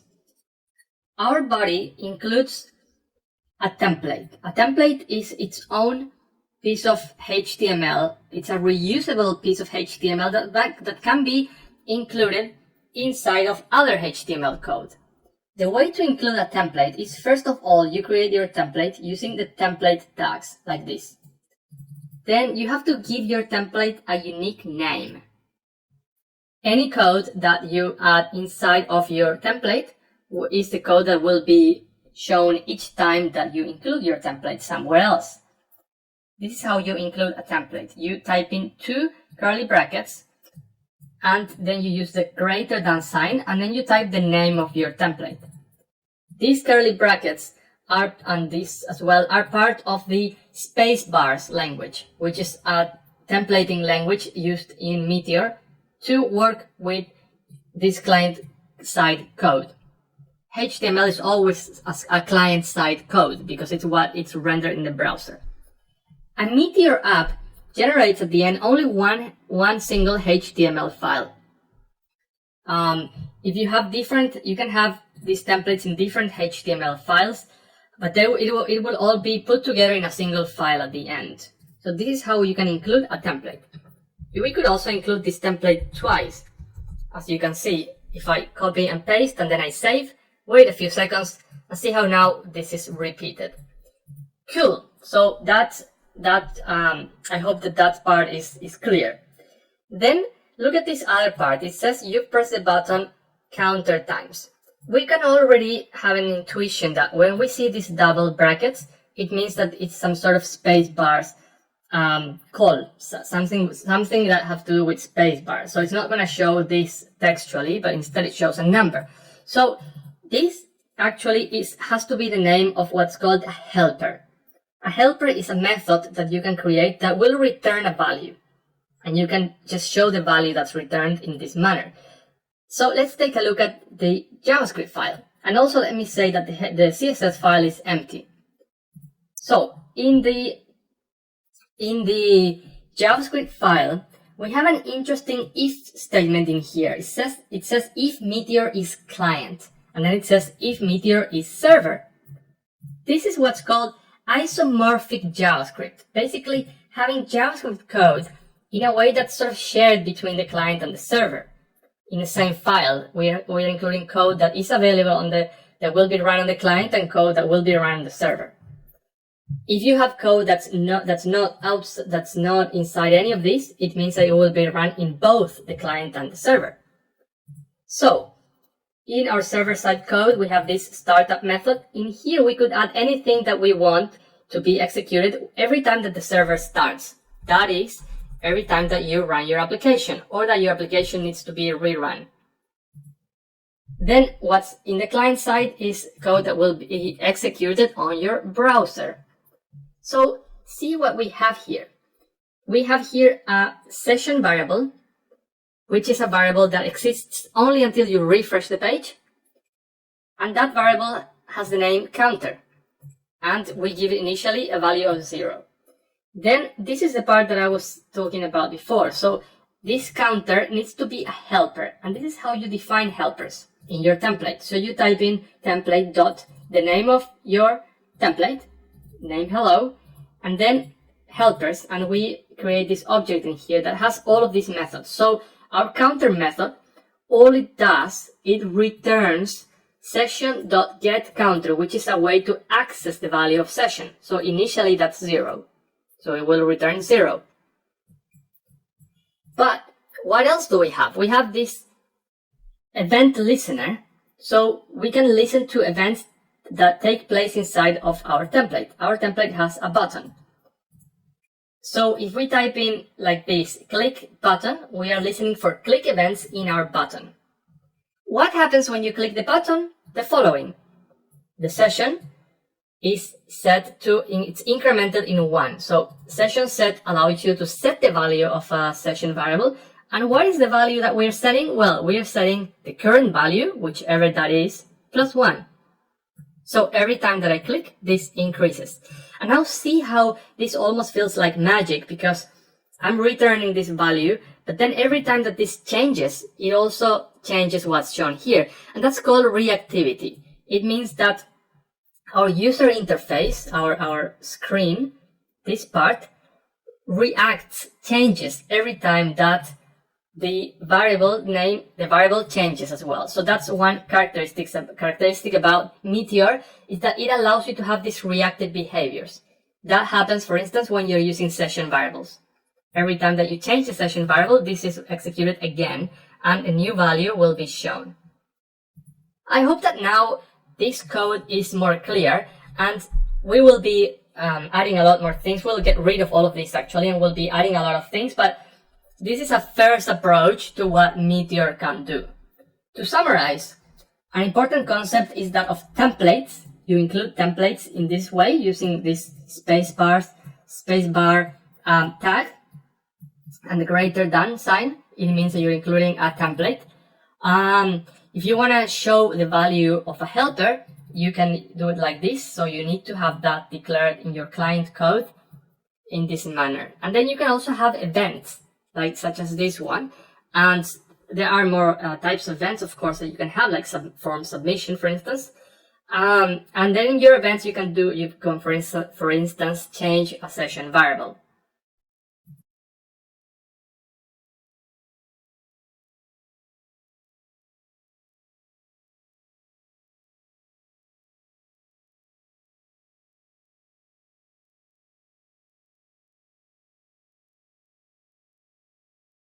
MongoDB, our database for this project, stores information as collections. A collection allows you to save objects, and then you can access these objects and show them on your application or use them for whatever you need. That's how information gets stored in your database, which is located in the server. In this lesson, we'll create our collection to store the posts, our posts collection. So I'm going to start by getting rid of all the code that you see here. So we start with a blank JavaScript file. My collection will be stored in a variable called post, and this is a new mongo.collection. That's how you create a collection in Meteor. We want the collection to be called post in the actual database. Now, why am I not using var? Well, in Meteor, if you use var, then the variables are only present in the same file. But I would like to have maybe other files, so I create it as a global variable. That's how you usually do it with collections in Meteor. Another thing you might have noticed is that this is not under isClient or isServer, which we had before. So just quick show you quickly. We had this isClient and isServer, whereas now we just on the shared space. That is because collections, Mongo collections in Meteor need to be available on the client and in the server. You can also customize that if you want in a more advanced level, but for our purpose, we need our collection to be present everywhere. So we declare it like this. Now that we have our collection, we can add elements to it. And we can do that directly from the command line, actually. So if I open my JavaScript console, and let's get that open, and I can just add a new entry in this way. I can type in post.insert, and then in here I can insert any object that I want. But my posts will have a property called content. You can give them any properties that you want.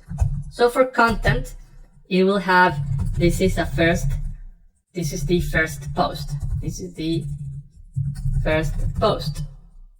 And I can also give it a date, so I can do created, another property called created, and this will be new date, like that. And if I press enter, that is being saved in the database. And this is the unique identifier of that entry. If I type in post.find and then .count, it says that there's one element. And if I type this .fetch, it's going to show me the object actually, and it see that it has the ID, that it's a unique identifier, the content, and then the date when it was created. So we could add more elements in this manner. This is the second post. And then if we do a fetch again, I'm using the up arrow, by the way, to retrieve the previous commands. So now we've got two elements in here. This is the second post and this is the first post. In Meteor, when you're developing, by default, you can insert elements in your console and those get saved in the database as well. So now I would like to see those posts in here, to see all of them, no matter how many there are. So if you go to HTML, we are going to get rid of this H1 and this part as well. And let's imagine that we have a list, a template called post list. So posts list. So this is going to be my template. And now I would like to be able to get all of the posts and show all of them in a list. So I'm creating an unordered list, and then I would like to have them all as list like this, and inside of them I would like to see the content. So we can do that by using a spacebar tag called each. For that we need to add our usual 2 curly brackets and then hash each. And for each one of our posts, written like that for now, this is how you finish the each tag. So this will be repeated for each one. This will be repeated for each one of our posts. And for each one of our posts, I would like to see the content. Now, we need to define this somewhere because it doesn't exist. So if we go to JavaScript, now we can access only for client, like this. And we need to add a helper. So template dot, what is this template called again? Posts list dot helpers. And then we need to pass in that object, and that object will have a method called posts, which is a function. And that function, what it does, it returns all of the posts. So return post dot find, that gives you all of the posts. If we wait now for our page refresh, we see all of our posts. And if you add more posts into the database, so now we got, this is the third post. If we add that, it's also shown here. So this is also reactive. If the database changes, then this changes as well. And therefore your browser screen will change as well. To summarize, Mongo stores information in collections. This is how you create a new collection, and it needs to be available both on the client and in the server. Then, if you are in the client, you can define some helpers. So we can create a helper called posts or anything or any name that we want really, and make it return all of the posts like this. Then on your templates, you can do for each one of the posts, you can show the property content of that particular post.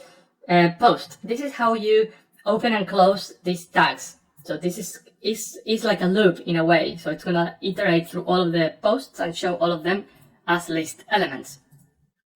Then you can also insert data directly in your console like this.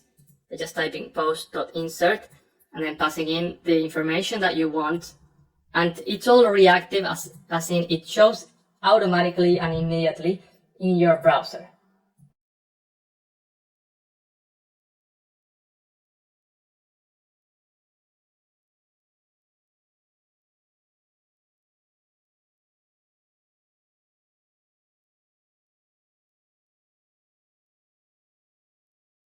In this lesson, we'll add a simple form to submit new posts so that we don't have to add them via database, but instead we can just insert them directly. For that, we are going to need another template. So I'm going to copy this and paste it here, and I'm going to call this post form. My post form will be a very simple form that will have the same fields that we already created in HTML. So it will have the text area, and this text area will have an ID of content. And also we're going to make this required. So if you type required to input, it makes it required. That's not a Mongo thing, but it's just general HTML5. So then our button will be of type submit, and it will say as a text. So the last thing we need is to add this form in here so that we can see it. So let's wait for the usual refresh, and we've got our form. So nothing happens at this point, it's just reloading the page, which is the default behavior of submitting a form. So we need to listen to the event and store it in a database. So we're going to go to our JavaScript file, and just like we defined our helpers, we can also define our events. So posts, in this case, it's not post list, but post form is our template, and events. So which event do we want? We want the event called submit. So type submit, and it needs to be applied on the form tag. So we're selecting this by tag. There's only one form in this template, so this will do. Otherwise, you could do an ID selection using a hash, like in CSS. This is the same as CSS selections. So our function here comes with an event parameter. The first thing we need to do is prevent default so that the page doesn't refresh each time. Now, then, we need to grab the content that the user inserted. So, for that, we can just do document.getElement by ID and select our content, which is the text area. Text area has the ID content, and grab its value. So, let's see in the console if we are doing it right up to this point. So, let's wait for the page refresh and enter anything here, and see that you're seeing that in the console. So we're grabbing that correctly. And now we can just do post.insert, and we can create an object that has an attribute called content, and we give it the content variable. So this is the name of the property, and this is the value. The value is a variable. The name is any word that you like, but we do want to keep it as content. Also, we want the created at, I think that's what it was called. No, just created. Created will be a new date, like so, a new date object. So now we should be able to submit new comments. But see how after we submitted the comment, this still remains. So we want to clear the form. When you select a form in this way, and then you call the reset method, that clears it. But another way to access our form, since this is being listened on our form, if you type event.target, that gives you the form, and then you can do reset. So now, after you submit something, the form is afterwards reset. To summarize, we created a new template called post form. We added that on top of the list, and in that form is just that template is just a form that has one field and a submit button. So we need to listen to events of that template, and then we listen to the event submit event for the form. Our event parameter gives us access to different things. So for the event itself, we can do prevent default. At the end, we can access the form and call reset on it so that all the fields are cleared. We were able to grab the content just by doing a simple document.get element by ID type of selection. We show it in the console, that's no longer needed, and insert it into your collection by using post.insert. Now, what's next? You've had now a first approach to Meteor, but in order for us to move forward, you need to learn a little bit more of MongoDB. So the next module will focus only on MongoDB, and we'll teach you some basics so that then we can resume and continue working on our social network.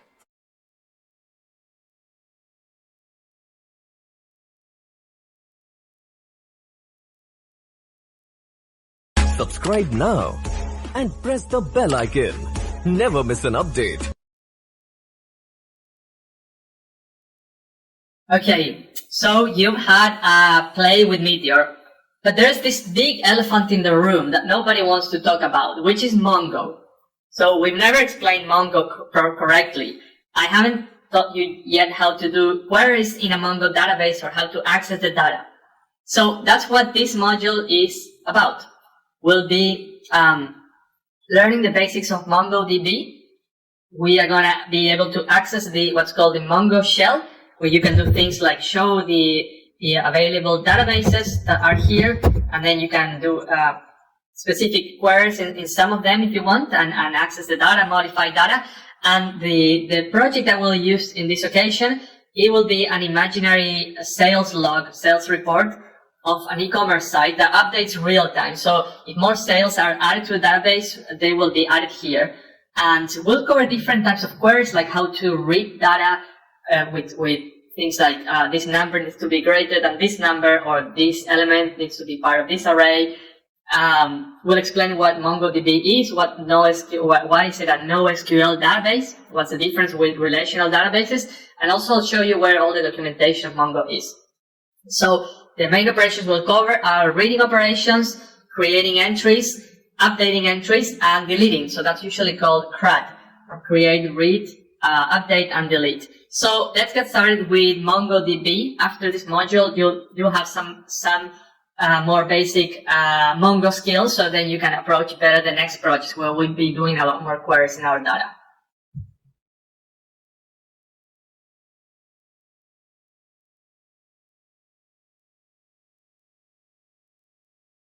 MongoDB is a very popular free and open source document-oriented database.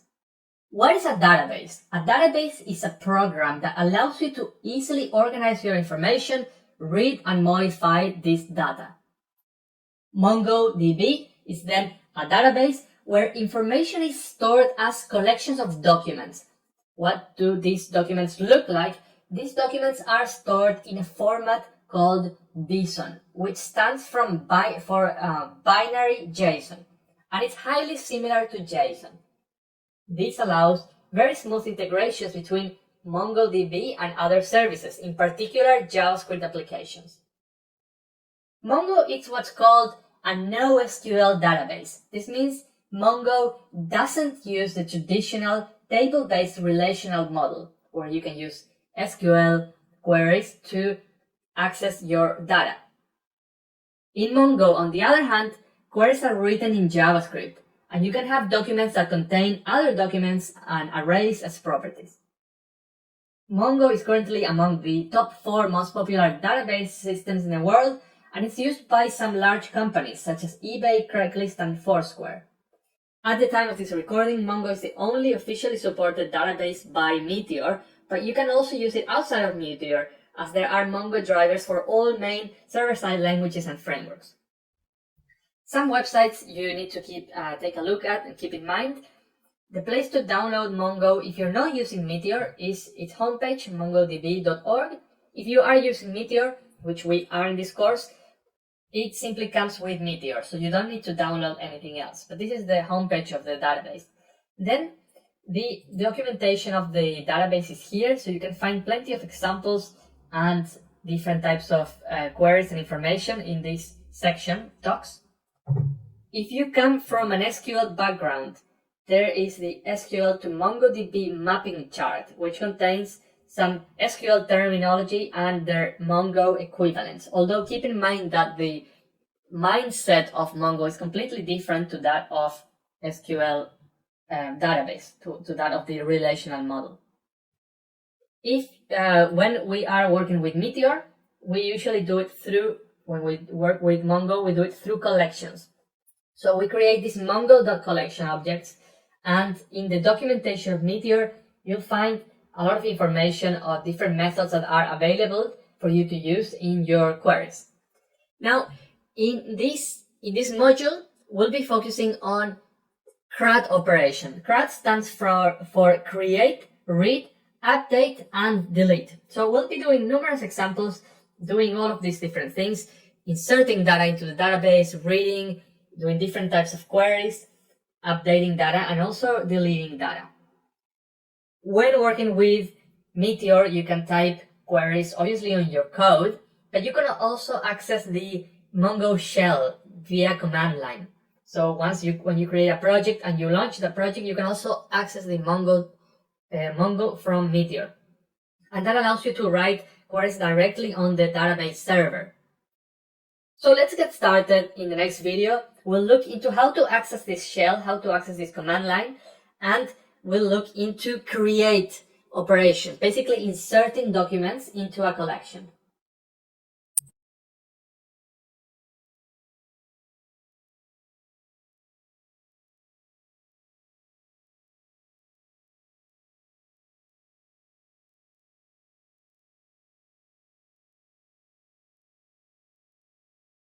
In this lesson, I'm going to show you how to access the Mongo shell, how to browse the different databases and collections you might find there, and also how to insert new documents into a collection. To begin with, we need to create a new project. So I've created, as I'm highlighting here, I've created a new project called Mongo Example. Then I went inside of that project and I called Meteor. So the project is now running. This is an empty project, there's nothing in it. But what I want to do now is access the Mongo shell. So when working with Meteor, you need to have the application running, and then you need to go on a different terminal window to that same folder, which I've done here, and type in Meteor Mongo. So this gives you access to the Mongo shell. In here, we can explore all of the collections on the databases that we have in our Mongo server. So to begin with, I can type in show databases, and that will show me all the databases that are available in this particular server. Then I can also just type, if I type DB, it shows what the current database that's selected is. So in this case, I'm in the Meteor database. I can also type use Meteor to select a database.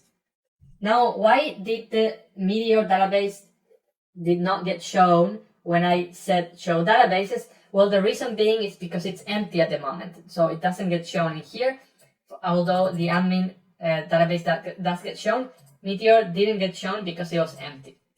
Now I can type show collections, and we are inside of Meteor, and it shows that there are no collections. I could select a different database, for example, use local, and now we are on the local database, and I can do show collections. And these are just some collections from this local database, which are system-related collections. So I'm going to switch back to Meteor, and I'm going to now insert a document. But hey, we don't have a collection. A collection, by the way, is just, think of it as an array of objects. If you come from a relational database background, a collection is a table in that world. So in here, we never really create a collection explicitly. We simply insert a document into one. So the DB object, as I shown, indicates the database we're in. So if I type dot, now I can type the name of a collection. For example, a collection called people. Let's say that we want to insert something in a collection.people. Then I do dot insert and use the insert. I insert a JSON object. So I created the curly brackets, and I can give this person a name. For example, your name, maybe a last name as well. Last name. And then let's say that I want to give it an age, so age of 100, and a date of birth. So see here how I can create a new date like that, because JSON supports, Mongo supports fields that are date objects. That's part of the JSON protocol that I was talking about before.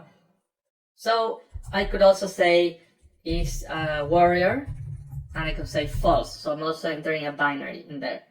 So if I press enter now, we've inserted one document into this collection. So now if I type show collections, see that now it shows the people collection, and it also creates a collection for indexes. So let's say that I want to show all of the entries in people. We will focus about reading in another video, and we'll look into a lot of different types of queries, but the most basic one would just be to list entries. So we can type db.people.find, and that shows me that object.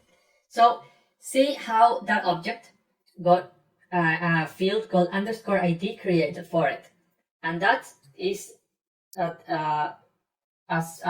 object of a unique ID. So each entry, each document you create in a database is going to have its unique ID. If you don't specify an ID when you create it, it creates it automatically.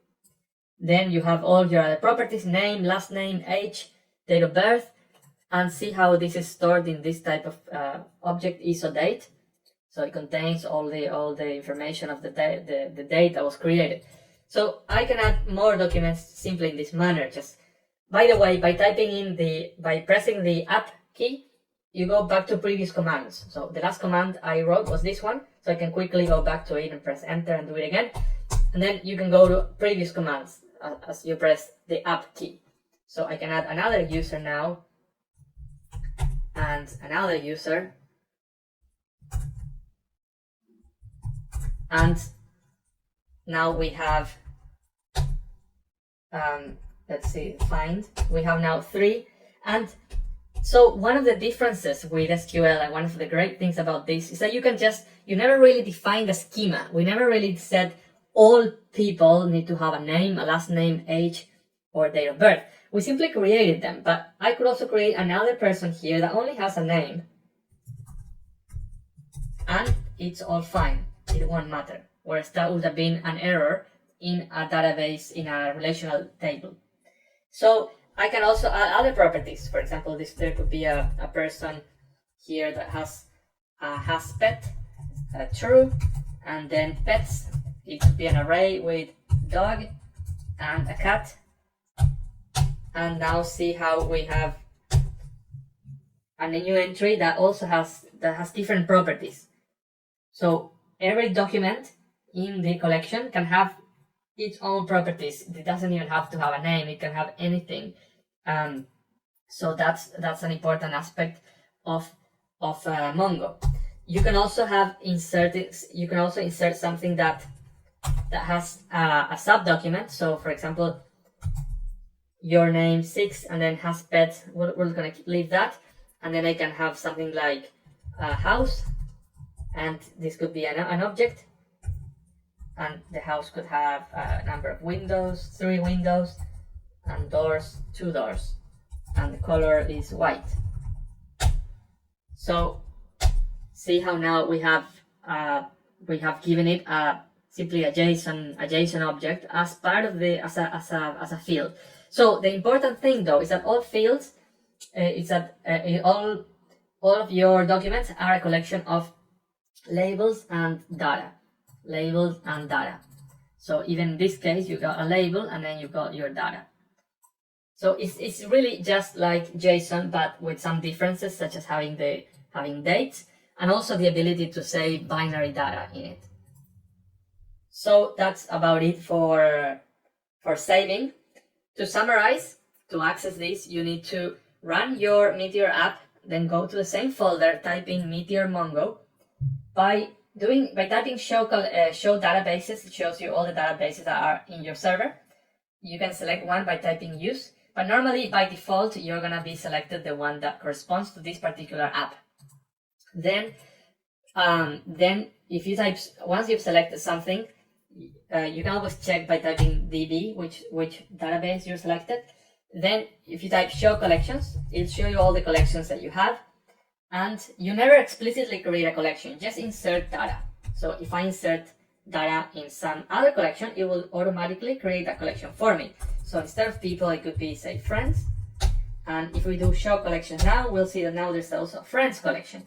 And then if you want to show all the data from that collection, at least up to a certain point, because if you have too many rows, it's only going to show up to that point, and then that's what's called a cursor. Then you can call the next page and the next page.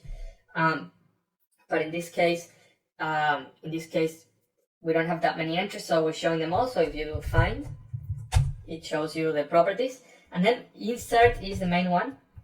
Is the one that we're using to create data. So you insert a single document, it all goes in curly brackets, and you specify fields, just like you would do in JavaScript. In the same way, you can have subdocument, you can have dates, you can have arrays.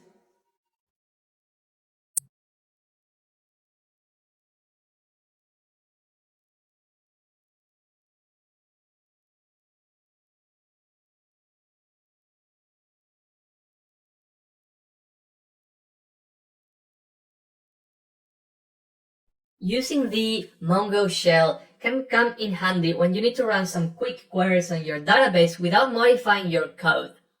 But the truth is, more often than not, if you are making Meteor apps, you'll be writing Meteor code. You'll be writing JavaScript code in JavaScript files. So what we'll do in this lesson is get started with our project for this module, which will be a log of an hypothetical e-commerce site where you're viewing sales in a real time as they occur. And what we need to do in this lesson is insert a bunch of sample data into it. That's usually called fixtures. When you insert data at the beginning of your application, just to try it, just to get started with some fake data. So we'll begin with our newly created Meteor project, Mongo example, and it's already running. I've already run it with the Meteor command.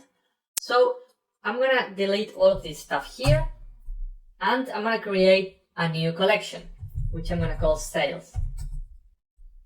This will be a new mongo.collection. Mongo.collection. The name of the collection in the database will be sales. So this is the variable name. I'm not using var so that this becomes a global variable in Meteor. That's a Meteor convention. So this is the name that's actually going to be saved in the database.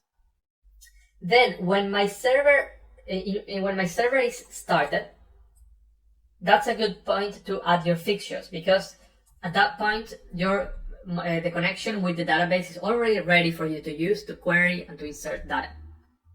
I only want to insert data if there's no previous data. So I need to get the number of entries that this collection already has. For that, I can do sales.find and then .count. That will give me the number of entries.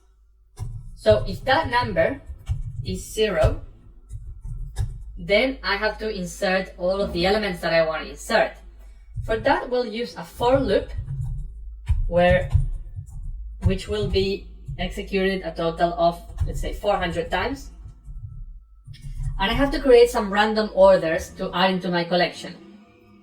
The way to add that in your collection, it will be by typing sales.insert, and then we'll have an object like so, and we can add properties to it, just like we did on the command line. I'm also going to space it out so we can have them like this. So we'll have each order will have a quantity, which I'm going to fill out later. It will have total. It will have a time when it occurred. So for that, we can just do new date. And it's also going to have a list of products. This will be an array. So we need to generate all of this randomly now. For quantities was the easiest. For quantity, I'm simply going to say that quantity equals 1 plus a random number between 0 and 1 times, say, 20. Whoops. And I want this to be an integer, so I'm just going to do ceil, which brings it to the upper integer. So this will give me quantity that I need, and the total will be, let's say, 100 times quantity. This is all fake data. So now for the products, I'm going to have here a variable called product options.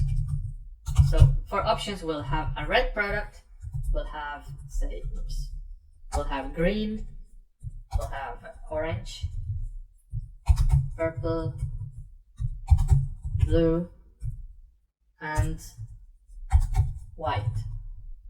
So we got some products in here, and we are just going to grab a random number of these products, which could be 0 or it could be all the way up to all of them. So for that, let's add another variable here, and let's call this number of products, or index, or product index. So product index will be, we want this to be between 0 and the length. Any number between 0 and the length. So for that, the beginning needs to be 0. So we can just do math.random and multiply this by the length. So it will never be reached. Products options at length, and have this as an integer, but push it down. So it'll be math.floor. So this should give us the number that we need. So product will simply be product options dot slice from 0 to this index. So let's see if this works. I'm saving, and now this should be refreshing shortly. And if we type now sales, see that that's the collection. Then sales.find is a cursor, which means that it gives you access to all the results of this query, but it just doesn't show them right away. It loads them as you need them. So we need to do the count. We have 400. So what if we actually do want the result right away? Then we can do fetch. And that shows me the whole array, and see how this goes. For example, product is this array of these 4 colors in this case, and has a quantity of 20, a total of 2000 at the time. And the same for any of them, it will be different. So this one, for instance, is empty, doesn't have any products. This one has 3 products. And they all have different totals, or there are probably a lot of repetition as well. So basically what we've done here is add some fixture data into our collection, and then now that we have a lot of data, we can start to play with queries. We can start to learn to read and to query, for example, elements that only have the green product, and that the total is less than 2000, just to say an example.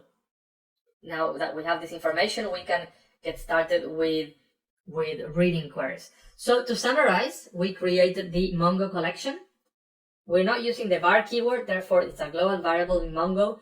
We give it the name of sales. So if you go to your shell now, you should be able to see this as well. So if you go to your shell, and I can type db.sales.find, and this gives me some of the results. So find, it gives you a cursor. When you call it on the actual Mongo itself, it gives you the first 20 results.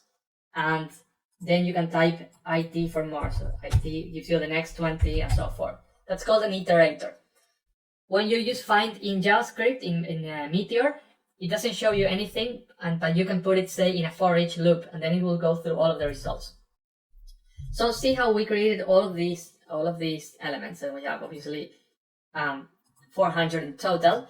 Then the way we did that was just random generation. The important things that we use the same insert that we were using in the shell.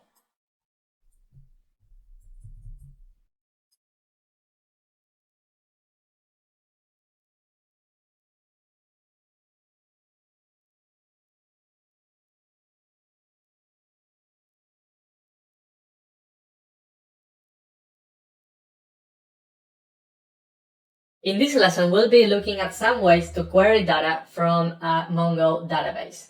We already have a database with a collection called sales that has 400 entries. So now we'll be using the find operator to do different queries on this database. The place to find all the documentation for find in Meteor, the API that Meteor provides, is in the documentation collections find, and in here. And also, if you're interested in learning more about it, if you actually go to the documentation of Mongo, of docs.mongodb.org, and then there's a whole section on CRUD operations, create, reading, updating, which I highly recommend that you take a look at this part, MongoDB CRUD operations. And then you have all the read operations and more information about cursors and other aspects, more advanced aspects like query optimization and things like that. So that's another nice place to look at. So let's do some basic queries. So first of all, we do sales.find, that gives us a cursor, which means that if you put that on a variable,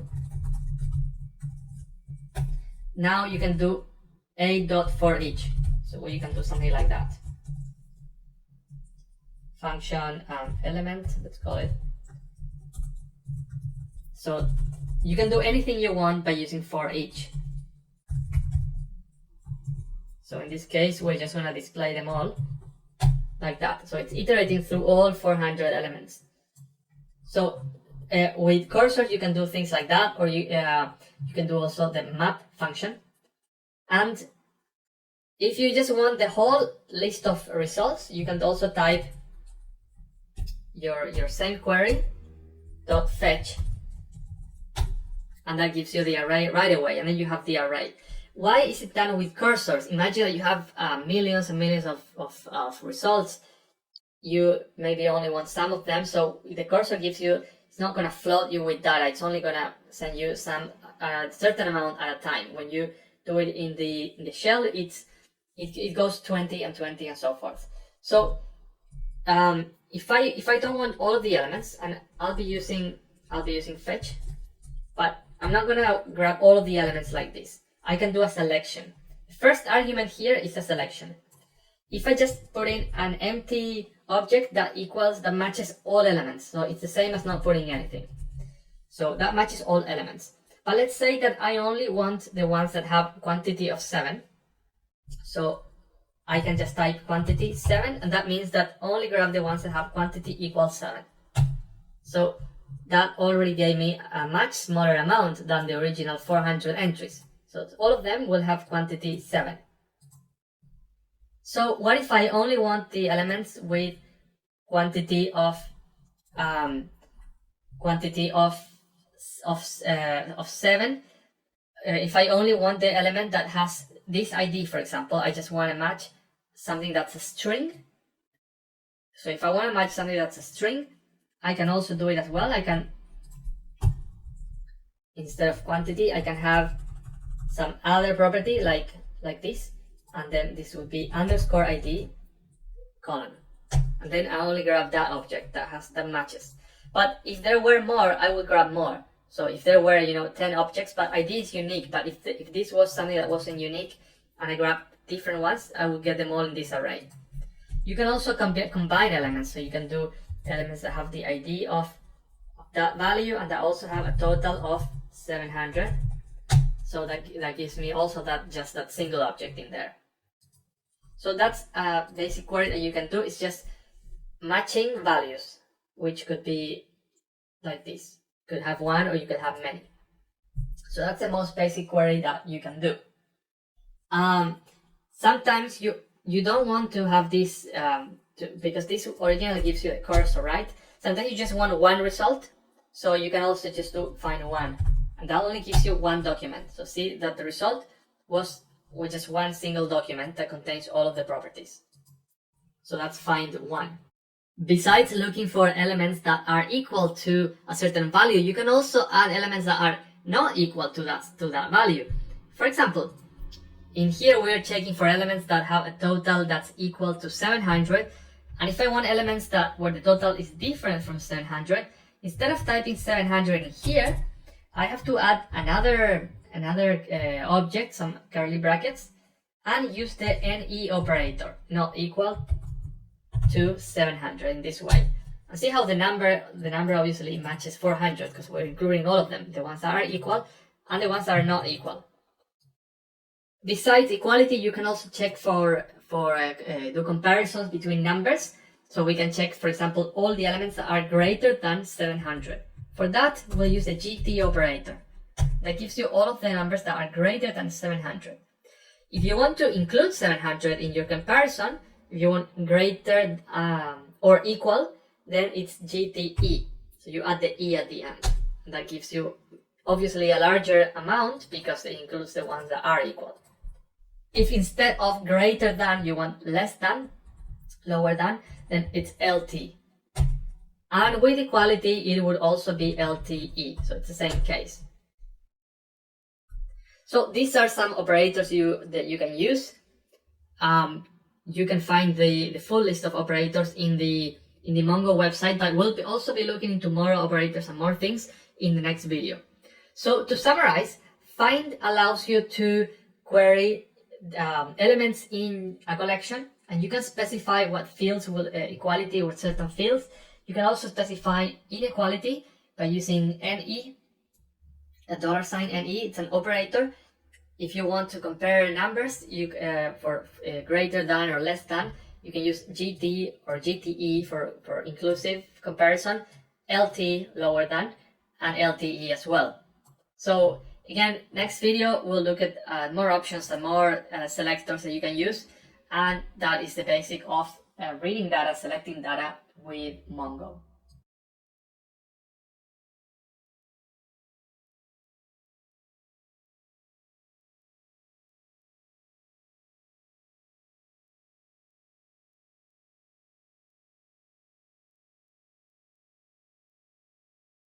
Now that we're more familiar with find, we are going to show all of our sales in this page, and we'll explore some more operators of find.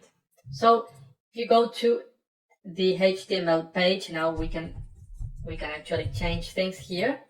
Let's create a template that's called sales, and this template will no longer have the default content, but instead it will be a table. And there will be a row at the beginning with some header stuff. So we are going to have our ID. We're going to add the quantity, the total, and products. Then for each one of our sales, so we'll use the each tag, spacebar tag, for each one of our sales, and we're assuming that there's a helper called sales because we have to create that still to get that data. For each one of them, we will add another row which will have different fields that will show all of these corresponding parts of our sales. So we'll have one for each one. So we'll have one for showing the underscore ID, one for showing quantity, total, and products. Now we need to create the sales helper.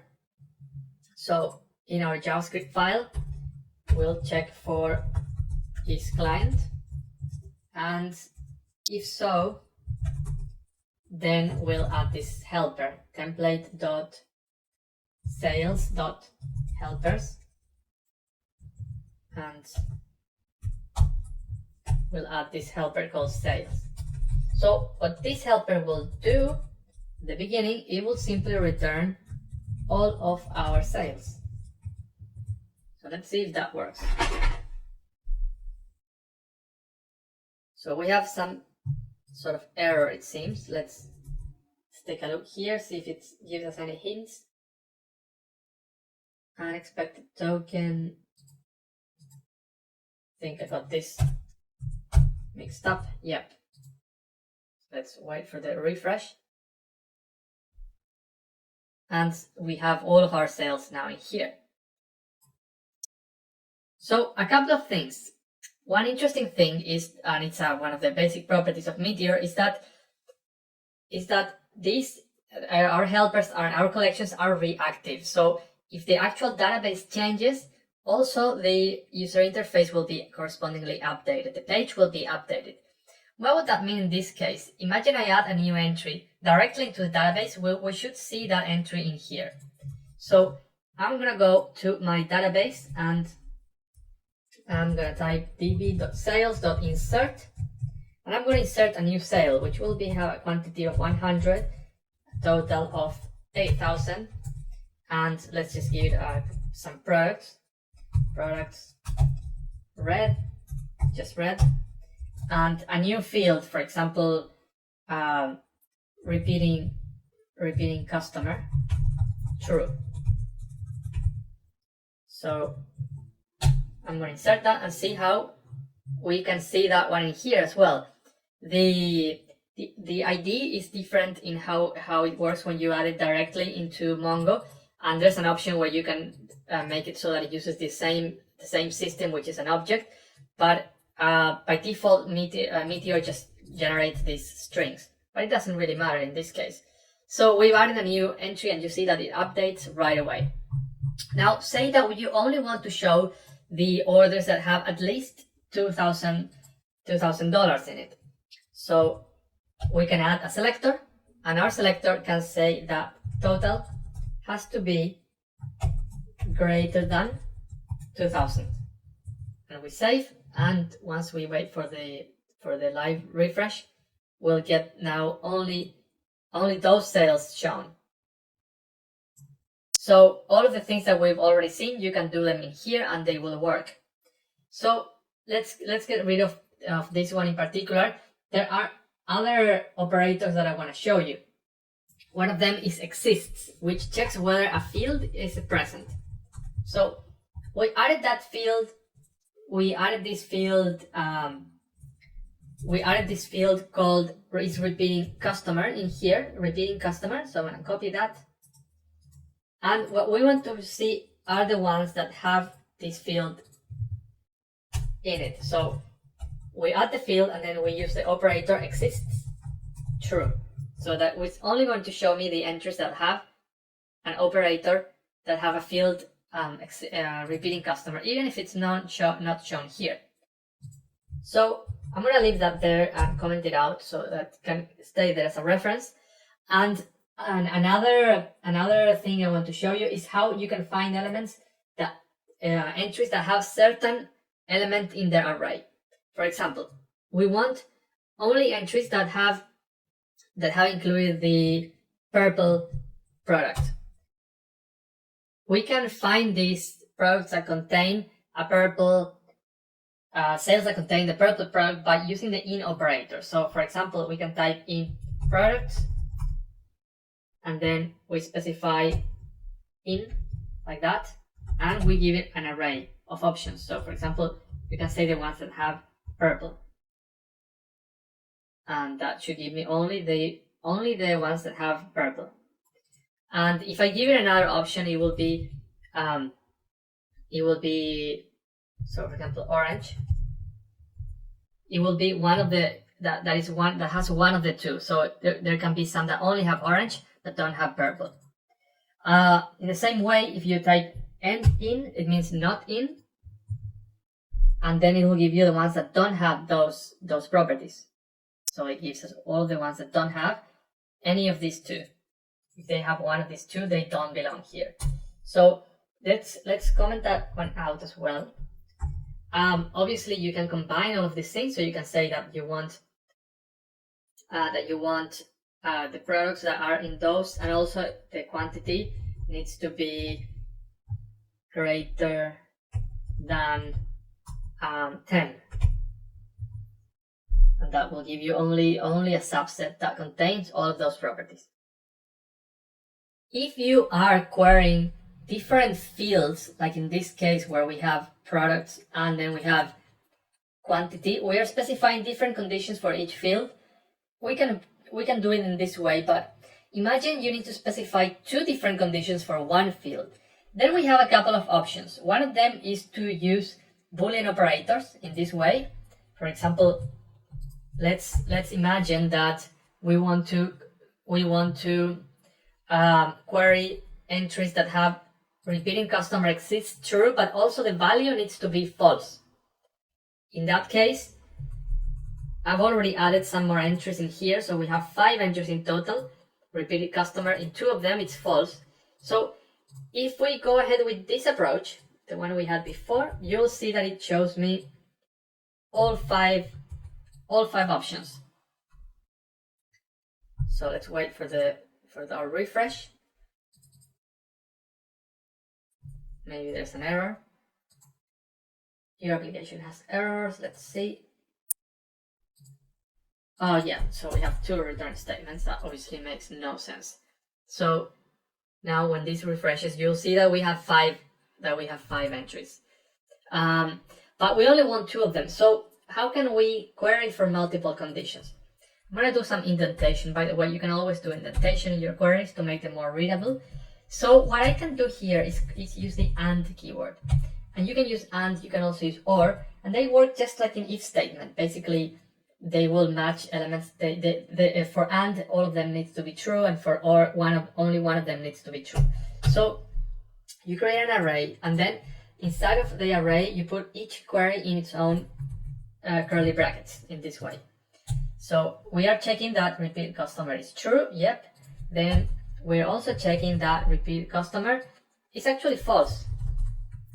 So let's see what that brings us. So that gives us those 2 elements.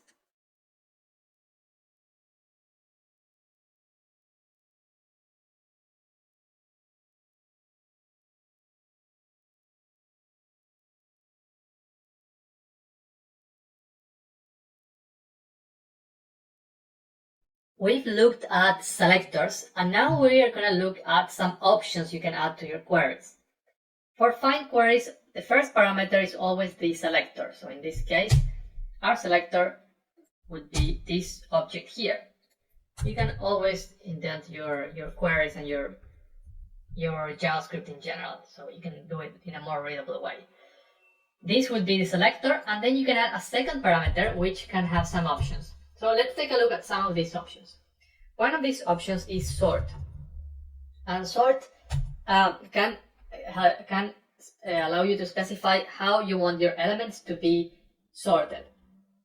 So the way to do that, by default, all elements are just sorted by the order when they were inserted. That's called the natural order. But you can specify other ways of sorting. One way, for example, could be that you want your quantity to be sorted in an ascending manner. Then you specify like that. And that will be start from the lowest quantity and grow all the way up. If you want it to be in descending manner, you can type -1. And that will make it reverse. If you want to specify multiple properties, for example, let's sort them all by quantity, and then if they have the same quantity, let's sort them by total or by products or by something else. You can enter this as an array, and then you can specify in an array each one of these situations. For example, the first element will be quantity, and you can specify like that, ascending. Then the second one could be that you want ID, sorry, in this case underscore ID, and all of this in an array. So your second one is ID, and that will go in a descending order. So let's take a look at what that brings. So then these are all the same quantity, but see how the IDs are being sorted in descending order. Besides sorting, you can also limit the number of results. So you can say that you only want the first 10 results that appear. And once this refreshes, you see that we only get 10 results now. And we only get 10 given the order that you've provided. In this case, we are sorting everything in the client side, so the server is just sending all of the items, and we're only sorting them in the client side and limiting them on the client side. Later in the course, when we look at publications and subscription, you'll learn how your server can send only some data to a user. What if you only want some of the fields? You don't want all of the fields. Then you can specify them like this. And there are two approaches. Sorry, it's an object. There are two approaches. You can specify which fields you do want, or you can specify which fields you don't want. So if I specify what fields I do want, then I need to be consistent and I can't leave any of them behind. So if I only say that I want ID, it's going to assume that I don't want anything else. Whereas if I say I don't want ID, it means that I do want everything else. So in that case, it'll bring me everything else but the ID. You might observe, so ID it's an exception, but I could say that I don't want the quantity. So you always need to include the ID in your cursors, in your results. But I don't want the quantity, and say that I also don't want the products.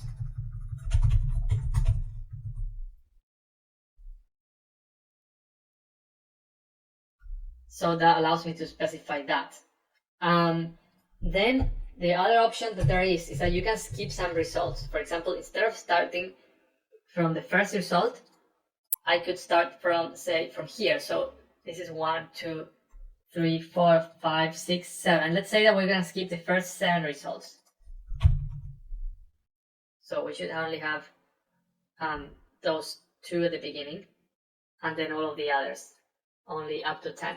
So these are all useful options that you can do in your find queries. To summarize, you can do sorting. If you're just sorting for one item, the easiest way would be to just specify an object and specify the name of your property, and then 1 or -1 for ascending or descending. But then if you need multiple, you need to have an array. Now, why can't you just do this? Total -1.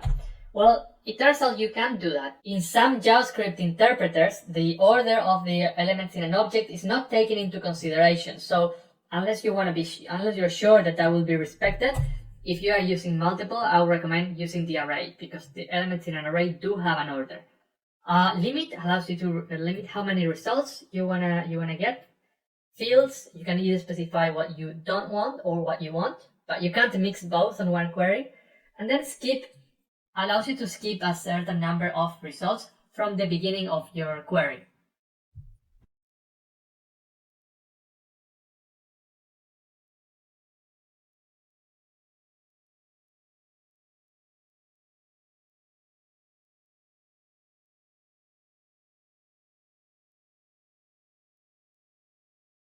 We've looked at inserting data, we've looked at retrieving and reading data using selectors, and in this lesson we'll complete the cycle by looking at removing and also updating.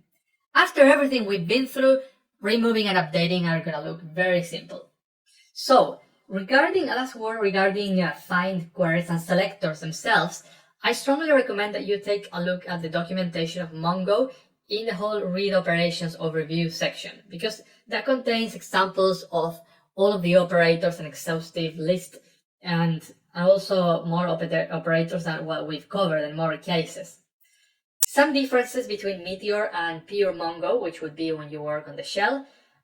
When you're working in Meteor, that second parameter, which is the options, those options in Mongo go like this. They go as another function after the find. So that's something to keep in mind. It's called a cursor modifier. but in Meteor, they will go in this way. So take a look, because a little bit of the API is different, but not the main aspects, not the queries themselves, which is the important part. Now, let's regarding doing deletion and updating in Meteor. So far, we've been running this in the client side as helpers, but Meteor doesn't let you run queries that update or delete on the client side unless they specify exactly an ID for one single entry. And in this part, we're not yet covering server-side methods, which is covered later in the course, in actually the next module. So we'll do our example of updating and our example of deleting directly into the shell.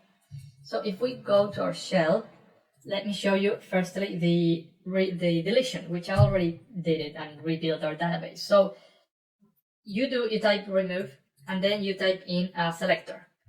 That selector can have any of the properties that selectors have. So it can have any of all the things that we've seen. So you specify which elements you want to remove.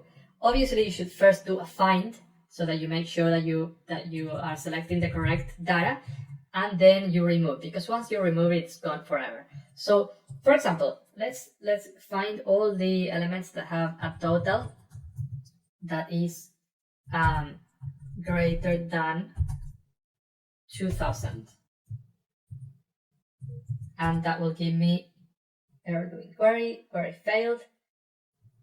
Try and reconnect. Let's try again. There we go. So we've got all of these entries. Let's do count. 15 entries. So we got the selector there, and it selects 15. So what we could do is just do remove, and that will remove those 15 entries. So we remove 15 entries. If you run our query again, you'll see that there's no results. So that's removing. As simple as that. If you want to remove all the elements of your collection, then you use empty brackets like that. And that will make it an empty collection. I'm not going to do it now because then I'll have to restart the app to get all the data loaded again. Sorry, this should be removed. So if you do that, that will remove all of the entries. The collection will still be there. If you want to get rid of the collection itself, then you have to do a drop. But be careful when you do those things, especially if you have live data in there. So again, that's for removing. Now, what about updating? Let's try a different query this time. So let's try that one. For updating, we specify a selector. So update, we specify a selector, and then we specify what it is that we are changing. So we do our modifiers. So the simplest one is to do set, and then you can specify things for different fields. For example, you can set maybe a new field called is on sale, for instance, and you can do true. And maybe you can also replace some existing value, like that the total is now no longer 1000, but it's 1100. So it's going to change all the totals, right? So if we run that query, it modified, it matched and modified one element, because by default, update operations only modify one element. But if you want them to modify many elements, then you have to add a third parameter, which will have some more options. So one of those options is multi. So if you do multi true, then it will modify multiple elements. So see how before we modified one, and now we are modifying 228. So all the rest of them, we modify them all. So that's for updating. So you can update many or more many properties, or just a single one. So you can just add a new field or modify an existing field. So see how adding a field or modifying an existing field is exactly the same in Mongo. There is no process of creating a new field in the schema like there would be in SQL, in relational databases. Instead, it's all treated in the same way. Very native to JavaScript in a way. So let me show you another example. Let's see that now we don't have any more entries.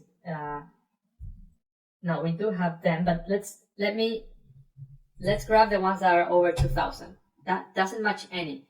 So What if I use another property which it's called absurd? So in this case, if it doesn't find it, it creates it. So we're running a query where we didn't find anything, and if I say absurd true, then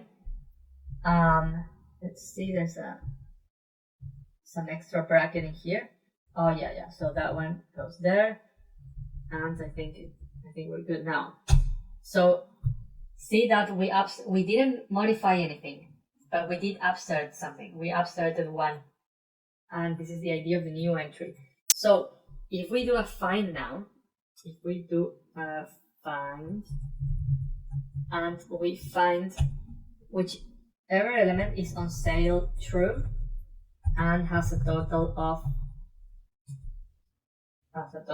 100, and then let's see, we should be able to find that element now that we just created. So and that element wouldn't have any of the other properties. So that element, the new element, is only going to have these properties. It's not going to have a total. It's not going to have anything else. So we can search for an element that doesn't have a total. No, it will have a total because that's what we inserted, but it won't have a quantity. That's what I meant. So we can search for an element that doesn't have quantity. So quantity exists, false, and see if that brings us. So that brought us this new element. So see, we absurd. This is the ID of the new element. It ends in 253F. That's exactly the same as this element. So use absurd with only when you know that that's what you want. Don't use it just because. So if you're searching for something and you don't find it, to modify it, you can actually create it. So that's a really cool thing that you can do in Mongo. So to summarize, we've looked at removing. Removing is very simple. All you have to do is give it a selector. All selectors are the same as we've already seen in find or all the other operators that you can find in the documentation will work here as well. Then when it comes to updating, you have a bit more complexity, a bit more options. The first parameter specifies a selector as well. And then you can use set to set one or more properties. They will be added if the object doesn't have them. Then if you want multiple updates, you use multiple true. By default it's false. And if you want to create it instead, you use true. Also, something I forgot to mention regarding both remove and update is that in Meteor, when you enter the first parameter can either be a selector or it can just be an ID. So you just pass it an ID, it will either remove the element with that ID or it will update the element with that ID. In that case, you don't need curly brackets. All you do is just pass an ID, like this, for example. So you'll see actually we'll use that in other modules. So those are the basics of the CRUD operations in Mongo.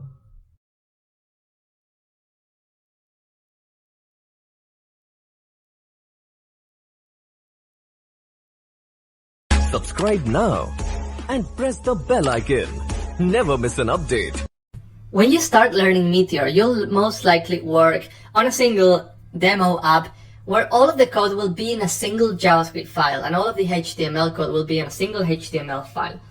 But as applications grow, you will be putting code in different files and you will want to have a certain folder structure for your project.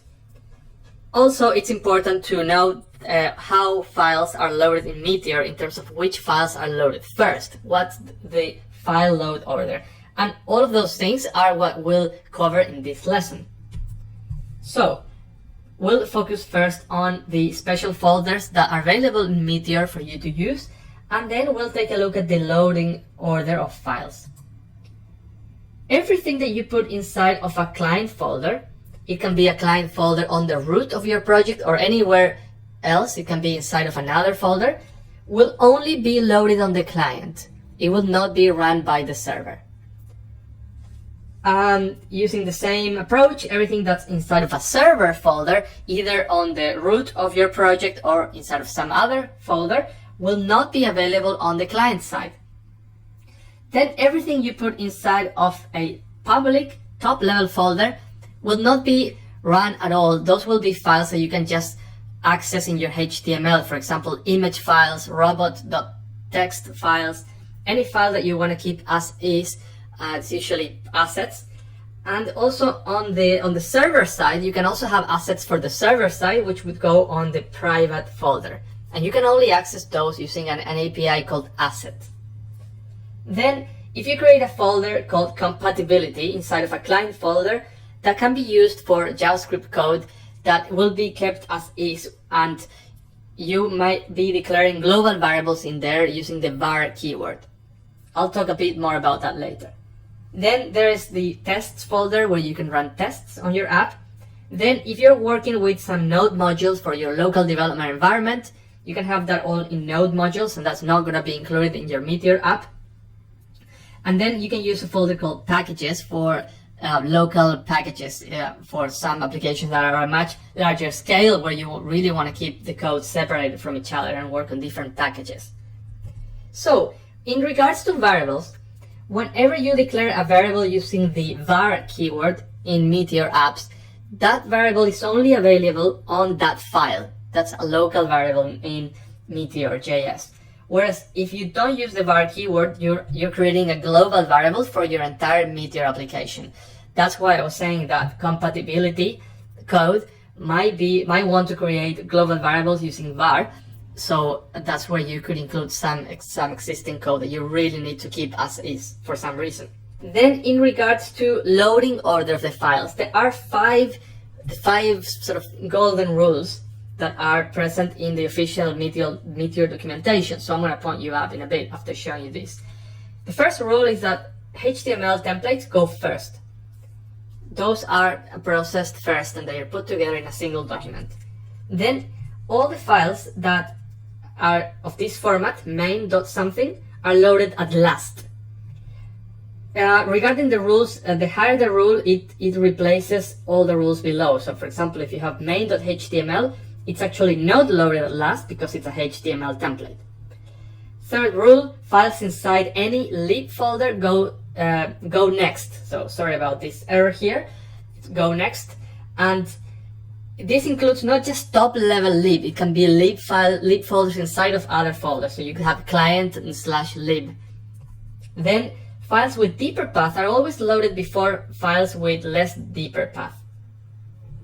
And files are loaded in alphabetical order of the entire path. That will make more sense once I show you an example. So let's take a look at this example. I have all of these files. So if you want, you can pause the video and try to figure out by yourself what the correct order should be. I would actually strongly recommend that. So pause your video, take a look at the preview, at the rules, and see if you can figure it out. So now I'm gonna proceed with the answer. As we said before, HTML templates go first. So these two files go first. Now, which one of the two goes first? Let's see what the other rules tell us. We know that files are loaded in alphabetical order. So L listing goes first, and then we have main.html. So those are the two first ones. Then we know that main files are loaded last. So we have here main.js. That file should be loaded last, to be pushed to the bottom. Then regarding files that have lib, we have three files that are somehow in lib path. So this was client/lib, helpers.js, lib/tools.js, lib/users, advanced.js. So these two files are a deeper path than this one. So these two files should go before this one. And then regarding these two files, this one starts with C, the full path starts with C, here starts with L, so this one goes first. Files are loaded in alphabetical order of the entire path. So the solution is this. We have listing.html, main.html, and then all the ones that have lib, these two go first because they are deeper path, and this one goes before this one because on alphabetical order it would go first. Then it would be this one. And then regarding these two, they should be sorted by alphabetical order, but since this one's called main.js, it goes last. So that's how we sorted that out. Before we go into lesson summary, I just want to show you the documentation. So if you go to docs.meteor.com and then make sure to be in the full API, you will see if you scroll down a little bit, you'll see structuring your application, and that one gives you a lot more information about the different folders, and also it has an example of the file order as well. So it shows the 5 rules that I explained, and it shows you a second example that you can take a look at, and some ideas to how to organize your project, but this is all for larger apps, not for very small apps. Also, there's this guide on GitHub where a lot of developers have contributed different guidelines in regards to application structure and other stuff. So especially for larger apps, I would recommend you take a look at this section. Especially, it's 50% done. It might be already completed when you look at this, so that's another good resource to look at. So our lesson summary is that we have special folders, and these are really the main ones that you'll see, especially these 3: client, server, public, private. Remember that if you are putting in sensitive server information like passwords or API keywords, that should all go in the server folder, because if you put it in a file with checking is server, that will be visible in the client. It will be minified, but it will be there. HTML files are all combined into that one document. CSS and JavaScript are minified and concatenated in production. On development, they're just concatenated, not minified. And then the loading rules, you can read more about them on the official documentation of Meteor. So I hope you found this useful, and I will see you on the next video.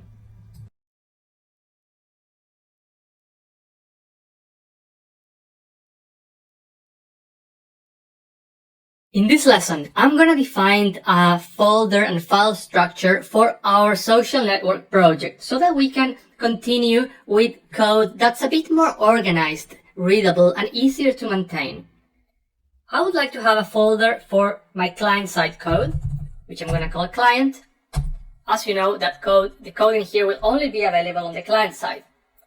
Inside here, I want to have a folder called templates, where I'll be putting each template in its own file, and helpers as well, and events. What else do we need? I would like to have a folder for shared code where we can put our collection, our post collection. And lastly, a server folder. We're not going to use the server folder yet, but we will. So, inside of lib, I'm going to add a new file called post.js. And that file will contain the code that we are currently having in this JS file. So that code now is placed in post.js, which is our common area. Then inside of template, so as you can see, we also have code for the post list template. So inside of templates, I'm going to add 2 files. One will be posts lists.html, which will contain the template itself, and then a JavaScript file with the same name, posts list.js. I think this one is actually called should be called list, not lists. So let's rename the file and change it to list. And this code in here will go now inside of that new file, of the JS file. Because in here we're going to put all of the helpers or events that we need for our list. We no longer need to check because we're already inside of a client folder. That means that it is only for the client. So we no longer need this check in our new file. Let's repeat the same process for the form. So post form.html and post form.js. And I was also meant to put the template file in its HTML. So if we go to socialnetwork.html, this template code now is going to go in here. And let's repeat the same process for the form. So let's copy that, cut that, and put it here.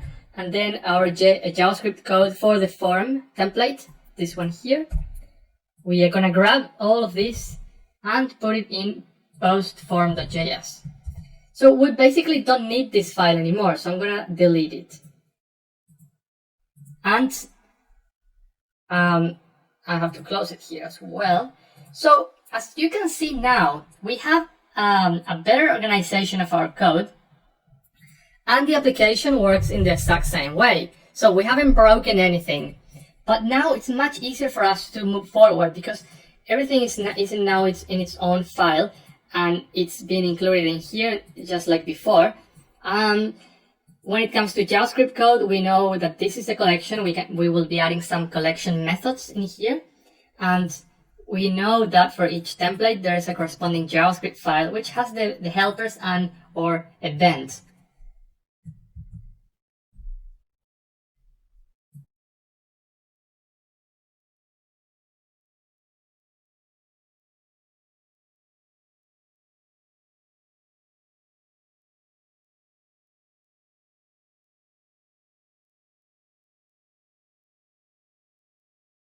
We already created the template of our project. What does that mean? We already created HTML and CSS code that is not functional, it doesn't do anything, but it represents what the final app will look like. What we'll do in this lesson is implement this code into our existing Meteor project.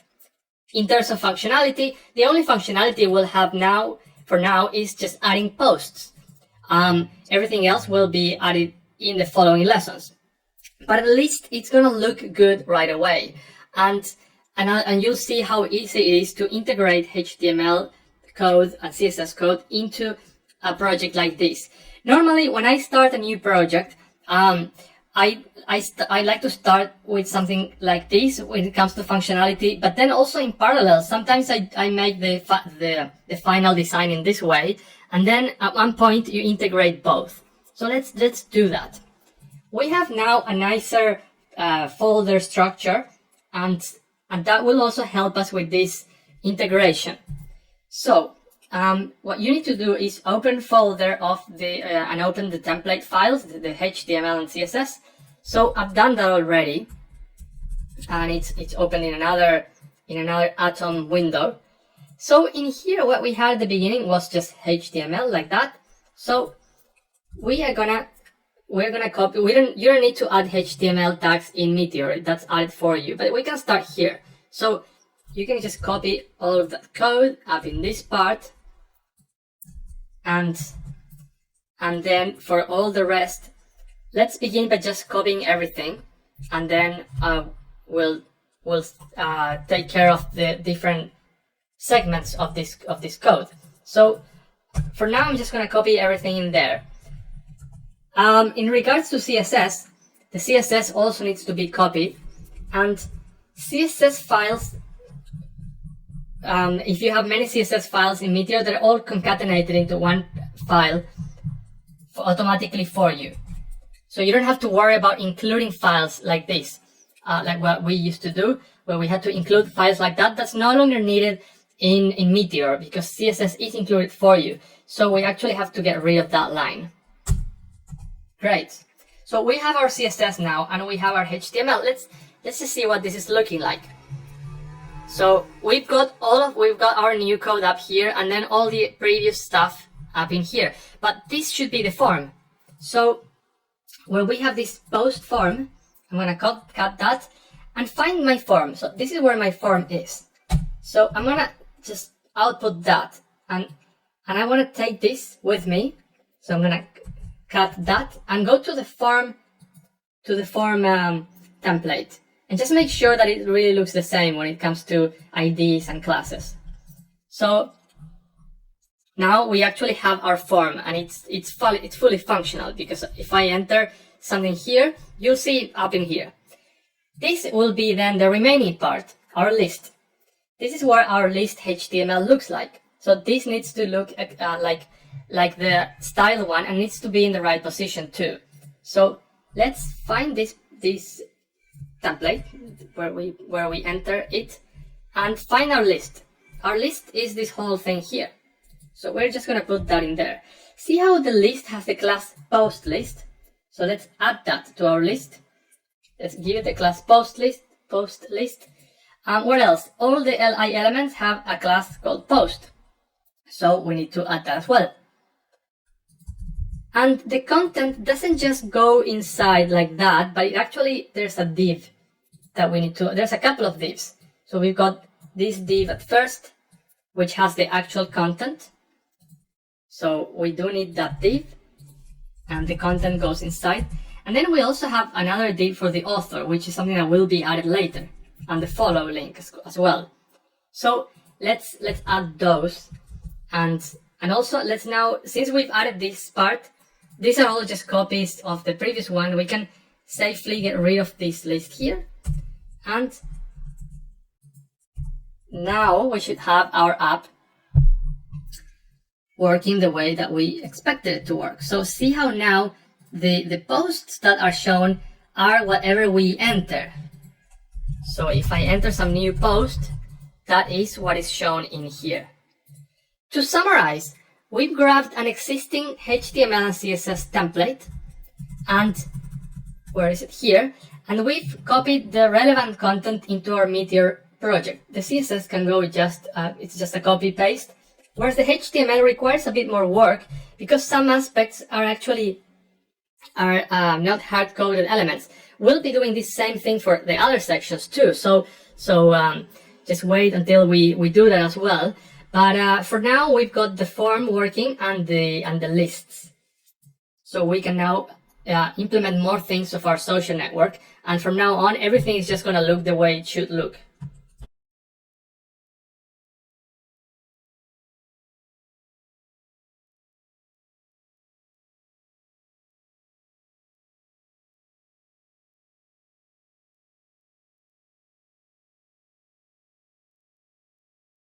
Social networks need users. You need to be able to have user accounts in your app where a user can sign up, log in, log out, change password. That's what we'll add in this lesson. But before we begin, I wanted to show you the website atmosphere.js.com, which is a place where you can find Meteor packages that you can include in your app. Meteor packages are code, are modules built for Meteor apps by other developers. Some of them are official Meteor packages, some others are unofficial. Just anybody who wants can publish a Meteor package here. So this would be the place to search for packages for a lot of things.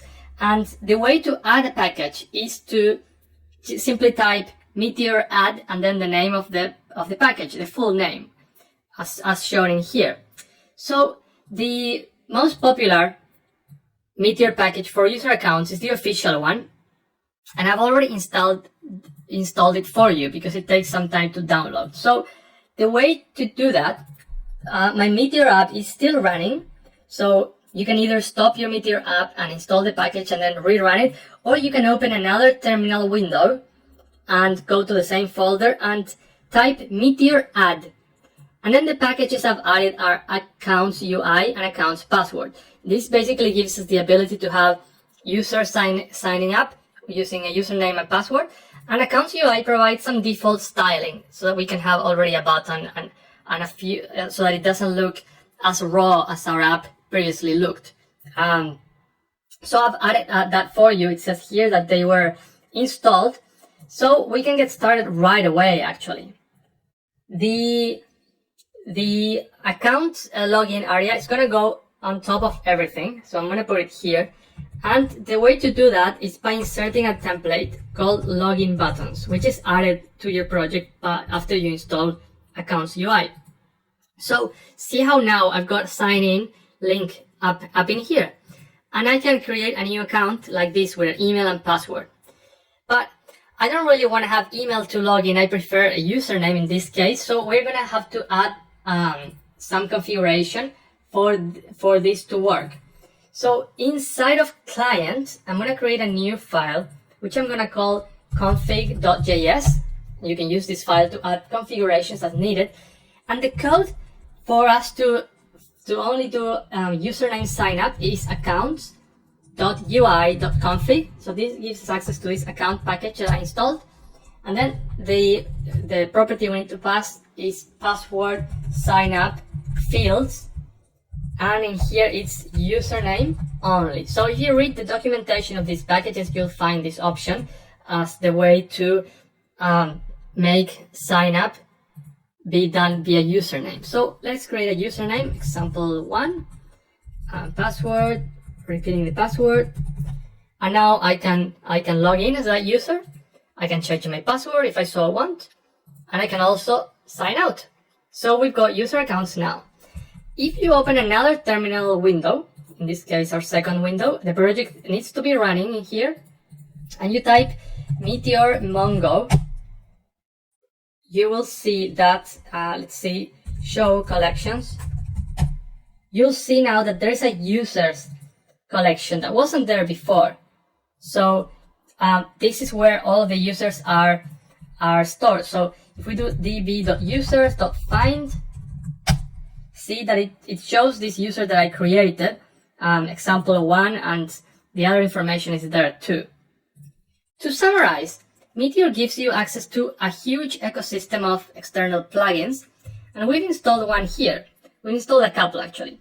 Accounts password to have login with username or email and password, and then accounts UI to have this easy to use user interface that just works. After that's added, provided the project is running or is a rerun, we get access to this template and other options which you can find in the documentation for this package. That would be very easy to find in here. So if we search for accounts UI, for instance, it will give you in here accounts UI. That's the one, and you'll see the documentation shown in here and the details on how to use it and more links. So that's quite straightforward. So we get access to this. What we also did was force it so that it doesn't use email, just a username, because it's just easier like that. And then we can display the usernames, which we'll do obviously later. But yeah, that's what it takes to add basic user accounts. Extremely easy, as you can see, to a Meteor app.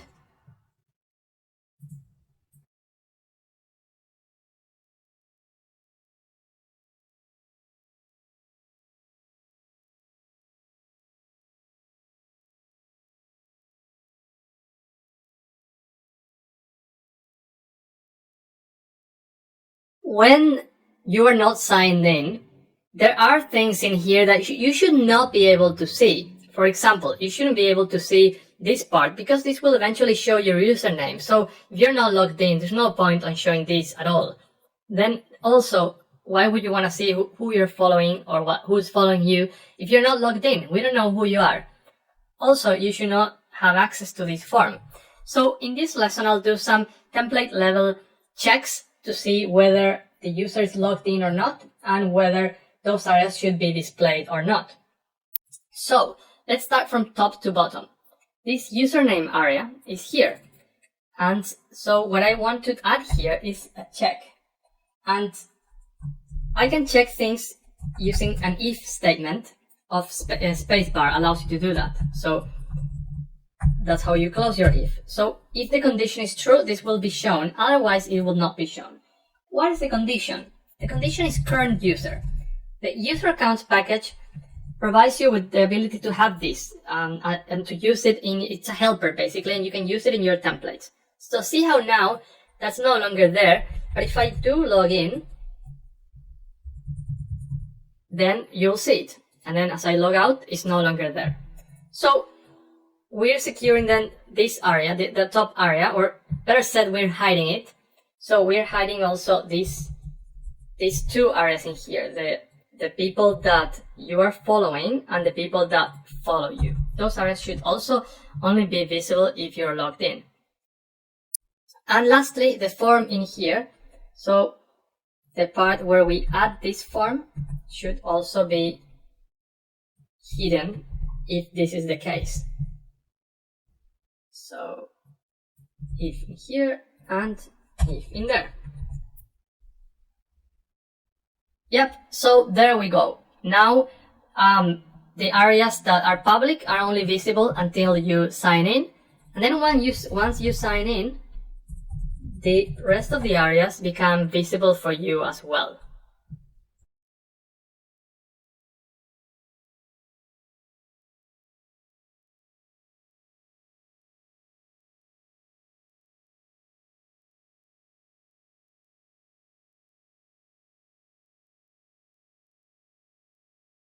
In this lesson, we'll do some minor changes in our app. In particular, when a post is saved, I would like the author of the post to be saved as well. And then I would like that author to be shown in here where it says author. So I would also like the username of the current user to be shown in this part. So let's start with that part, actually. That's the easiest. I've said that we have access to current user, which comes from a helper, and it's an object. And that user has the property username, just like in the database we had, as we saw before, we had username as part of the user. We get access to that here too. So if I type in here username, and this needs to be in double curly brackets, we are now going to see the actual name of the user in this part. So that was one thing. The other thing I said was to save the author of each post. So in our post form.js file, when we insert our post, let me make this a bit more organized. Now we also want to save the username. So basically we are connecting two different collections here. And there are different ways to do that. In this case, username is a unique field of each user. There are no two users with the same username. So we can safely use it as a field that in a way connects both collections. So let's get our current username before. So our username is meteor.user, gives you access to the current user object, the user that's logged in. .username, this gives you the username. So we are gonna save our username like that. And now that we're saving it, so let's say this is a new post with username. We should expect now to have this username property available. So let's see what happens if we show that now. If we go to posts list, and instead of author, we show here username. Most of them don't have a username, but the last one does. And now, from now on, they're all going to have username. Another little change I want to do in this part is that I want to show the posts, the newest posts on top and the oldest posts on the bottom. So the way the posts are sorted needs to be slightly modified. So instead of just doing a find, we are going to keep on doing a find. So I'm going to enter just an empty object to point out that we are finding all of them. I'm going to add a sort property and give it the created property -1 so that it's shown descending. So the ones with the higher date are shown before. So see how now our new post is shown on top.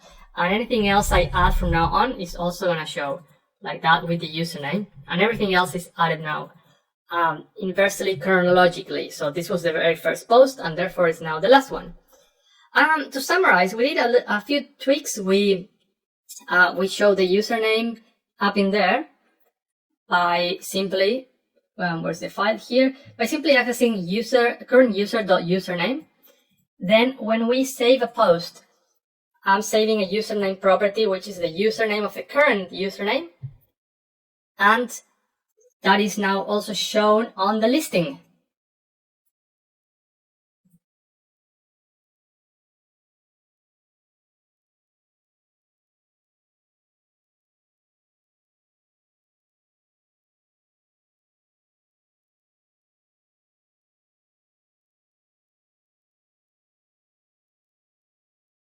In our app, users can simply add new data using the command line.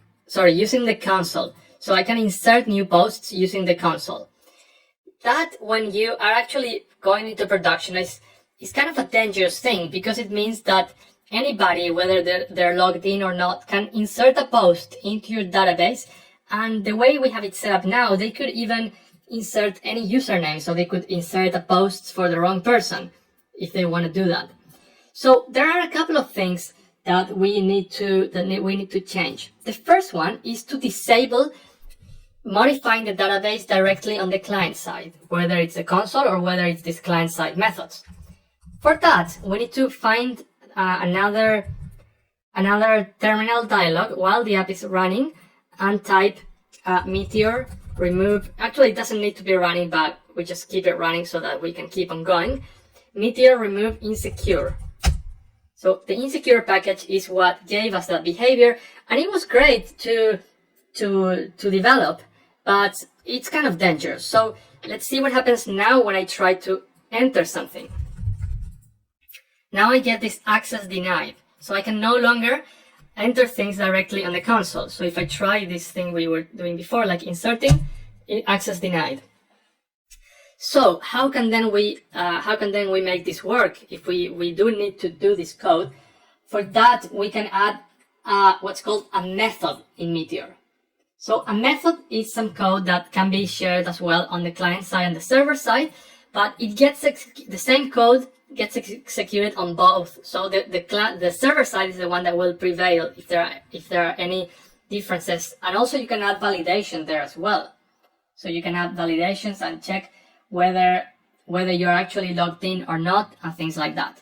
So let's leave this here for now and go to post.js, and we'll add a new method in here. So meteor.methods, and I'm putting the methods that have to do with post in the same file so that it's easy for us to identify it. So I'm going to create a method called post at post, and it will receive as a parameter the content of the post. So what things we do here? First, we're going to grab the current user username. So if you go back here, we're going to take this code and bring it to here. In this part, we need to check whether the user is logged in or not. That's the first thing we need to check. So actually, we need this part, and that will indicate whether it's logged in or not. So if the user is actually, we can get user ID as well. So this can help us check whether if you're not logged in. This means if you're not logged in, so if there's no user ID, then we throw new error, meteor.error, and you can give it a code here which is not authorized. You can also enter some text that will be shown in the console. So you are not signed in. So if this is not true, only then we grab the username, and we can now insert our post. So this same thing we did here, we can now do it in here. And there are some advantages to it. The first one, obviously, is that if you're not logged in, it will simply not get inserted. The second one is that the date is actually, this is executed on the server, so the date is the real date. You cannot enter a fake date from the client side. And obviously the username can also not be forged. And now, how do we call this method? Because we have the method, but we haven't called it. We need to call the method here. So type called method. It's actually quite straightforward. The way to do this is type it meteor.call, and then the name of the method is add post. You pass it like that, as a string, and we pass in the parameter, which is the content. So it's the only parameter that we had, because our method had that parameter content. It needed to have a content. So let's see if this is working.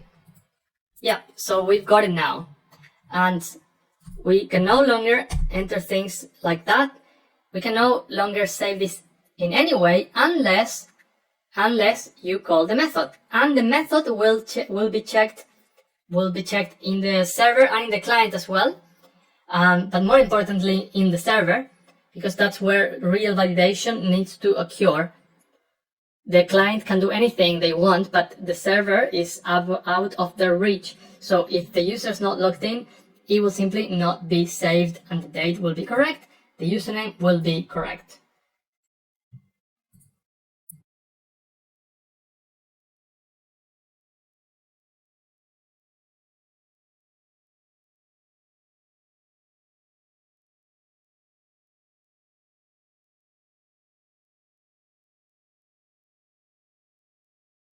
In this lesson, we'll give users the ability to follow other users, so that when they click on the follow link for another user, they will start following them.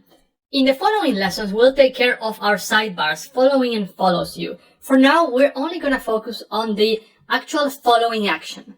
So I've created some more users and added some content so that we can have some more users to follow. The very first step will be to listen for the click event on these follow links.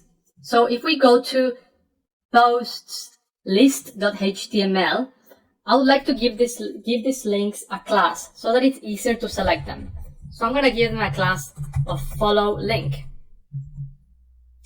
Then I'm going to go to post lists.js and add events. Just like we have helpers, we're going to have events as well, just like we did with the form where we do have events.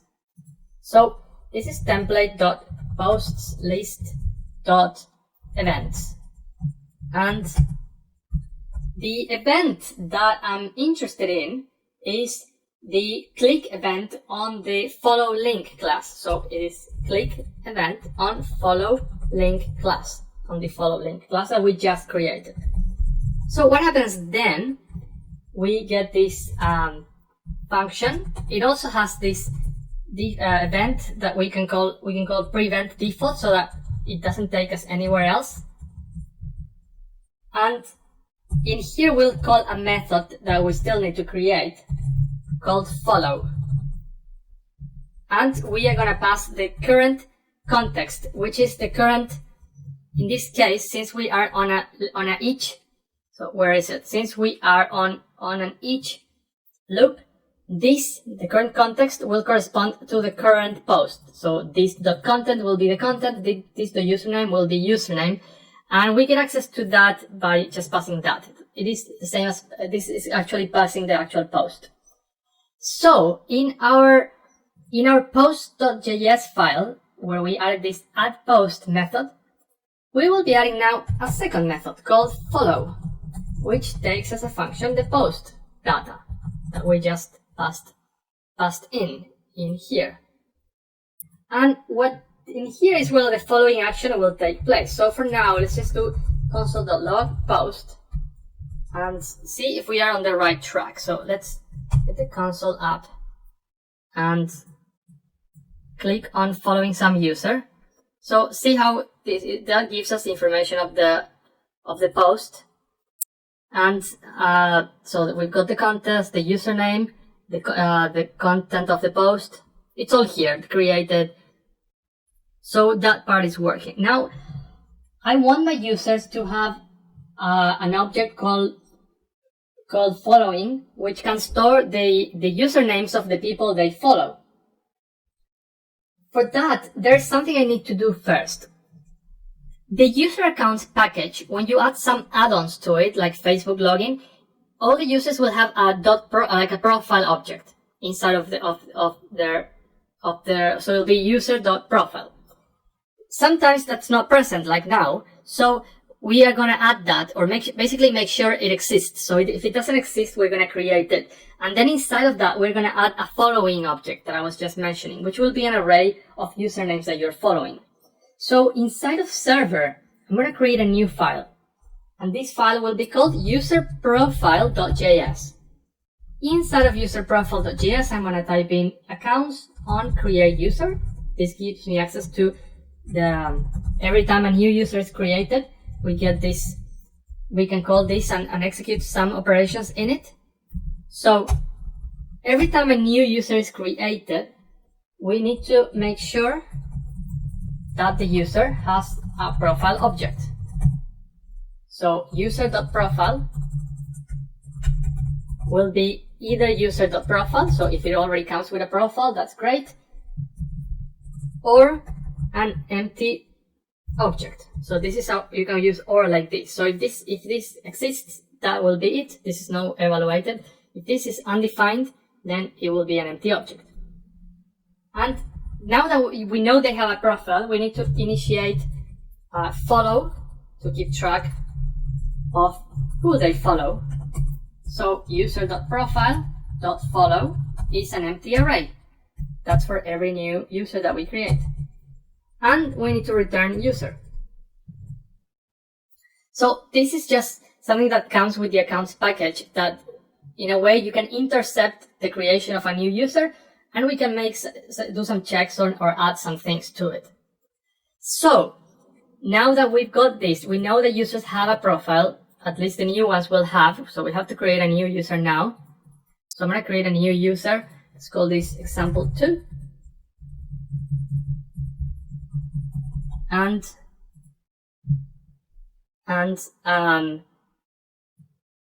now we can go back to our post.js and actually add elements, add followings. So we need to get the current user. Get current user by doing user equals meteor.user. And also we need to, so if the user is actually not defined, that means that you need to be signed in to follow.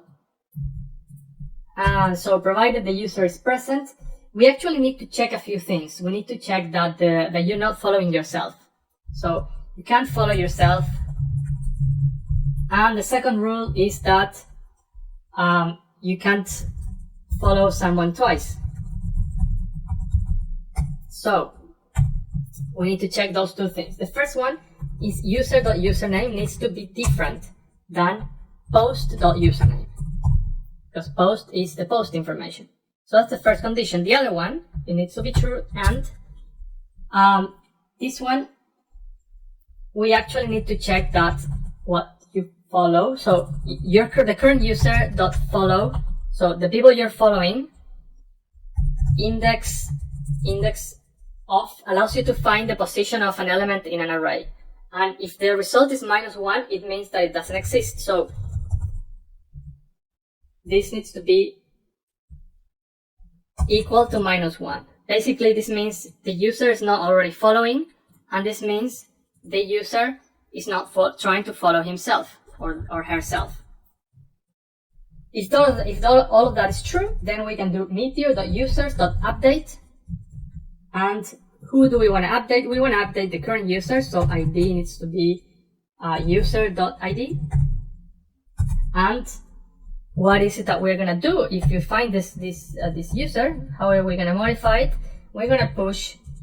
This allows you to add a new element to an array. So where do we want to push? Profile.follows. So let me just make sure that this is it follow or follows? So let's go here. It's follow without an S. So it's follow without an S. So post.username. So let's see if this works. If we can now follow user. So it's an expected error. Okay, so there was an issue here where I was meant to close this curly bracket and then get rid of that one. So now as it refreshes, let's see.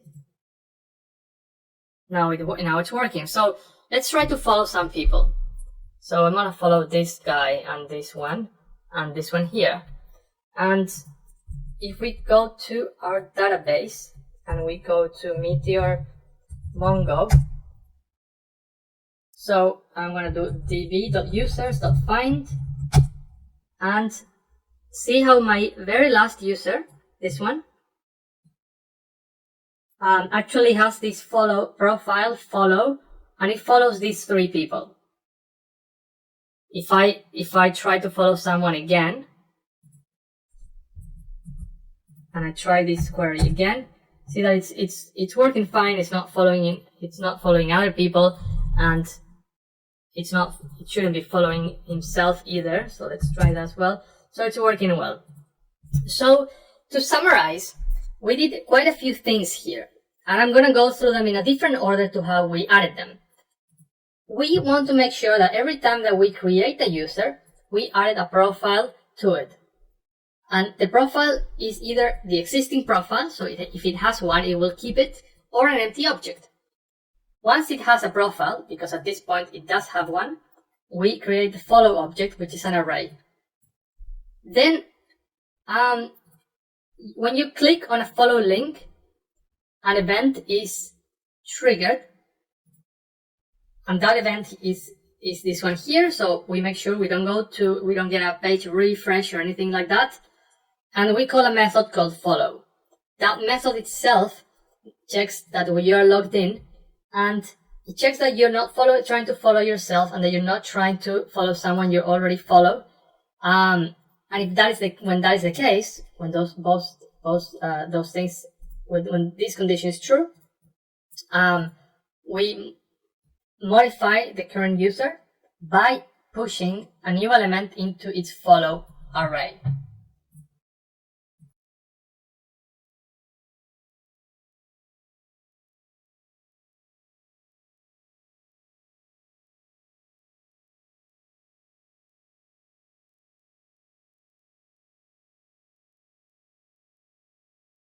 In this lesson, we'll be showing in here who you're following.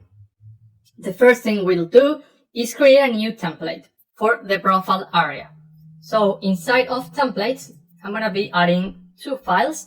I'm going to call this profile area.js and profile area.html. Now I'm going to put all of the HTML code inside of that template. So I'll take everything that's inside of this div and including all of the different elements. So we are going to include all of this until the end of the profile area. And in here we'll include our profile area. So what goes in this profile area is all of this code here. It needs to have at the beginning a template tag and have a name, profile area. The closing tag will go at the end. So now that we have this in a different area, we can create helpers for it and also listen to events. You could also do that on the main file. You can also create global helpers, but it's just easier to have it organized in different files in this way. This is the part where the people you're following will be shown. So let's go and create a helper that can give us that information. Go to profilearea.js and type template.profilearea.helpers, and let's create a helper called following. So this helper here should bring the information that we need. What this will simply do is get the user, meteor.user, and simply return user.profile.follow. So this will give you all the usernames. And now in our left side, in our profile area, we can do, instead of having all of these hard-coded entries like that, we can simply have each spacebar tag, each following.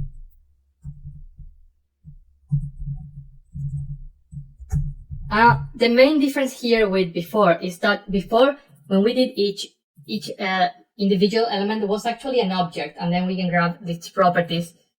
But in this case, it's not. Each element is a string. It's not an object. So each element here will be a string, because follow is an array of different strings.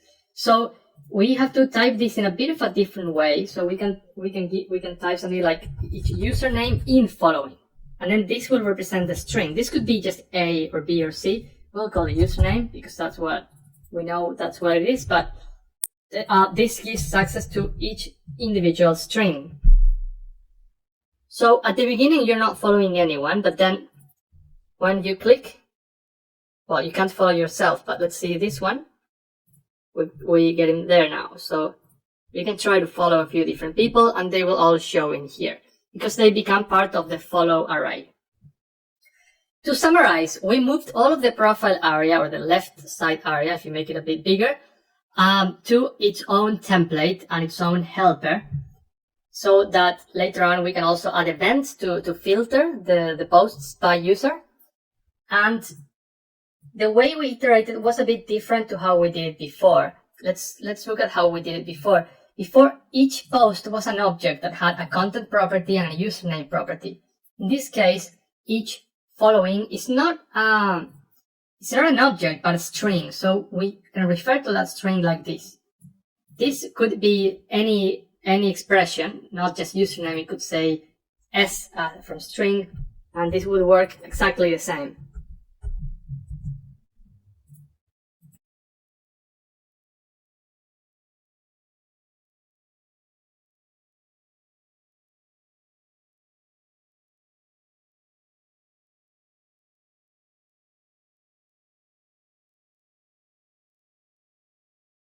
You know who you're following, but who's following you? Is there anybody following you at all? Are people following you back? In this lesson, we need to take care of this section here so that you can actually see who's following you, if anybody. So let's add a new helper called followers. At the beginning of the helper, we also want to have the current user just because we need to do a query. And our query needs to find all the users where your username somehow appears in their following list. So we need to query and find their profile.follow, find the ones that have you in their profile.follow. This query will be meteor.users.find. So we need to find the users that were profile.follow. The values in there, at least one value in there, is contained in the following array. The following array is simply your user name. So that's it. Simply that, as simple as that. Return followers. So this will give us actually a list of users. So let's do a console.log followers. In this particular case, I think it's just one person that is. Oh yeah, so we still need to show this because we still need to call this. So instead of profile area.html, instead of this part here, we are gonna add each followers. And at first we're just gonna call it just to see what we get.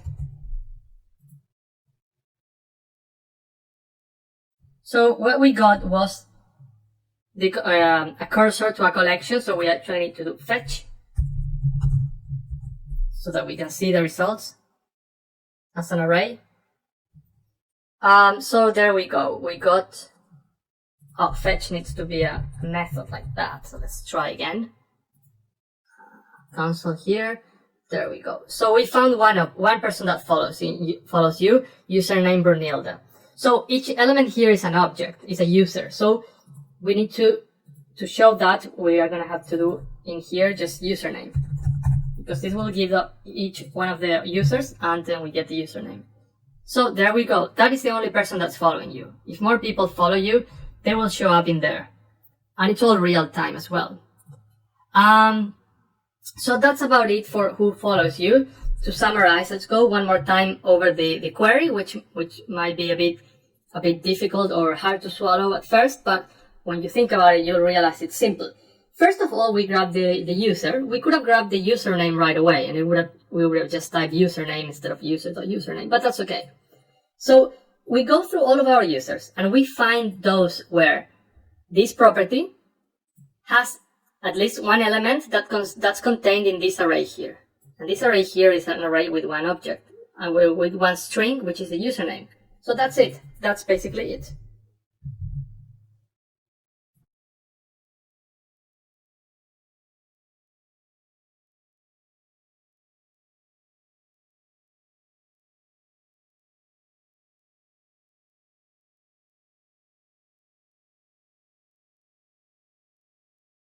In this lesson, we'll implement the ability for users to filter the posts, so that if you click on your username, it's only going to show you your own posts.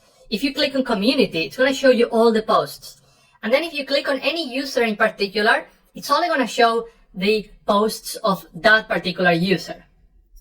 We are going to have an event listener in this whole profile area, and it's going to work the same way for all of these links. If we go to profile area, we need to make sure that all the links have this class filter user, because that's the class that we will use. So starting from above, the current user link should have that class. So let's make sure that it has it.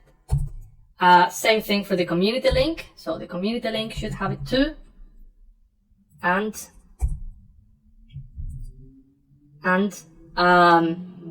then all the other ones already have that in them. Next, we're going to listen for click events. So we need to add events in here. Template.profilearea.events, and the event that we want to listen to is click on this filter, user. Once the user clicks, we need to prevent default, which is to go and reload the page if it's not showing anything, or just make sure the link doesn't do what normal links do. And then what's the selected user? So what have we selected? Selected user will be event.target, gives you the link, and then .text gives you the text of the link. So this will give you whichever one you clicked on.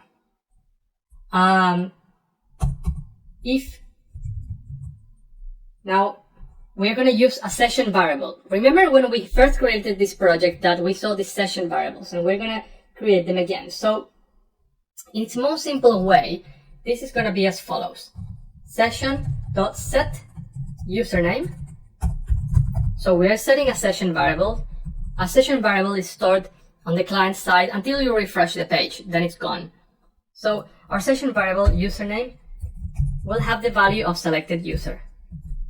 That's all we're going to do for now, and then we'll do a few more tweaks. Now, when we show all of the posts, we had this query here where we just show all of the posts. So that part needs to be modified a bit. Instead of this, let's return something called result, and let's say that result was equal to this part, to this query.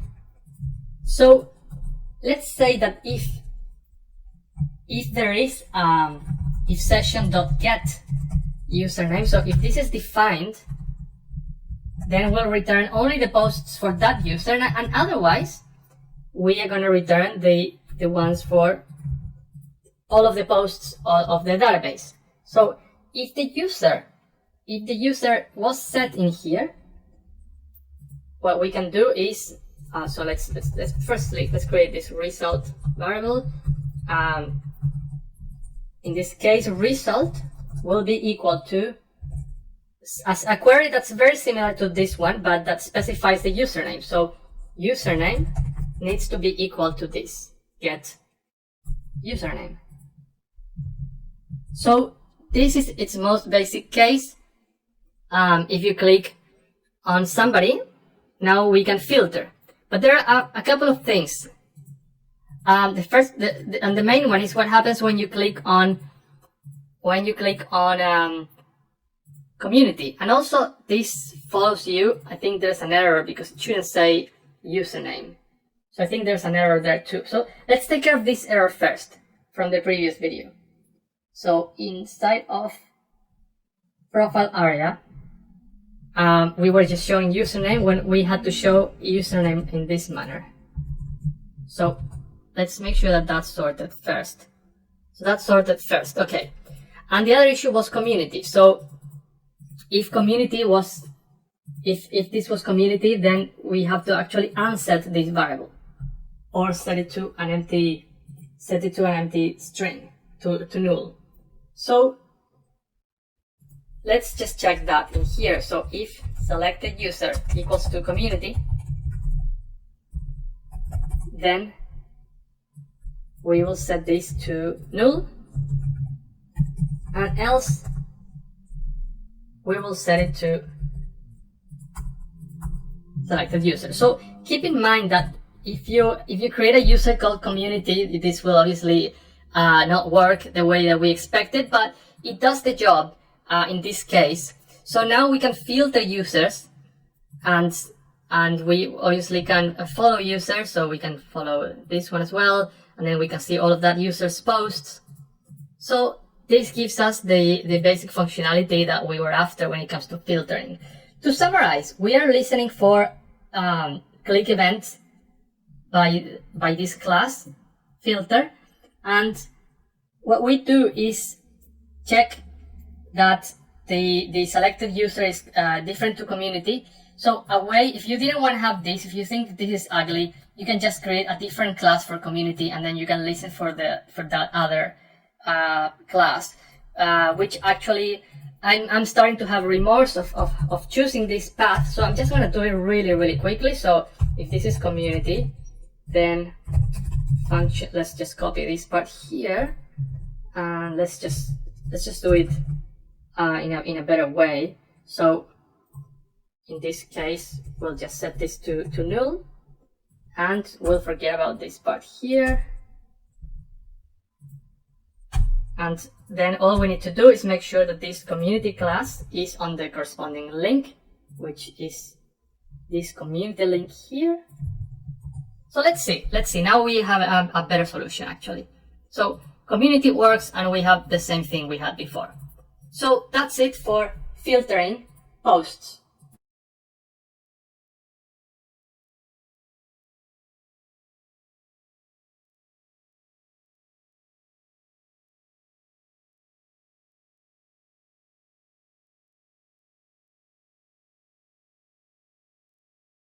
Deployment is when you publish your app on the web and users can access it. Normally, deployment is kind of a big deal because once your app is out, you start to deal with real things. So it's important that at that point your app is already very robust and very well tested in your development environment. In this lesson, I'm going to show you how you can deploy to the free option of Meteor.com servers. Meteor also offers premium services for deployment. It's called Meteor Galaxy, and it has different plans. You can also deploy, because this is an open source project and it's built on Node.js, you can also deploy to any server, and there are resources out there, but using Meteor servers is the fastest, is the easiest way if you're willing to pay. And if you're just developing for fun or for testing or to show something to your friends or potential clients or employers for portfolio building like this project, deploying to the free Meteor.com alternative is a good idea. So a couple of words. Remember that we removed the insecure package. Make sure that you also read on the web about security and that you really familiarize yourself if you're actually going to use this for a real project, as in, say, client work. Because this app is made mainly for educational purposes, and we take no responsibility of any side effects that any of the code that we provide could have. So having said that, let me show you how you can deploy your application for free on the internet. So I went to my folder where the app is, and then you type Meteor deploy, and you have to enter a subdomain of Meteor.com that's not already taken by another Meteor app. For example, Zenba Social Network .meteor.com. So normally the first time that you do this, it will ask you for Meteor credentials. So you have to create an account, which is a free process. So once you create your account, then you enter those credentials, and it will then just work in your computer because it saves them. And what this is doing is really uploading all the files to the web. The uploading process has completed, and now after you wait a few seconds, you can try to access the app by its URL. In my experience, it usually takes quite a few seconds. Sometimes I think it's because in the server it's just loading all of your files and your project, but at this point it's already working. So it shows the community link and sign in. So I'm going to create a new account. Let's create an account and add in a password. And now I'm logged in. So I can do, this is the very first post. And if I open a different web browser, in this case I'm open Firefox. So let me bring a new Firefox window there. We can get a new Firefox window, or a new Chrome, any browser, or it could be in another computer as well. So this is actually on the internet now. And I can already see that post that was made. And this is the second post. And we get that as well. So I can create a different account. So this is example. And then I can log in with this other account, and I can follow people. I can follow him, so it shows here following, and it shows here it follows you. So I can go, and this guy can say sky is green, and I can be like, who is this guy that's following me? Okay, I follow them back, and yeah, and that's the basic project. This is how you can put it on the web, and if you at any point in time want to remove your project from the web, you have to then call this same thing but with an option, so -- delete. So if you do that, that's what I'm doing now actually. After this finishes, the project will no longer be available on the web.